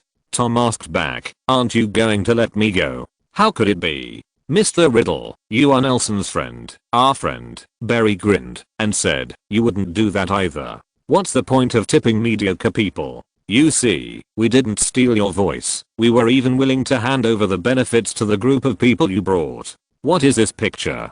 Tom felt a little toothache. "You're a sensible man," Barry said, "otherwise I wouldn't have brought you here. Don't you agree with better quality and cheaper goods, higher efficiency, less competition, better life for wizards and the greater good? It's really interesting." Tom glanced at the gate of a factory not far away, and a group of Bollocks and his party having a good talk with a wizard in black robes. He lowered his head, and the red light in his eyes flashed away. Biting his lower lip lightly, he raised his head again. "Na told me that the British Muggles did the same thing as you in the last century, and he called it dumping. You do this, and want to be the hegemon of the world? What's the point of that?" "Mr. Riddle," Barry shook his head, "don't be prejudiced against us. I admit that some of us did do some radical things out of eagerness for quick success, but none of these can change our determination. The wizards of Nomengard gather together for the same ideal. Behind us are all wizards, the whole world, for the greater good." "Really interesting." "No, absolutely not." Hogwarts. In Dumbledore's office, Newt patted the table and looked at his most respected teacher with a straight neck. It was hard to imagine what Dumbledore said before, if he could retort in such a tone talk. "It is absolutely impossible for me to control magical animals to do this kind of thing." Newt stood up while supporting the table and said decisively, "I can't control them, and this is different from what you once taught me. Thought it was just a pure race." "It used to be." Dumbledore shook his head, "but not this time. Have you thought about the consequences?" Newt picked up the clothes hanging on the back of the chair, turned and left the office. "The struggle for power among wizards is really boring."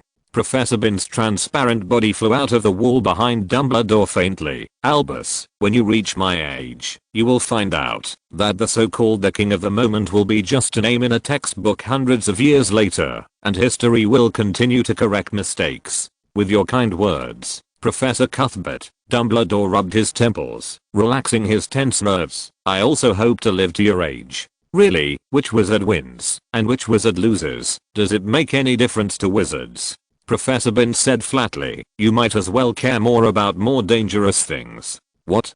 "Professor Cuthbert, the castle Albus. Do you think he will be the next headmaster?" Professor Binns interrupted Dumbledore, staring at him with big milky white eyes. "If you think so, come with me." Castle the thing in there seems to be waking up again. If you're listening to this novel on a channel other than Fanfic World, it means they downloaded and uploaded it without effort. We cordially invite you to visit our channel, Mundo Fanfic Novelos. There you'll find the original version of this story and you can explore many other novels of various genres. We're waiting for you to immerse yourself in a world of incredible novels.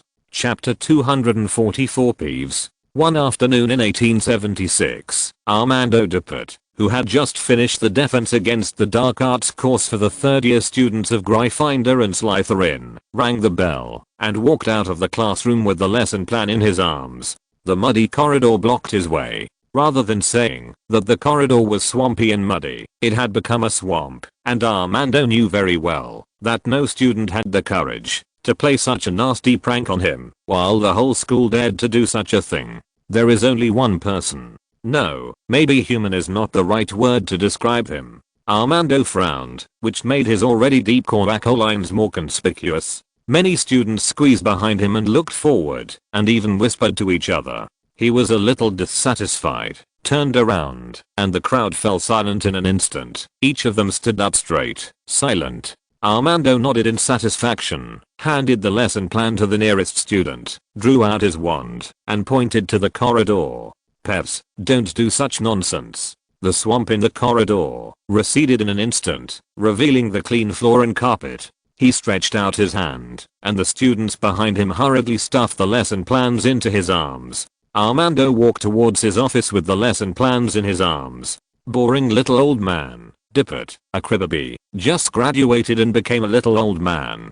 Peeves flew across the corridor whistling. His voice became more and more thoughtful. He rushed past Armando with a pile of dirty things, splashed mud all over his body, and Armando wiped his body with magic with an ugly face. The filth quickened his pace and walked into the office, leaving Peeves on the spot, rubbing the dirt in his hands into balls and shooting at the students who stayed there. He flew in the air laughing wildly. Armando Dippet, small and desolate, an eagle bigger than his face-hooked nose, looks like a poker. Armando stood behind the door of the office, threw the lesson plans aside, and rubbed his temples with both hands helplessly. For Armando Dippet, order is the most wonderful thing in this world. Do the prescribed things at the prescribed time and place, never set foot outside the rules, never cause trouble to others, and will not let others trouble him. Armando has adhered to this creed since he was a child. Since the first eruption of magic power at the age of 5 broke the fish tank on the head of the bed and killed his beloved goldfish, he hated all things beyond his control.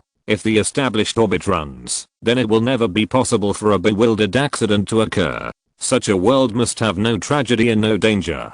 Armando knows clearly that it is impossible to eliminate the accidents in the world by himself, and he has no right to demand others, so he had to be strict with himself when he was a teenager, getting up, going to bed, and having meals at regular times every day, studying, wearing protective gear, and playing 2 Quidditch games every Tuesday afternoon. During the 7 years at Hogwarts, he rigidly repeated the life of the first day he entered the school every day. Sure enough, the rigid habits made his life more stable. In his school career, the only 2 accidents happened after he didn't get up on time, and the successive accidents that happened to other people around him also made him more confident in his own ideas. As an outstanding student of Hogwarts, after graduation, Armando became the defense against the dark arts teacher of his alma mater as he wished. In his opinion, these mischievous students will inevitably encounter various problems when they grow up.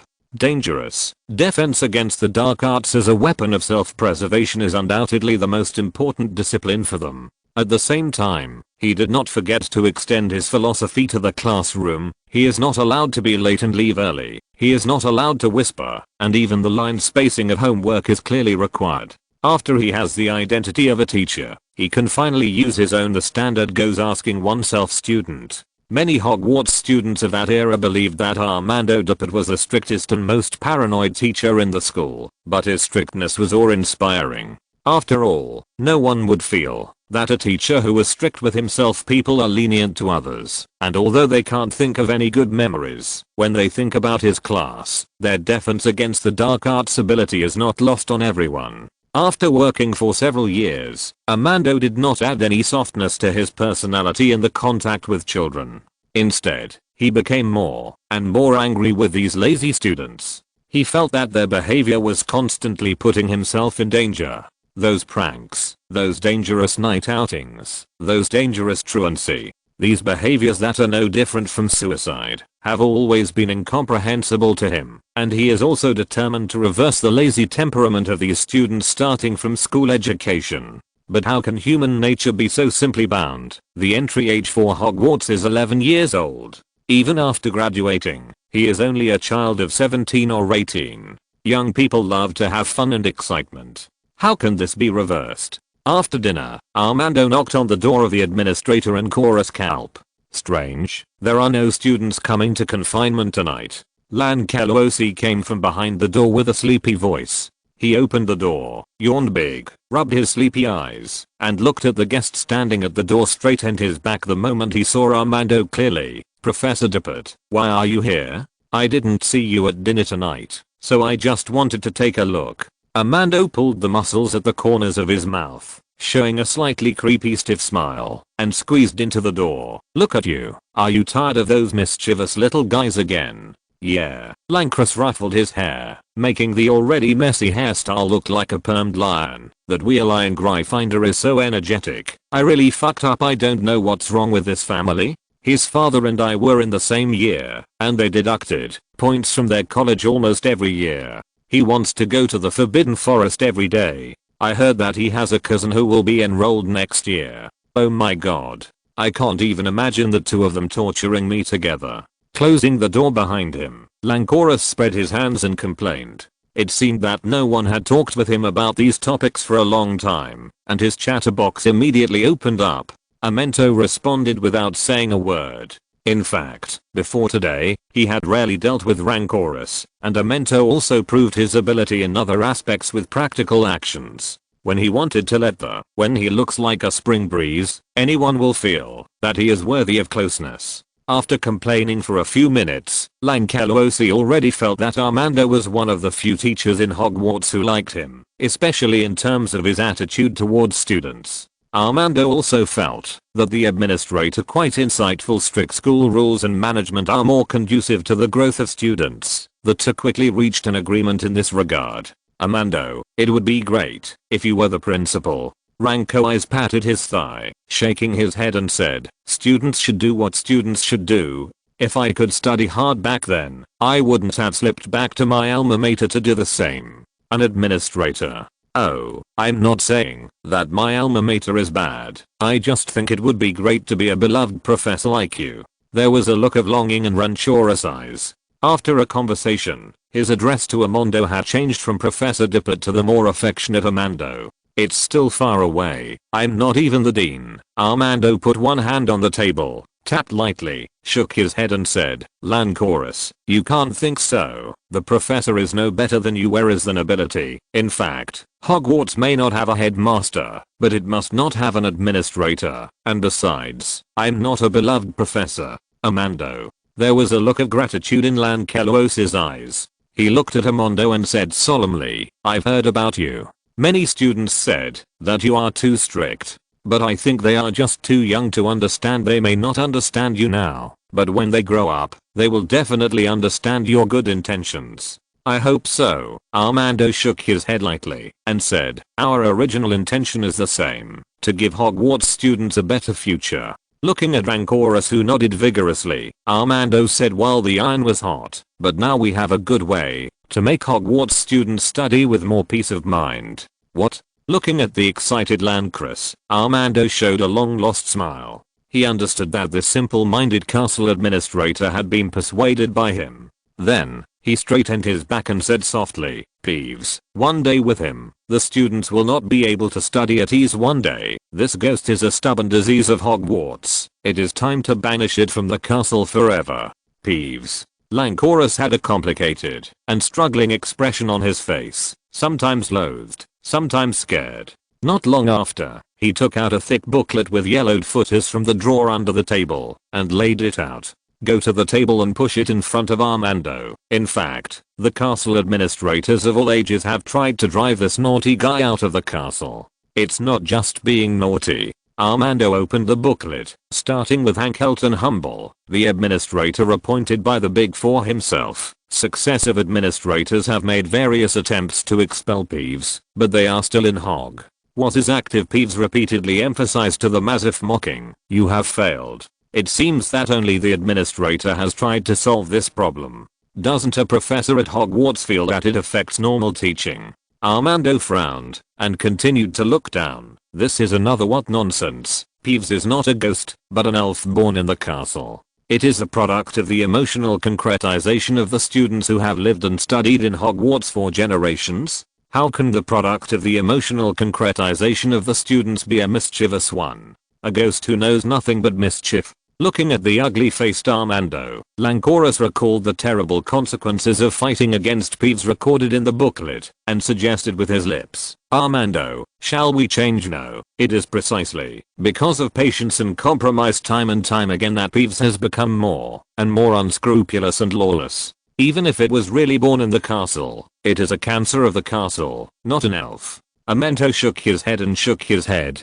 Cutting off Lancelos's proposal, he said with firm eyes, the administrators have been working hard before. I don't think it's because they are not capable enough, or Peeves is too powerful. It's just that you are too weak. I don't think it would have been the same if there had been a professor's help. Really? Lancelo asked with some lack of confidence. Yes, Armando nodded, and turned to the last page of the booklet. You wrote this page, right? You have clearly conceived a whole set of methods to deal with it. Why don't you put it into practice?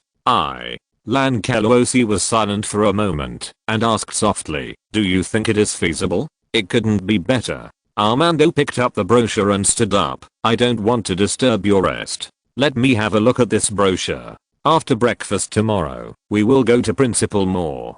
A month later, the trap envisioned by Lankorus was set up in the middle of a corridor in the basement of Hogwarts. He used some weapons that Peeves could not resist anyway as bait, and used a huge, imposing various blockades. The bell jar of the spell was the basic structure of the trap. After casting countless containment spells around the trap, Lankorus waited silently at the end of the corridor. As he wished, Peeves quickly fell into the trap.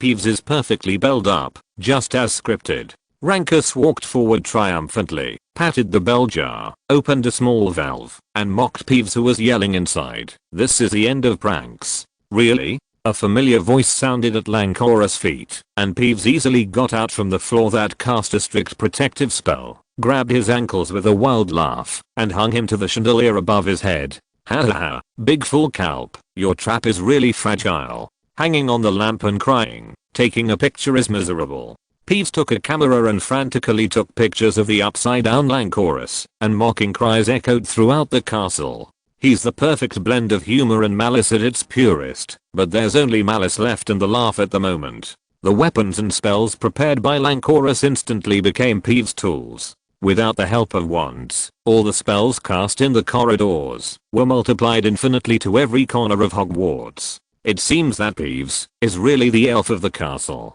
People who have experienced this incident can't help sighing every time they recall the scene at that time. That's right, even the castle is helping him. Chapter 245, The Will of the Castle.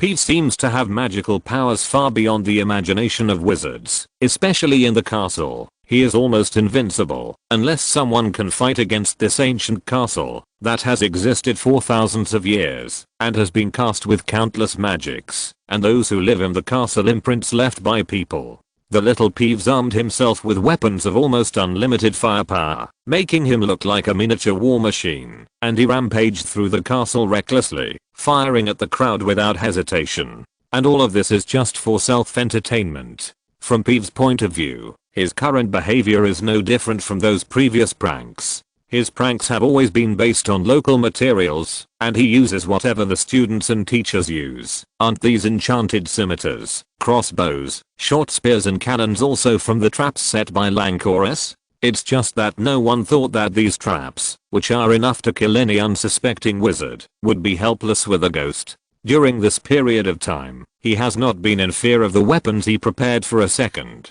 Fortunately, Peeves' focus is only on playing around.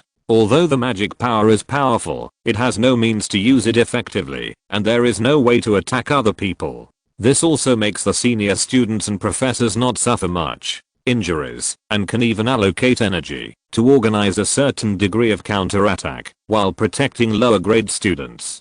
Armando stood up again and put an end to his plan. He persuaded the headmaster at the time, Eupratia Moore, to organize the evacuation of the students first and transfer the excited little ones to the safer Hogsmeade. The work went on for 3 full days, and the confrontation on campus also went on for 3 full days.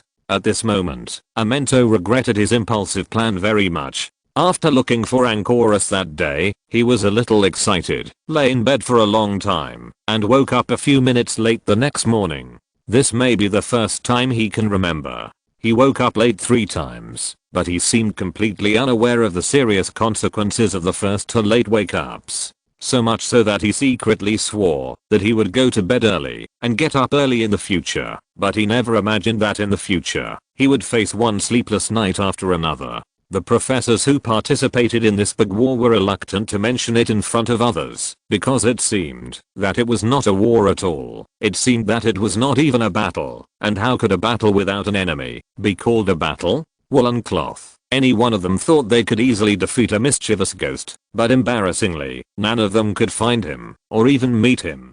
Peeves seems to be able to predict the movements of everyone in the castle, like a living map with everyone's names marked on it. Even if he casts the disillusionment spell, or transforms into an animagus professor, he will immediately find out. Immediately afterwards, a shuttle of crossbow arrows was shot at the head. This is not a problem. The helpless Principal Moore couldn't accept the impact of the long confrontation on teaching, and finally agreed to negotiate with Peeves. After the professors were beaten in the castle for 3 days, she recalled these helpless great wizards, and led the instigator, Armando, into the gate of the castle. What is the final result? Dumbledore followed Professor Binns to a long abandoned corridor in the underground of Hogwarts. The administrator was rescued, hanged from the lamp in a bad manner, and resigned the next day. Professor Binns said without looking back, "I mean that. Peeves. Oh, you said him." Professor Binns thought for a while, as if he was trying to pick out these unimportant things from his memory full of history, and said, "He made a list full of the terms he put forward, and eventually Eupracia Moore signed on to it. He passed through a gate full of iron chains lightly, and an ethereal voice came from behind the gate, but he still wants to continue to play tricks, and finally stop him. He is not any professor in the school, but a ghost. Barrow of Raitlin. I'm also curious as to why he can make Peeves so afraid of him."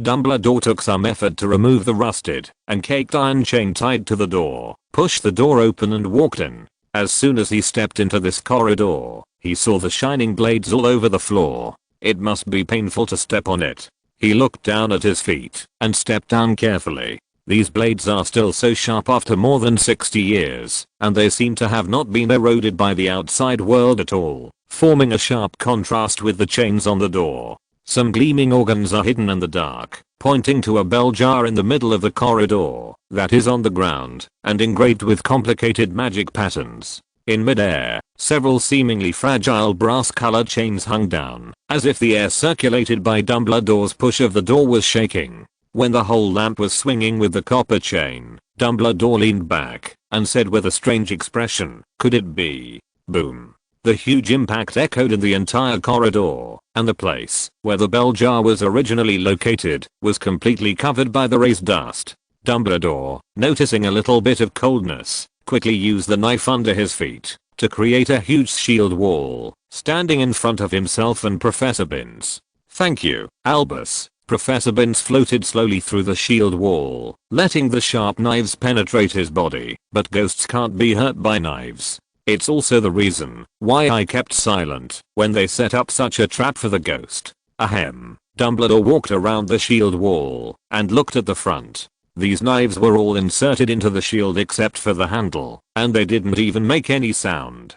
People could intuitively understand their sharpness. He waved his wand. The whirlwind sweeps away. A gust of breeze blew, and the dust in the corridor was swept away. The bell jar in the center didn't seem to be damaged at all, but fragments of crystal lamps were scattered around it. So what conditions did he put forward? Dumbledore jumped forward in the direction of Professor Binns. Finally, he was a little annoyed by the matter of finding a foothold, and waved his hands to build a low bridge. Stepping on it go up, allowing him to swim once a week in the men's room on the first floor, giving him the right to legally litter the kitchen with stale bread, and buying him a new hat, carefully crafted by his wife, with school funds. Hey, Dumbledore raised his eyebrows. It's really expensive. Someone gave me one before, and I couldn't bear to buy it myself. Don't waste your time, Albus, said Professor Binns with a rare humor. It's impossible for me to envy you. As we all know, ghosts can't wear hats. But to be honest, if they had known that the cost of keeping the Peeves alive was so small, they would not have spent so much thought. Dumbledore kicked the blade under his feet, looking at the scratches on the leather shoes. Mark, teasingly said, the cost of building a bathroom may not be higher than these things. Yes, but who can see foresight? Professor Binns floated to the side of the bell jar and stroked the flickering magic pattern on it with his hand. There was a line of childish crooked handwriting in the corner of the complicated pattern. He waved Dumbledore over. After all, there are very few people who can know the result before it starts.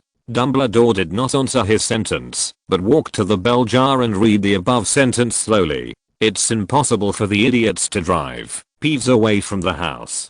Peeves swears that, as long as Hogwarts needs Peeves, Peeves will definitely be there. An ugly smiling face is drawn under this sentence, as if mocking everyone who reads this sentence. I have studied him specifically. When Hankleton was tortured to death by this guy, he once invited all the professors to discuss the issue of Peeves. Professor Binns said, floating aside. Many people are not like this. It is the house elf of the Salazar family who has become a spirit, but this is not the case. I have speculated about it over the years, and I'm more specific about the number 13 castle administrator. He is the elf of the castle. The embodiment of the mood of the castle. The elf of the castle? Dumbledore's tone was puzzled. Yes, the elf here does not refer to some kind of magical creature, but he is a creature born from the castle. He is both the castle and the castle's child. Professor Binns explained. I have tried to restore his body. Magic, which is why I, as a ghost, can hold the lesson plan in my hand. In fact, I only perfected my guess after your student Nelson shared with me his research on the magic of emotions. Nelson? Yes, don't you think that Peeves behaves like a child? He doesn't know his own abilities, dangers, right or wrong. He just likes to be a child with his own temper prank. Actually, I don't know. After all, I haven't seen him. Well, Albus, Professor Binns continued after a pause, I think you are well aware that even a house built by muggles will produce some strange things after being inhabited by wizards for many years. Phenomenon, not to mention this ancient castle that originally belonged to the Slytherin family. Especially hundreds of young wizards live and study in it every year. Before, I see. A long time ago, when there was no Hogwarts, it was a scene for little wizards to run amok, especially during their fastest growing teenagers. But when Hogwarts began to recruit children from all over the UK after wizards, this kind of situation has become very rare. While talking and laughing, Professor Binns revealed a big secret. The Hogwarts castle was enchanted by the Big Four, specially used to channel the active magic power of the little wizards and collect the escaped magic power to maintain the operation of the magic in the castle. For hundreds of years, these accumulated magic power will only become stronger and stronger. Is this the magic that created Peeves? Dumbledore exclaimed. It's amazing. Yes, and no, the castle has no ideas. It should be created by everyone living in Hogwarts. Professor Binns put his hand on the bell jar, sighed, and continued. As a ghost, I deal with him a lot. Don't look at him bluffing every day, but in fact he lives a lonely life, and rarely makes any friends. It's a bit like some kids in school. Dumbledore also sighed. This is exactly what I want to say. He is a combination of personality and ideas of everyone living in Hogwarts. Most of the students who like to be mischievous and mischievous. They dare not resist the authority of the teacher, but they always want to jump to outside the system. This formed his most basic character, but at the same time, he was eager for friends, eager for novelty and fun things, and like a professor, he felt that students should listen to him. He was everyone who stayed in the castle. The mark of his family, Professor Binns concluded, after finishing a long paragraph in one breath. But when the castle is in danger, he is often the first to rush to defend his homeland. Is that so? After listening to Professor Binns' description of this magical guy who had never been masked, the well-informed Dumbledore also found it unbelievable. He only felt contradictory, but he also felt that it was well-founded. Yes, at least I think so. Professor Binns shook his head and continued. Armando Dippet was already the principal when you enrolled. Remember what he said in the admission letter words?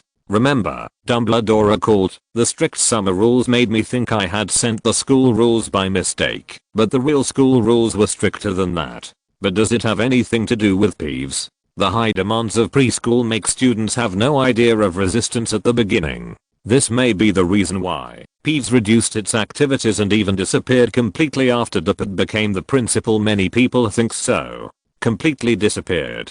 Dumbledore pondered over Professor Binns' wording and asked, you don't seem to think so? That's right. If he really disappeared, the other institutions in the castle should also be silent, but you should have suffered a lot from that staircase. That's right. Dumbledore nodded. I really couldn't find my way when I was young, and I fell down several times. If the ghost is the memory of the castle, and the teachers and students are the soul of the castle, then Peeves is the castle itself. As long as Hogwarts still exists, he will exist. Professor Binns stroked the crooked string on the bell jar. He said softly, just as he said, as long as Hogwarts needs him, he will be there. Regardless of whether Hogwarts really needs someone to do pranks. Why did he disappear? That's why I asked you here. Professor Bin stared into Dumbledore's eyes and said seriously, originally, the headmaster should tell you these things, but we can't find the headmaster now, so I can only tell you yes.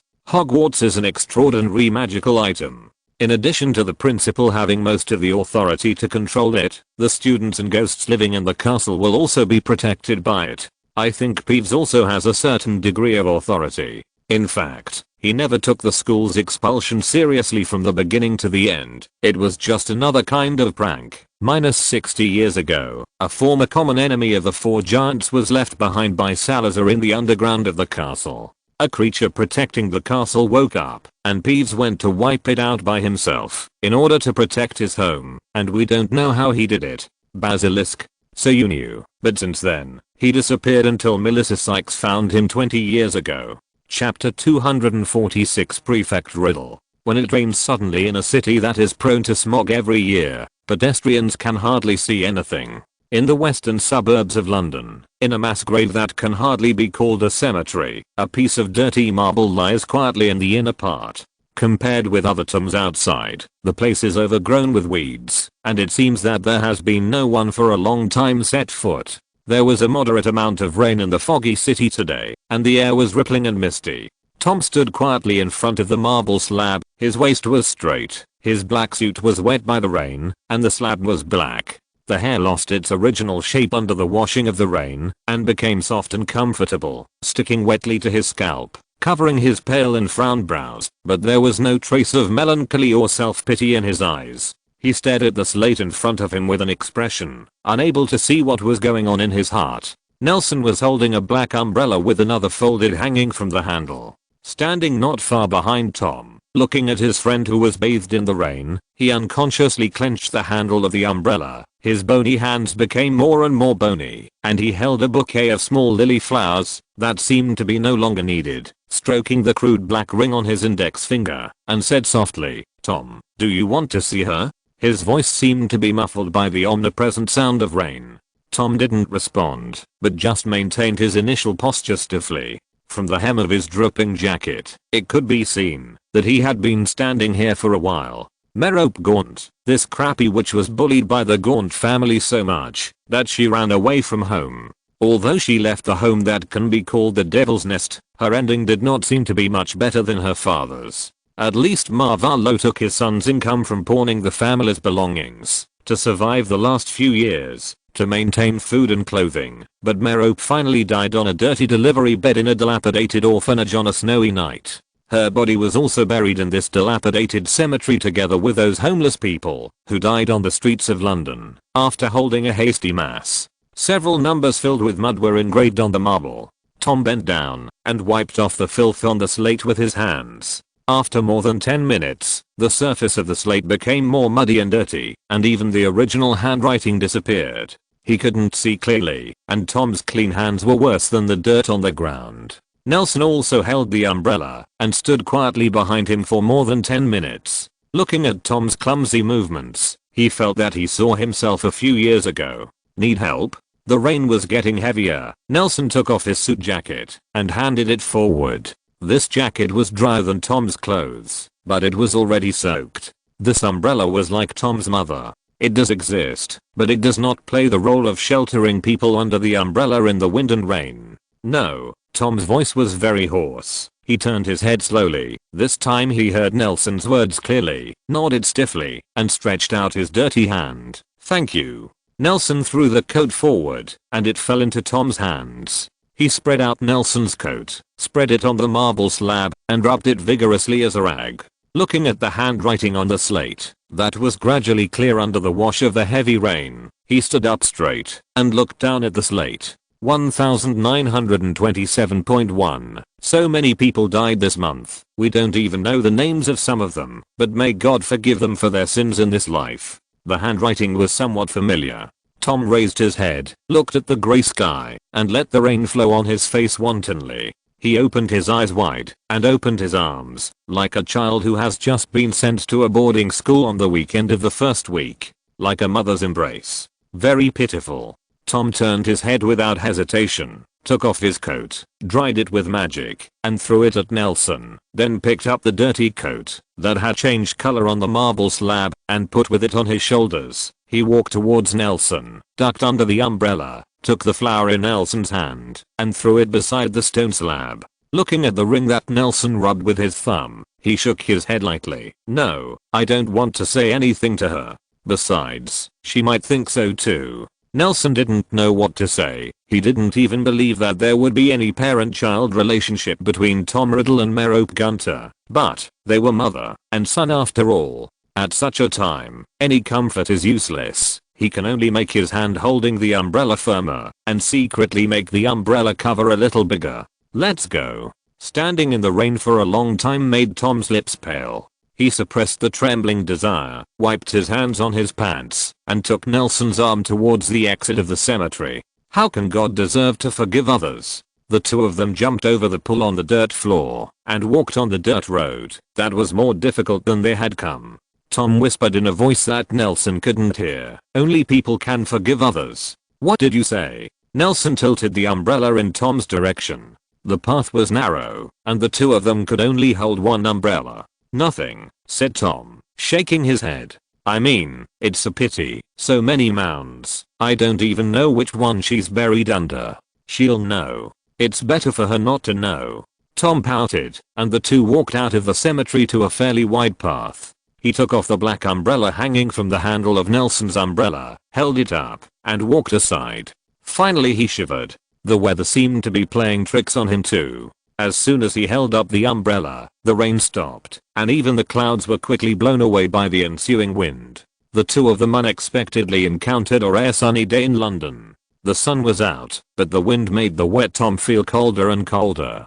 Seeing that there was no one around, Nelson waved his wand and dried Tom's clothes. Tom smiled helplessly, put away the umbrella that had just been opened, and the two walked towards the West City together. Behind them, an inconspicuous rainbow peeked out from the horizon. After the two left, the bunch of small white flowers that fell by the stone slab was blown away by a sudden gust of wind, and the white and tiny petals flew everywhere. When the gust of wind calmed down, the petals slowly fell to the ground, trees, and water. In pits, they quickly melt into the soil and take root, sprout, head, and bloom within minutes. Soon, the dilapidated cemetery was full of unnamed little white flowers. Although the facilities and tombstones were still dilapidated, they could always let the people underground sleep peacefully. In such a weather, and at such a young age, few London citizens would choose to come to such a far place. Nelson and Tom rarely enjoyed the tranquility along the way until a familiar owl flew from afar. Its passionate cry made the western suburbs more quiet. Tom raised his hand and let the owl land on his arm. It had a metal post box strapped to its leg and was holding a small package in its paws. Guildford Manor Road, Mr. Nelson Williams and Mr. Tom Riddle. There was only one letter stuffed in the mailbox, but two names were written on it. Tom handed the letter to Nelson speechlessly and unwrapped the package from the owl's feet. Is Hogwarts so tight? Don't you even have enough money to write two letters to two people? Maybe Dumbledore knows that the two of us have been together this holiday. Nelson opened the envelope, and the letter inside was Dumbledore's iconic typeface with circles and circles. He carefully read the contents of the letter, said, "It's just some textbooks and the like, and he asked me to tell you that the badge in the package is for you." How did he know that it would be you who read the letter? Tom was a little curious, and he asked, while untying the dead knot on the package, or if I was the one who read the letter, the content would change to "Shall I tell you?" Maybe Dumbledore knows you like to unpack packages. Nelson looked at Tom, who was struggling with the knot, drew out his wand and nodded. As the knot was untied, Tom quickly opened the package, and in the package, a delicate wooden box came into view. Tom opened the wooden box, revealing the small medal inside. The silver medal was inlaid with a huge shield-shaped emerald. A ribbon of silver fastens the gem to the coat of arms, engraved with a letter P wrapped around a silver snake. That's great. From now on, I'll be able to swim at night blatantly. Nelson leaned his head over, observing the prefect medal in Tom's hand with satisfaction, while shaking his head regretfully, and said, "I thought it would be a male representative. The 5th grade can only be a prefect." Tom teased, "Unfortunately, it's not you. It's definitely not me." After all, I've been in Alvermorny for 3 years. How can I be a prefect? Nelson pouted and said, maybe if I continue my studies in Alvermorny, I can be the principal. Gone. That's good. We can hold a 2-wizard competition in the future. No matter how much he concealed it, Tom's love for the medal could be easily detected by anyone. He happily drew the medal on his chest, and Nelson was even happier than him. Have you been appointed as the principal? I didn't say that. It's fake news. Tom said, pretending to be serious, and soon the two laughed together, and the sadness brought to Tom by visiting Merope quickly dissipated. He is such a person as a human being. There are very few things that can make him frown for a long time, and of course, there are very few things that can make him put down his image and smile happily. The owl got a little impatient waiting, and called, coo coo coo. Why do you cry like an eagle when you fly in the sky, but you turn into a dove when you come down?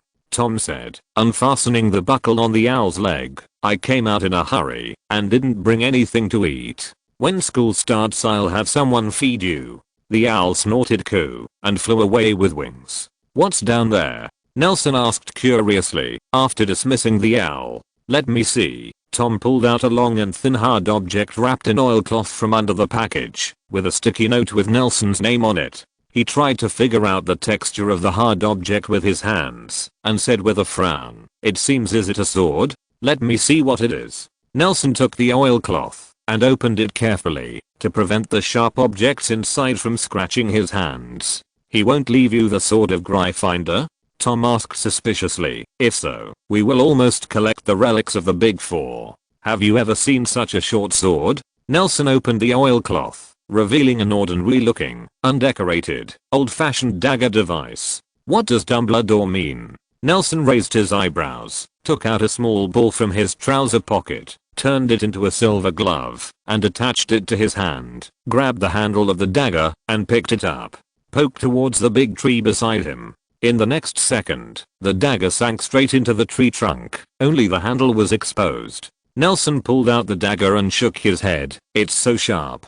But what does that mean? There are words on the oiled paper. Tom made a reminder. Nelson lowered his head and saw this sentence in the place covered by the dagger. Minerva has been a little busy recently. After hearing that you have learned the animagus, she asked me to teach you some transfiguration techniques. Advancement. You need to learn how to use the magic power of deformation to fight against other types of magic. There are many spells on this dagger, and its material is not suitable for deformation. Extracurricular tutoring. In the remaining few days of the holiday, you can preview it first. It's really confusing. Nelson touched his head, touched the question mark on the top of his head, and pressed it down hard. I don't know, but this knife looks pretty good. Tom licked his lips. He may have prepared a melee weapon for you, because of your good physical fitness. I'll poke you with it later. Nelson raised his dagger, and gestured a few times. The two chatted, laughed and fought, and soon walked to the neighborhood where they lived before. Tom and Nelson were going to go home, to pick up some things for the orphanage, and then hand them over to Mrs. Cole. Go to the Wizarding World. The originally popular neighborhood now has very few pedestrians, and there are not many neighbors who can talk to them in the past, which saves the effort of greeting, and makes the two of them happy and quiet. Tom knocked on the door habitually, then took out the key, and was about to go in directly, but what was unexpected was the sound of trotting approaching the door soon came from the room. Nelson and Tom stared at the door sound. Only then did they discover that the garden that had not been tended for a long time had been cleaned up. Although there were no flowers, almost all the weeds had been cleared away. Nelson just felt that it was outrageous. A few hours ago, he was sitting in the living room with Tom drinking tea, and those anti-theft measures were not triggered at all. Soon, the handle of the door moved, and with a creak, the door opened from the inside. Chapter 247. A little interlude before school starts. Squeak. The door opened, and a small head wearing a newsboy hat squeezed out through the crack of the door. Seeing Christian's face, Tom's face immediately became stinky. Christian didn't react strangely. Seeing Nelson and Tom, she pushed the door open to reveal another woman standing behind her. Oh, Tom. Nah, Aunt Bella said with a smile, waving to Nelson and Tom. Long time no see. You've grown so tall. Both Nelson and Tom were stunned. They even thought that hundreds of knives and axemen were ambushing in the house and were about to kill them. Tom even pulled out his wand. But they never thought that it was Bella who came back here from across the ocean. Compared with when she left a few years ago, Bella has hardly changed. Her hairstyle, clothes, and face are exactly the same as a few years ago. She is still thin and looks like a gust of wind could blow her away. She was wearing a plain grey dress and had a big smile on her face, just a little too bright. Nelson's eyebrows twitched slightly, but he didn't say much. Christian supported her and walked down the steps to Tom and Nelson. "Tom, don't be so cruel to your sister." Tom stared at Christian with a stinky face for a while and looked at himself excitedly for a while. Seeing Tom's magical face change, Bella smiled. "Come in, I will. You made soup." Tom hadn't recovered from the shock of Bella's return and entered the house with Nelson in a daze. From the day Bella left London, Nelson and Tom rarely saw Bella. Tom seldom had the opportunity to leave London for France, and the only time he took the opportunity of finding old Tom was to find Bella, and Nelson's identity was sensitive. He didn't know if the French wizard had made any list for him, so he could only try to avoid showing up around the only relative. Although many protective magic and magic props are set around the house where the aunt lives, Bella may not know that her nephew has ever been there. The area where she lived was occupied by the German army a long time ago, but they didn't seem to see this land, and they never sent any troops to station in it, which made her life in the small town feel like a paradise. The day before returning to England, the two of them went to France through the hub and took a look at Bella from a distance. At that time, there was still too much lingering melancholy in her brows. "A former colleague of your uncle contacted me," Bella said softly at the dinner table. "It is said that something very important to the Germans suddenly broke down, and the front line was retreating and routing, and the front line will soon reach France here. The place where I live will also be affected soon, so he offered to send me here." "My uncle's colleague?" Nelson thought of the editor-in-chief who was attacked with Jonas before. It might be a colleague, or a comrade in arms, or a classmate. Anyway, it's an old friend. Bella talked eloquently, telling the thrilling stories of her rides on various means of transportation vividly, which aroused exclamations at the dinner table. "All in all, this is the first time for me to enjoy such an interesting journey. By the way, why don't you two eat? It was windy just now. I ate a lot of dirt, and now I don't have any appetite." Nelson nodded, looked at Christian, and said, "Chris, I remember you asked me the essentials of the flying curse before the holiday. Now have you learned it?" "What?" Christian held the bowl, his eyes a little blurred. "During the holiday, don't talk about that." Bella rubbed Christian's black hair and said, "Don't worry about the two of them. Let's eat first." Nelson turned his head and looked at Tom, and Tom happened to turn his head to look at him. The two nodded at the same time. Then, they disappeared at the same time. The next second, they appeared on the other side of the room. Tom hugged Christian. He took out a bottle of powder and poured some powder into her mouth, while Nelson looked at Bella in front of him warily and said softly, "What did you do to her? What's the matter?" Bella put down the wine glass in her hand, raised her eyebrows, and asked back, "Gal, what are you and Tom doing?" To be honest, what surprised me was not why my aunt came home, but how she ran from France to London in one day without a pair rating. It developed so quickly when I knew it.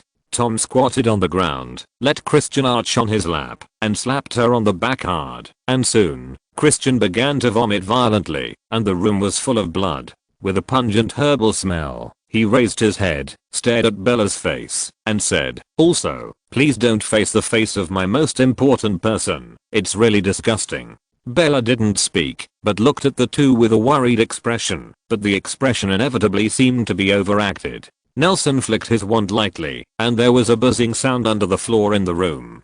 Perhaps only God knew his interest in arming his residents. This guy with Bella's face dared to touch his house. Although he didn't, it is true that there is some ability to alarm, but it is tantamount to a sheep entering a tiger's mouth. When all this was done, he walked up to Tom and held his wand to Christian's forehead. Its legitimacy and the confusion curse. Nelson raised his eyebrows and said, "No wonder she didn't talk about what happened before Chris came, but kept talking about owls, so she didn't know. Then I go see Aunt Bella first and use the double-sided mirror to leave me a message if you have anything to say. I told her that occlumency is very important. Tom raised his wand, looking like he wanted to hit Christian on the head, but he didn't drop it after all. He raised his head in frustration and bid farewell to Nelson. You go. Nelson nodded and disappeared. After several rounds of turnarounds, he finally arrived at Bella's location. Sure enough, Bella was still staying in the small town before, maintaining her daily life for several years. She seemed to have found a job, and her complexion improved a lot. She seemed to be able to get out of Jonas' death. Her shadow is gone. Nelson also observed for a while. Under his influence, this Xanadu was not affected by too much war. He dug out the alchemy doll buried in the soil to detect the enemy's situation, and the answer he got was that there were no aliens recently who have been here. Nelson heaved a sigh of relief after learning about the situation. If the guy pretending to be Bella hadn't gotten the information from Christian, then this matter would not be that simple. Before leaving, he thought about it and left a note in Bella's mailbox. I saw Tom again in the ward of St. Mungo's Magical Hospital. Tom sat sullenly beside the hospital bed, and Christian lay asleep on the bed. The nurses walked around Tom. What's the situation? Nelson found the ward according to Tom's message, and walked to Tom's side. It's nothing, Tom said to Christian, who was lying on the bed. I've already asked. That guy is from an anti-wizard organization, and he wants to catch some obscures and bring them back for training. It is said that he has been eyeing her for several years. This time I sent that guy to take her back, but he found us after legilimency, so he brought Chris, who was affected by the confusion curse, to ambush us, and specially turned into Aunt Bella's appearance. Him? Nelson raised his eyebrows. Wizard? Where's that guy? He was taken away by the Ministry of Magic, Tom said. I had no place to put him, so I took him and Chris directly to St. Mungo's. Fortunately, there are auras on duty here, so I handed him over directly to the auras. It is said that there are many obscures in this guy's anti-wizard organization. Second Salem, you know? It seems to be the name, Tom said. In his memory, someone directly attacked their headquarters and took away all the silent people who had been saving for several years. This hurt their vitality, so they had to come out looking for these little wizards who are not even obscurity. It's disgusting to pick on the weak. Someone directly attacked their headquarters? Nelson raised his eyebrows and said softly, I think I might know who did it. Wait, you used legilimency? He used it too. Tom looked at Christian on the bed with a straight face. Fortunately, her injuries were not serious, and legilimency did not cause any sequelae, but the damage caused by the confusion curse required a few days of rest, which was only a small episode in the dangerous life of a wizard.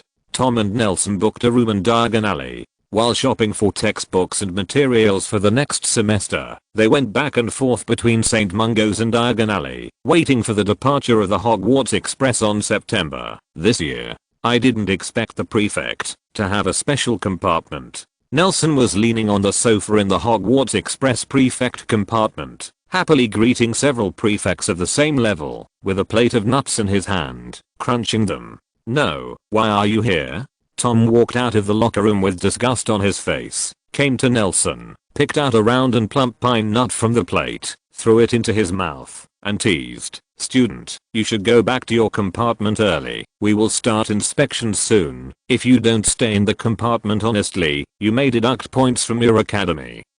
He had already changed into the school uniform robe in advance, put on a green tie, and pinned the prefect badge on his chest neatly, matching his standing posture with his chin raised. He looked very majestic. Why can't I be here? Nelson gave him a blank look, grabbed a handful of nuts, and threw them at Dwight, who was standing aside nervously putting on his tie, and said, It was Dwight who called me when he saw that I couldn't find a seat outside. I'm here, don't you, Dwight? Dwight frantically stretched out his hand to catch the nuts, but they stopped in the air, lined up, and jumped into his palm one by one. This episode relieved the somewhat nervous young man, and said with a smile, Yes, yeah, those freshmen are too noisy. When faced with hundreds of girls and boys who master magic and are full of energy, the administrators and staff often feel powerless, so the school not only set up the Academy Cup to comply with the school regulations, but also every year from each academy,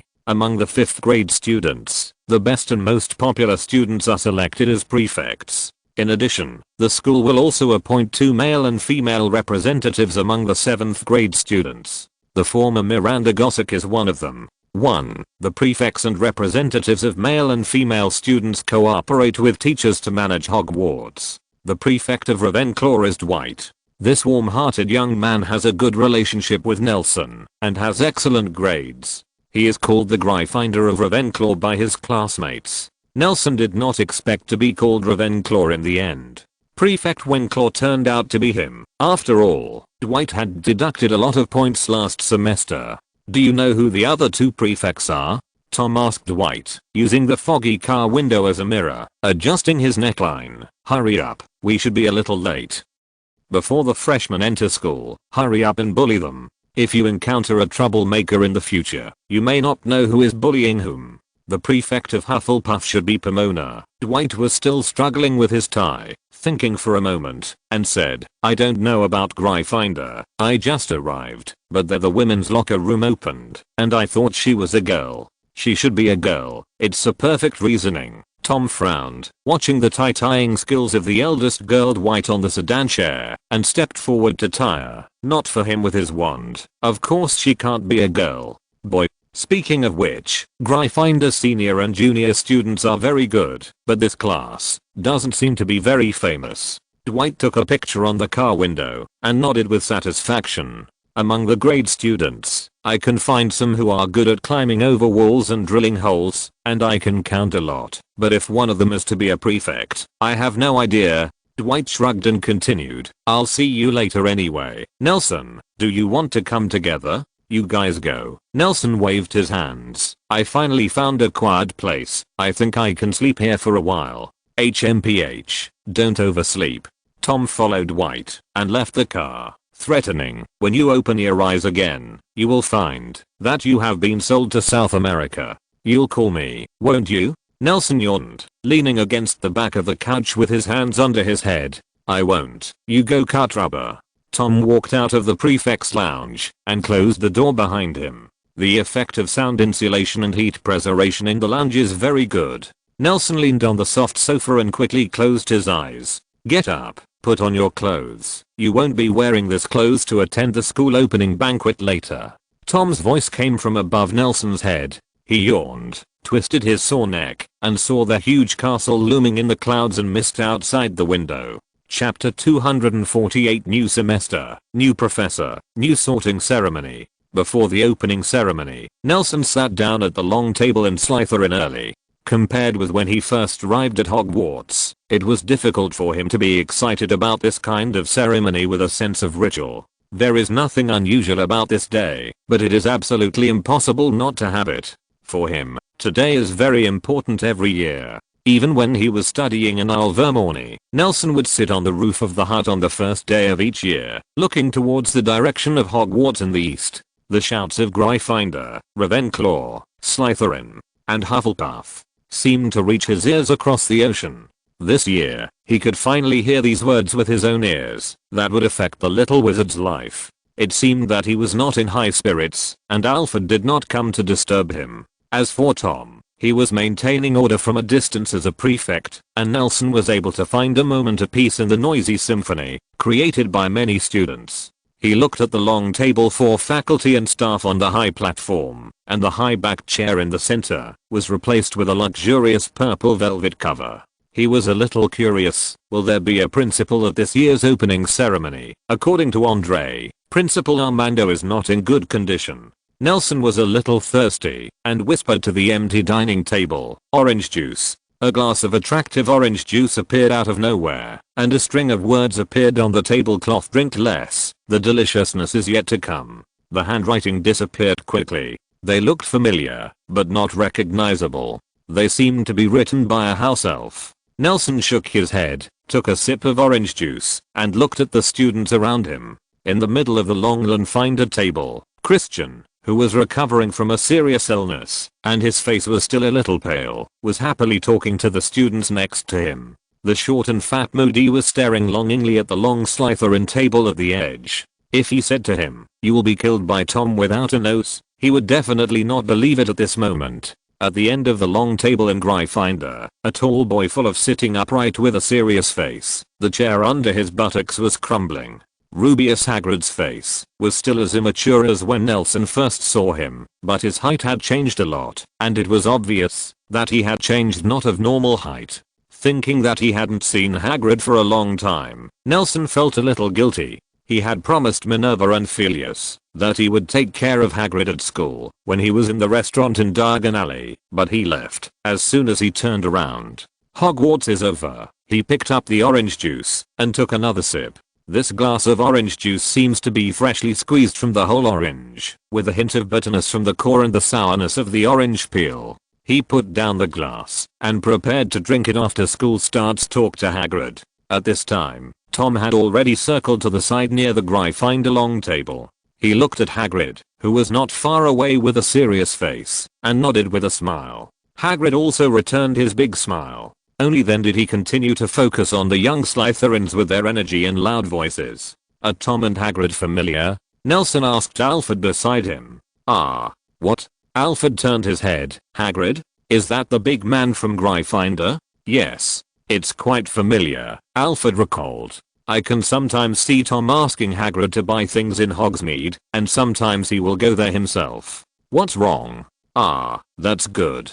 Nelson nodded and said, I promised Minerva to take care of him. Minerva McGonagall? Alfred's information is very well informed. She will be able to take care of him soon. My father said that the Hogwarts school board interviewed several new professors this year. Minerva McGonagall was among them. Is she really here? Nelson exclaimed. So young. I just don't know when it will come. The current professor of transfiguration at Hogwarts is Dumbledore, but this year's teaching is expected to be a little looser. After all, everyone's focus may not be on the classroom. Hearing his words, Nelson understood that, even if the basilisk incident hadn't happened, Dumbledore would soon become the new headmaster. His eyes began to wander in the auditorium again. The arrogant Malfoy sitting diagonally across from him, their family's genetics were as strong as the Weasleys, and he could tell at a glance. At the long table, Dwight begged his grandpa to tell his grandma to ask the Quidditch players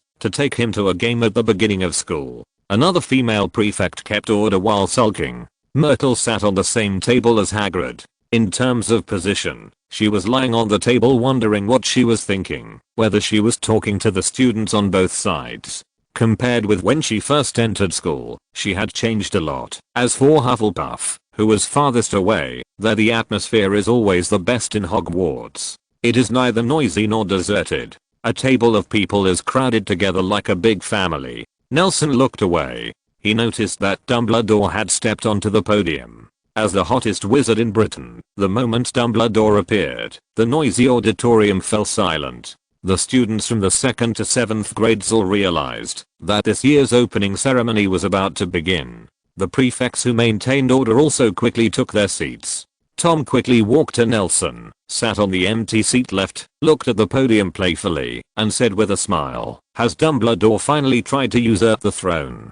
Dear students, Dumbledore's appearance was very different from Principal Armando's. He walked to the high-backed chair covered with purple velvet chair cover, did not sit down, but picked up the chair at hand. The silver spoon tapped lightly on the silver candlestick on the table. The crisp knocking sound echoed in the auditorium, and the last bit of noise quickly disappeared.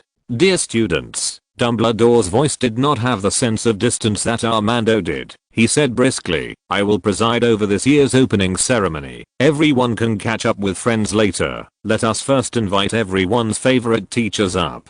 The front door of the auditorium opened, and led by Professor Slughorn, familiar professors walked to the faculty seats and twas. Whenever a dean took the stage, there would inevitably be explosions on the long table of the corresponding college. There was a burst of violent applause, louder each time, as if they were competing. Nelson noticed that even Professor Binns, who hadn't been out of the office or classroom much, floated up in the team. It seemed that this ceremony was quite large, and Professor Binns might be considering writing it into a history book. It seems that Gryffindor can't applaud. Dumbledore raised his eyebrows and said with a smile after all the professors were seated, it's a bit embarrassing. There was silence in the auditorium for a while, and then there was applause from the long Gryffindor table, as if the roof was about to be toppled over, especially Hagrid's clapping so hard that both of his big hands were red up. Soon, applause came from the other 3 long tables, and the students of Hogwarts applauded Dumbledore unanimously.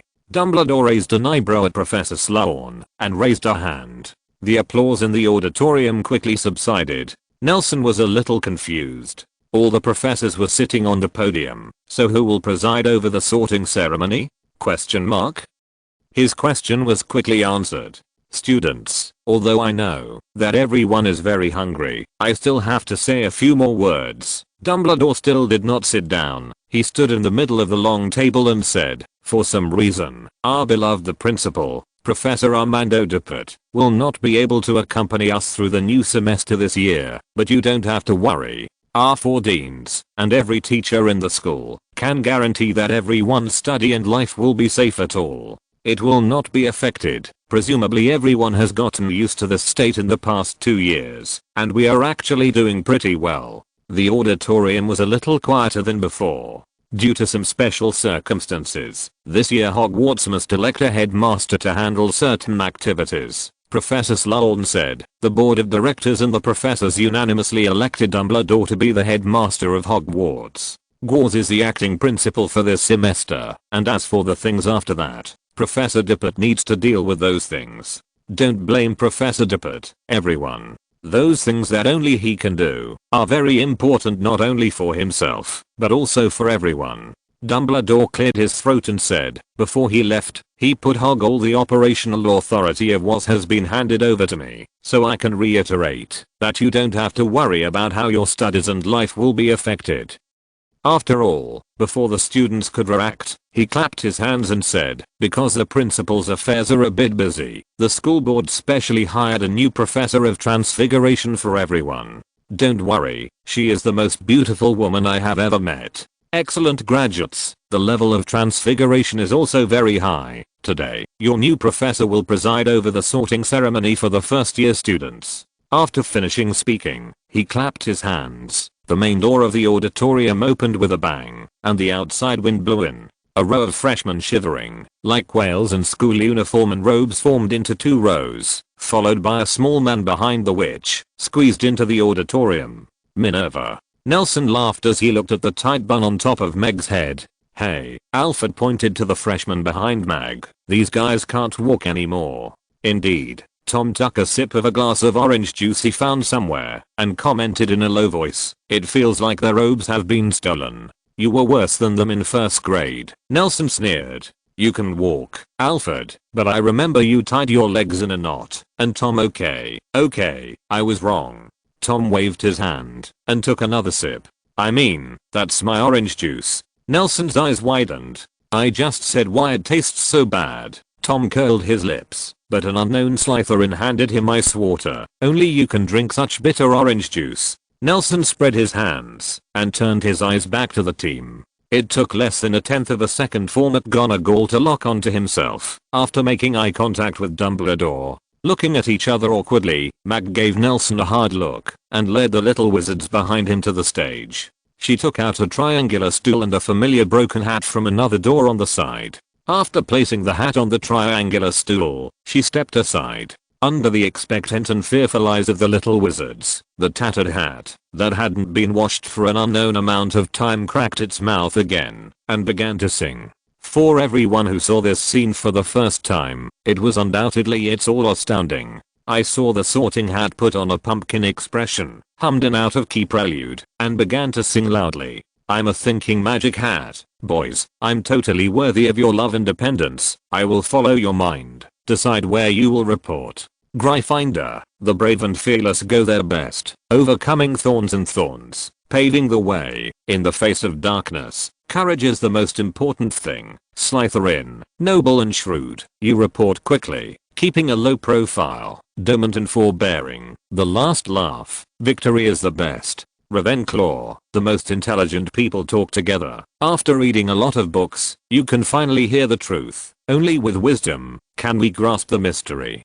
Hufflepuff, the sincere and hard-working man falls into her arms. Treat people with kindness and kindness. Teach without class. Good character is the most worth relying on. When the big four were leaving, trust me to take care of the castle, but I'm just a magic hat. I'm not a solid armor, not even a padded jacket. How can I be so important? But I understand now you, the students of the big four, are the most important. Inheriting magic, inheriting legacy. The enemies of the big four are ready to move. Protect yourself, defeat evil, make Hogwarts proud of you. Forced rhyming is the scariest. Nelson scratched his head. Does it really know what it is talking about? No one can teach it. Is this something that a human can say? It sounds like a person who is preparing to archaeologically replace runes. The students only memorized 2 runes, and then they wrote over and over again on the paper. The sorting hat is not human. Maybe that's how the big four designed it in the first place. When it's sorted, it has to rhyme. Maybe you can write a good song at first, but the inspiration will always dry up after hundreds of years, Tom said. But it's been saying in the past 2 years I haven't seen any enemies of the big four until now. I feel that as a student who wants to blow up Hogwarts, Alfred is the biggest enemy of the big four. Nonsense. I never thought of blowing up Hogwarts. By the way, now that Nelson is back, we can play that again, Alfred said suddenly. That? Tom thought for a while, and suddenly realized, oh, I think it's okay. How about 2 dozen butterbeers? Which? What are you talking about? Prophet, let's guess. Which academy will this kid who will be on stage be assigned to? I really don't know. Nelson really didn't know where these freshmen whose names he didn't know would be assigned, and he waved his hands again and again. At this time, it was the first student named Ali Allen, and he said casually, Gryffindor? Gryffindor. Tom raised an eyebrow and rubbed his fingers at Alfred. Hakimology when. McGonagall shouted from the stage. Speak quickly, Alfred urged. What? Nelson was in a daze and said casually, Houston Rockets. What? I mean, Hufflepuff. Chapter 249 Big News. You can always trust Nah. After the sorting ceremony was over, Tom raised his eyebrows triumphantly, got up and guided the freshmen who came in line to a row of vacant seats reserved on the long table, leaving the unbelieving Alfred stunned on his seat, muttering, it shouldn't be, is it so accurate? Actually, the character of a little wizard is easy to judge. A child of this age basically has everything written on his face. You see, the Gryffindors are all suppressing their excitement, and the Slytherins are pretending to be calm. Ravencrows are weird. Hufflepuff is calm. Alfred, you need to observe more. Nelson spread his hands helplessly and explained. Those kids I misread are basically nothing expression or very nervous, no character.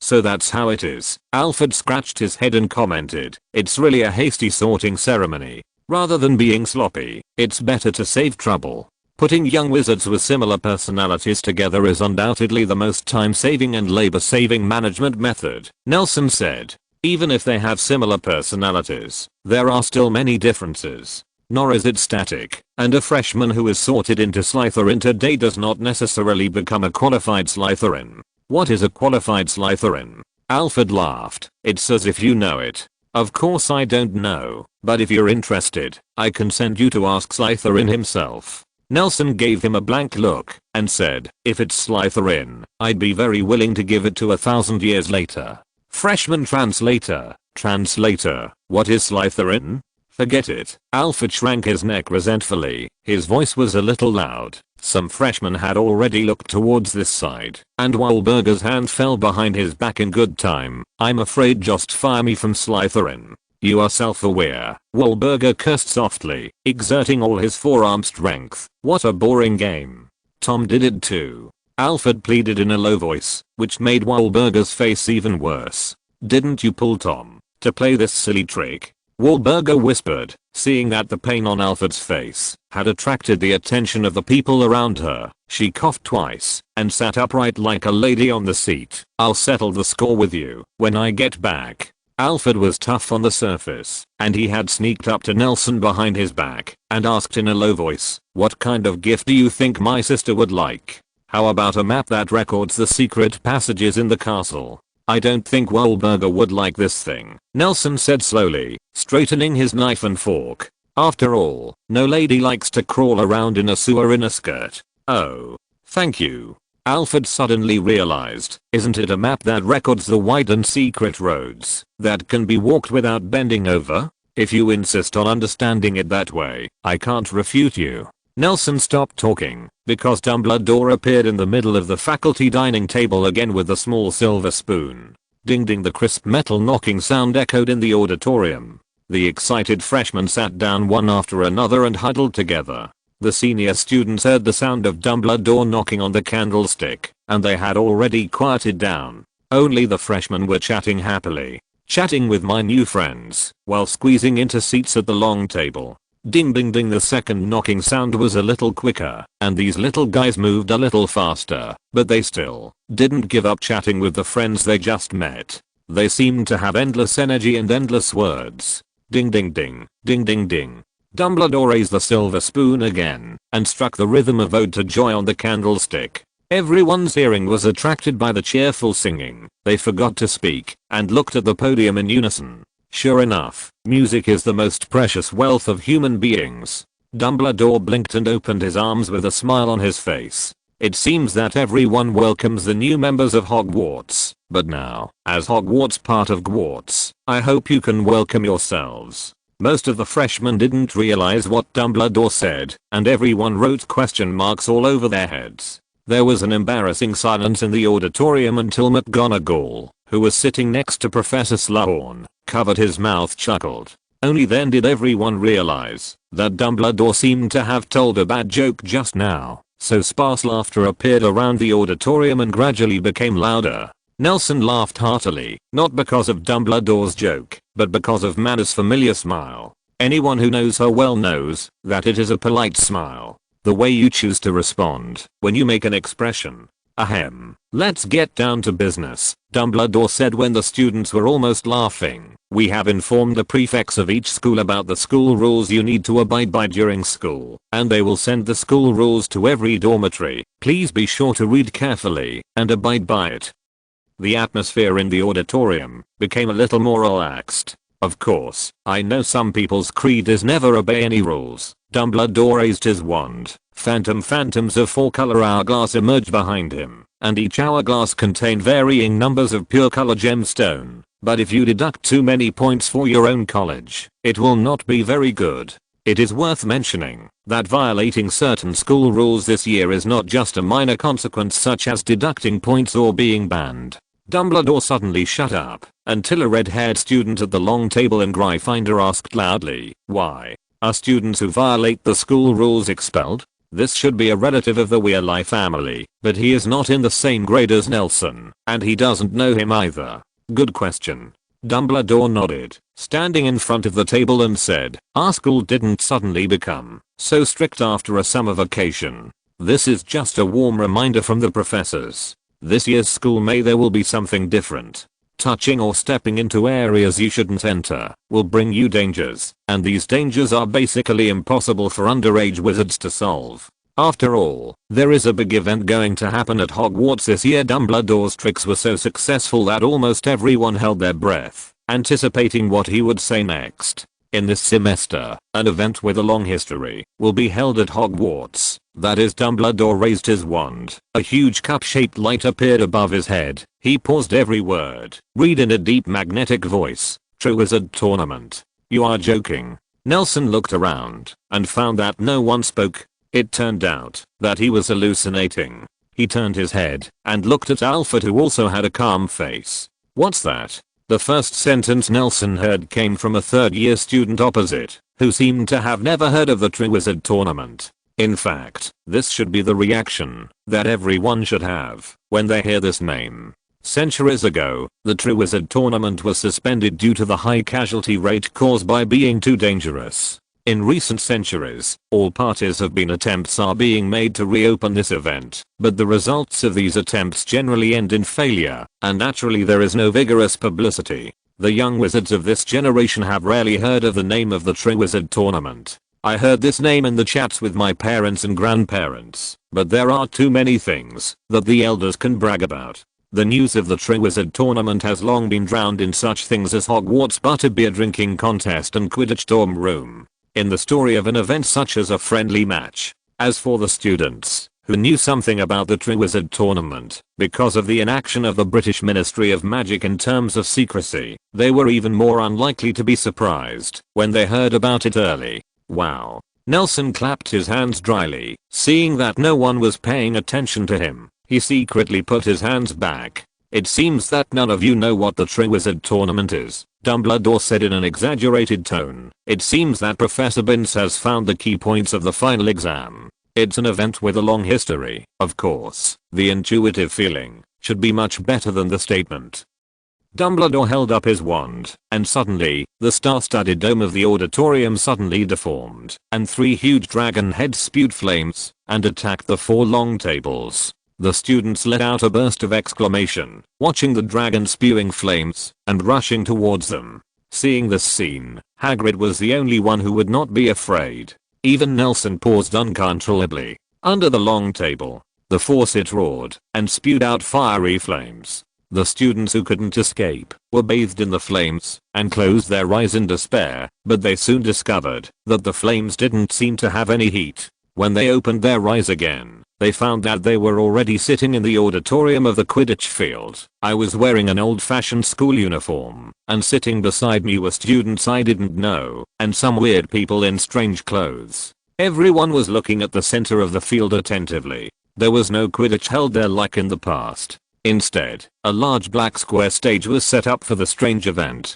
2 young wizards, a man and a woman, held their wands and stood face to face in the center of the stage, giving each other wizard salutes. This is the last Triwizard Tournament held at Hogwarts, and the clip you have seen is its 3rd round. Dumbledore's voice came from the clouds above his head, loud and distant. Now it is a duel event. The warriors of Durmstrang and Bogsbuttons will have a formal wizard duel on the stage in front of you. The winner of them will have the qualification to challenge the player with the first score. Of course, the warrior with the highest score now comes from our Hogwarts. After saluting, the 2 young wizards on the stage turned around and walked in opposite directions. When they reached the edge of the stage, they turned around at the same time, and spells familiar or unfamiliar to the audience poured out at each other. In an instant, the land around the stage was blown into ruins. Although it is a recent match, it happened 2 centuries ago, Dumbledore's voice continued to explain above his head. 7 centuries ago, the first Triwizard Tournament was played by the Europeans. The 3 major magic academies are jointly held, aiming to conduct magic exchanges through the competition of outstanding students from each school. Initially, it will be held every 5 years, and the 3 schools will take turns to hold it. The competition system of each Triwizard Tournament is different, but overall for the Triwizard Tournament, the Treasure Goblet of Fire will select the 3 warriors who best represent them from the 3 schools. There are 3 rounds to examine the different qualities of the warriors of each school in terms of magic. What you see now is the last round, and the final winner will receive bonuses and trophies. Accompanied by Dumbledore, the students were fascinated by the wonderful duel on the stage. It has come to an end, and the girl from Durmstrang has been unable to survive the bombardment of the Bogsbuttons warrior's spell. Continue to insist, and Dumbledore will also introduce the basic competition system clearly. Just when everyone thought the victory was over, the male voice from Bogsbutton suddenly began to release a spell that lost power to the auditorium, and the whole person had already started dancing. Looking at the defenseless opponent in front of him, Durmstrang's warrior stepped forward, pushed him lightly, and pushed him out of the ring. The competition is about to enter the next round, but the scene in front of the audience begins to flicker rapidly. Fighting dragons, exploring ancient sites, cracking poisons, searching for treasures, gentle, dangerous, complicated, exciting, etc. Countless kinds of rich competitions were staged in front of everyone like a revolving lantern, and finally it was fixed at the scene where the ultimate warrior representing the school and 2 other opponents raised the trophy with heavy purses. The students in the stands didn't come back to their senses for a long time. When they digested the information they received in just a few minutes, they suddenly found that the audience around them had become the students sitting beside them. They were excitedly discussing what they had just seen and heard. Everyone saw the game differently, which was enough for this group of energetic young people to chat for 3 days and 3 nights. That's right, this year's Triwizard Tournament will be held at Hogwarts. For the current wizarding world, this game is undoubtedly the most important event in recent years, and everyone here may become a Hogwarts champion.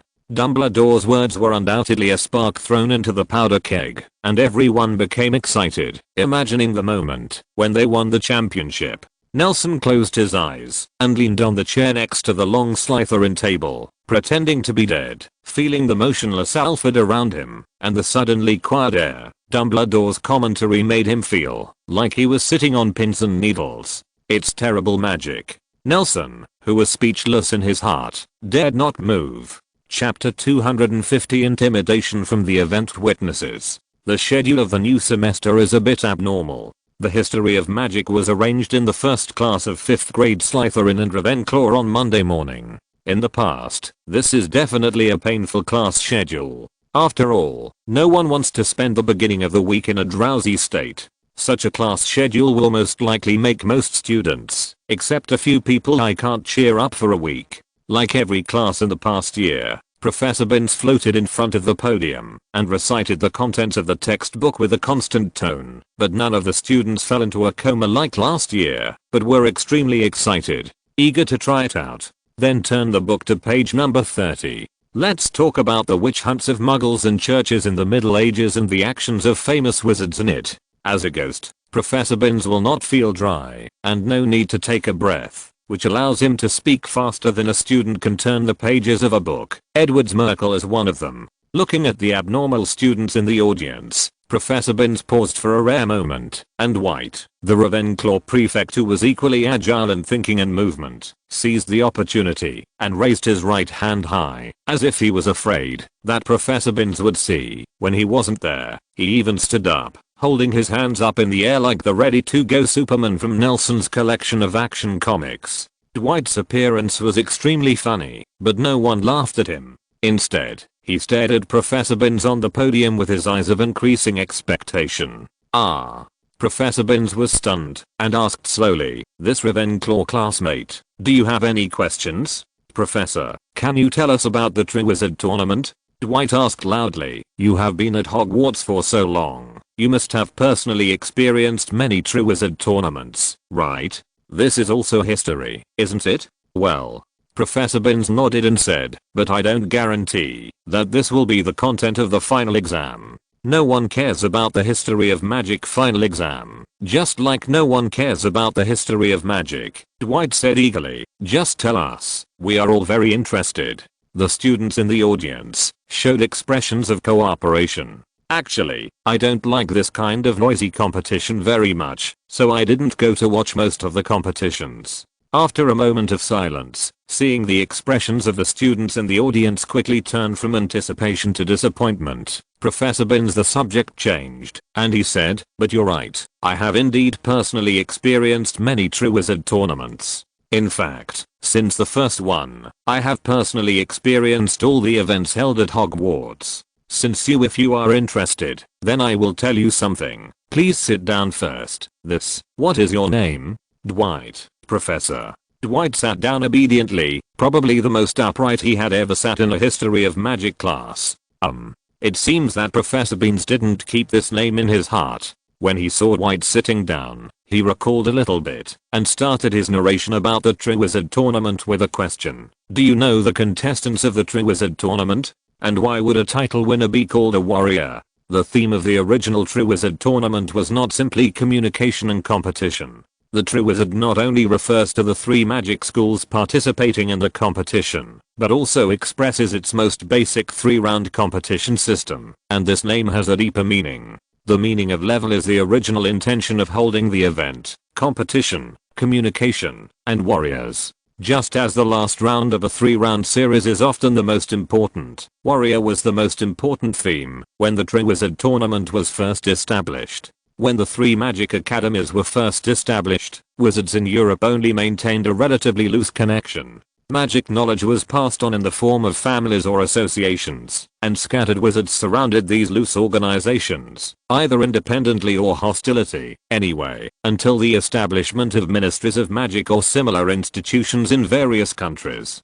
However, the way for wizards to acquire knowledge is blocked. For wizards, the most important knowledge is magic, especially for Muggle-born wizards. Afflicted by uncontrolled magic, he died young when he was discovered by another wizard. This situation improved after the establishment of the magic school, but the living conditions of most wizards are not as good as they are now. Today, even the poorest and worst wizards, as long as he has a magic wand, he can live a good life. In that barbaric and dark age, wizards had to walk in pervasive dangers with only one magic wand. These dangers not only came from muggles, but also from magical beings who also possess magical powers. Animals and alien races with intelligence, as well as those dark wizards who are completely out of control. It is impossible for underage wizards to live under the protection of their elders forever. For them, these dangers are infinitely magnified, so the Triwizard Tournament came into being. 1 year is the deadline to find a warrior who can lead the wizarding world forward, and the competition between the 3 schools is their competition in terms of school running ideas. The school that wins in the end is always right before the birth of the next warrior. History is created by people, but those who walk in the front are always those amazing and brilliant figures. With their natural magic power and the magic accumulated over hundreds of years, even under the leadership of such a hasty alliance, the wizards are also in 100 years. They defeated the enemies who once threatened their survival, and finally became the group with the greatest voice in the world. At the same time, under the regulations and efforts of the Ministry of Magic of various countries, the Dark Wizards have finally changed from the devil on the ground to the rats underground, and unprecedented sunshine has shone on each wizard. Since then, the warrior in the theme of the Triwizard Tournament has gradually become less important, and eventually became an honor for the winners, but people's expectations and attention to the warriors have been far less than before. This is the origin of the Triwizard Tournament. Professor Binns closed his hand out heavily like a gavel, and the students who were immersed in the story woke up like a dream, and some even felt a burst of emotion in their hearts. How could I have fallen asleep in history of magic class if you had said this earlier? But professor, why was the Triwizard Tournament suspended? A Slytherin student raised his hand and asked loudly.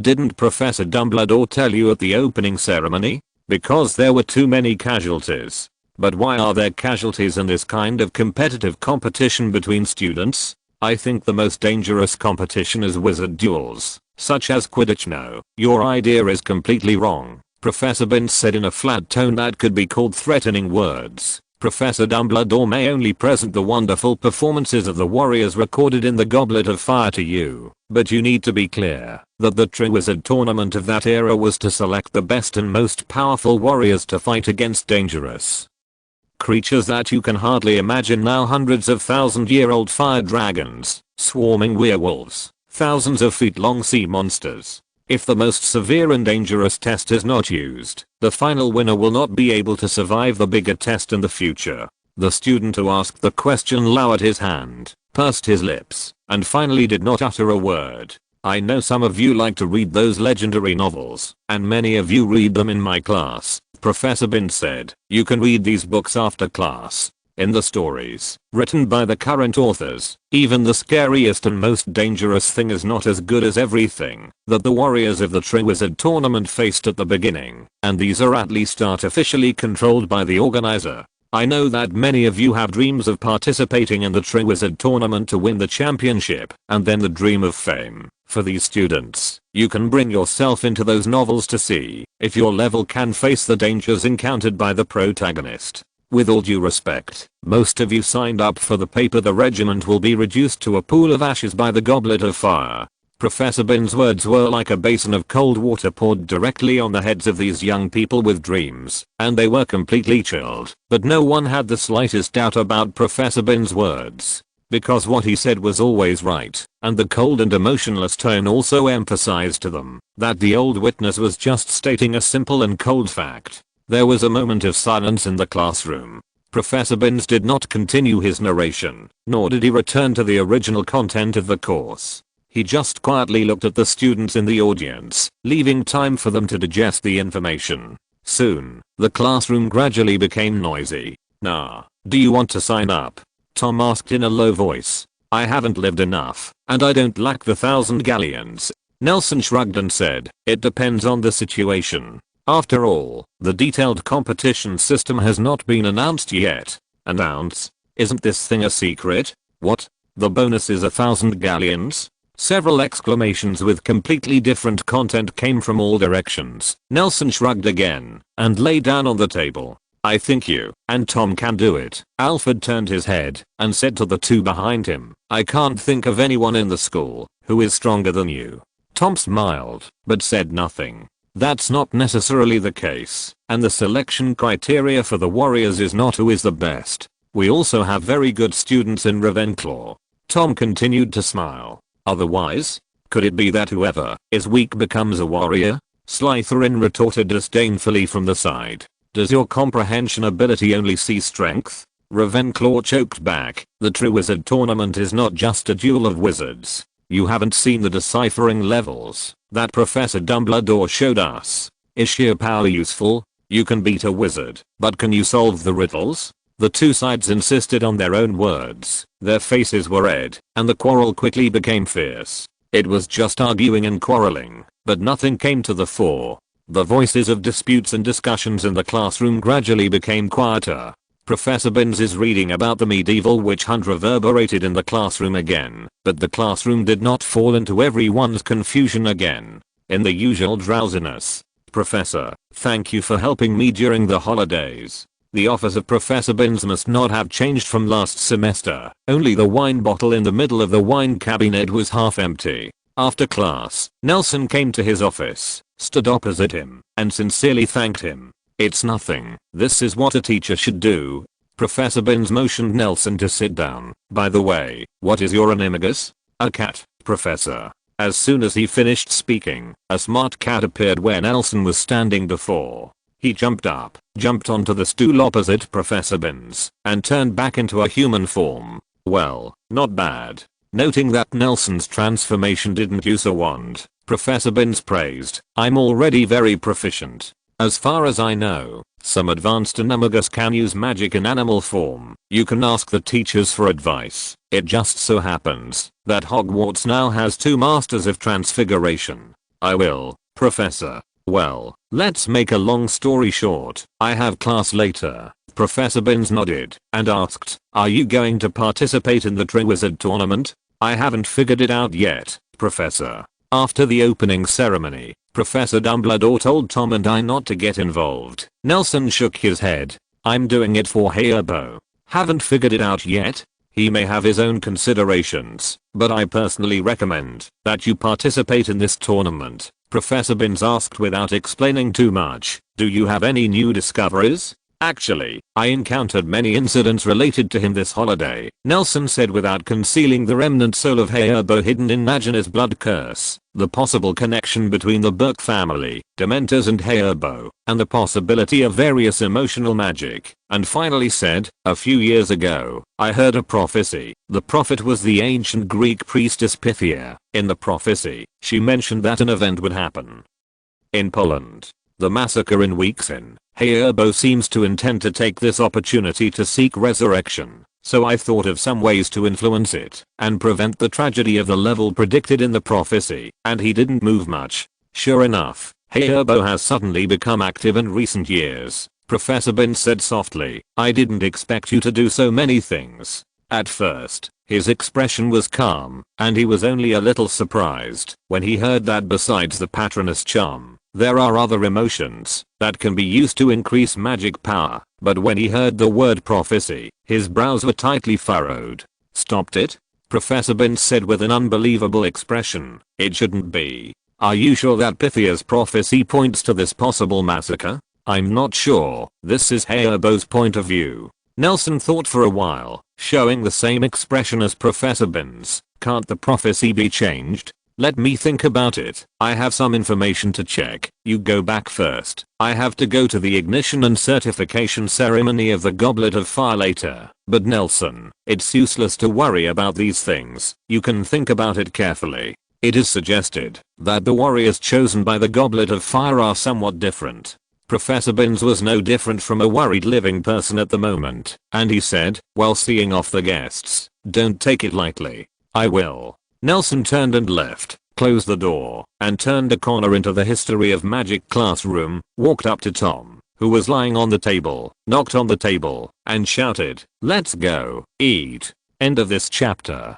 Thank you very much for reaching the end. Don't forget to like. Looking for more exclusive content and immediate access? Subscribe to our Patreon. Remember, every like, subscription, or donation encourages us to continue.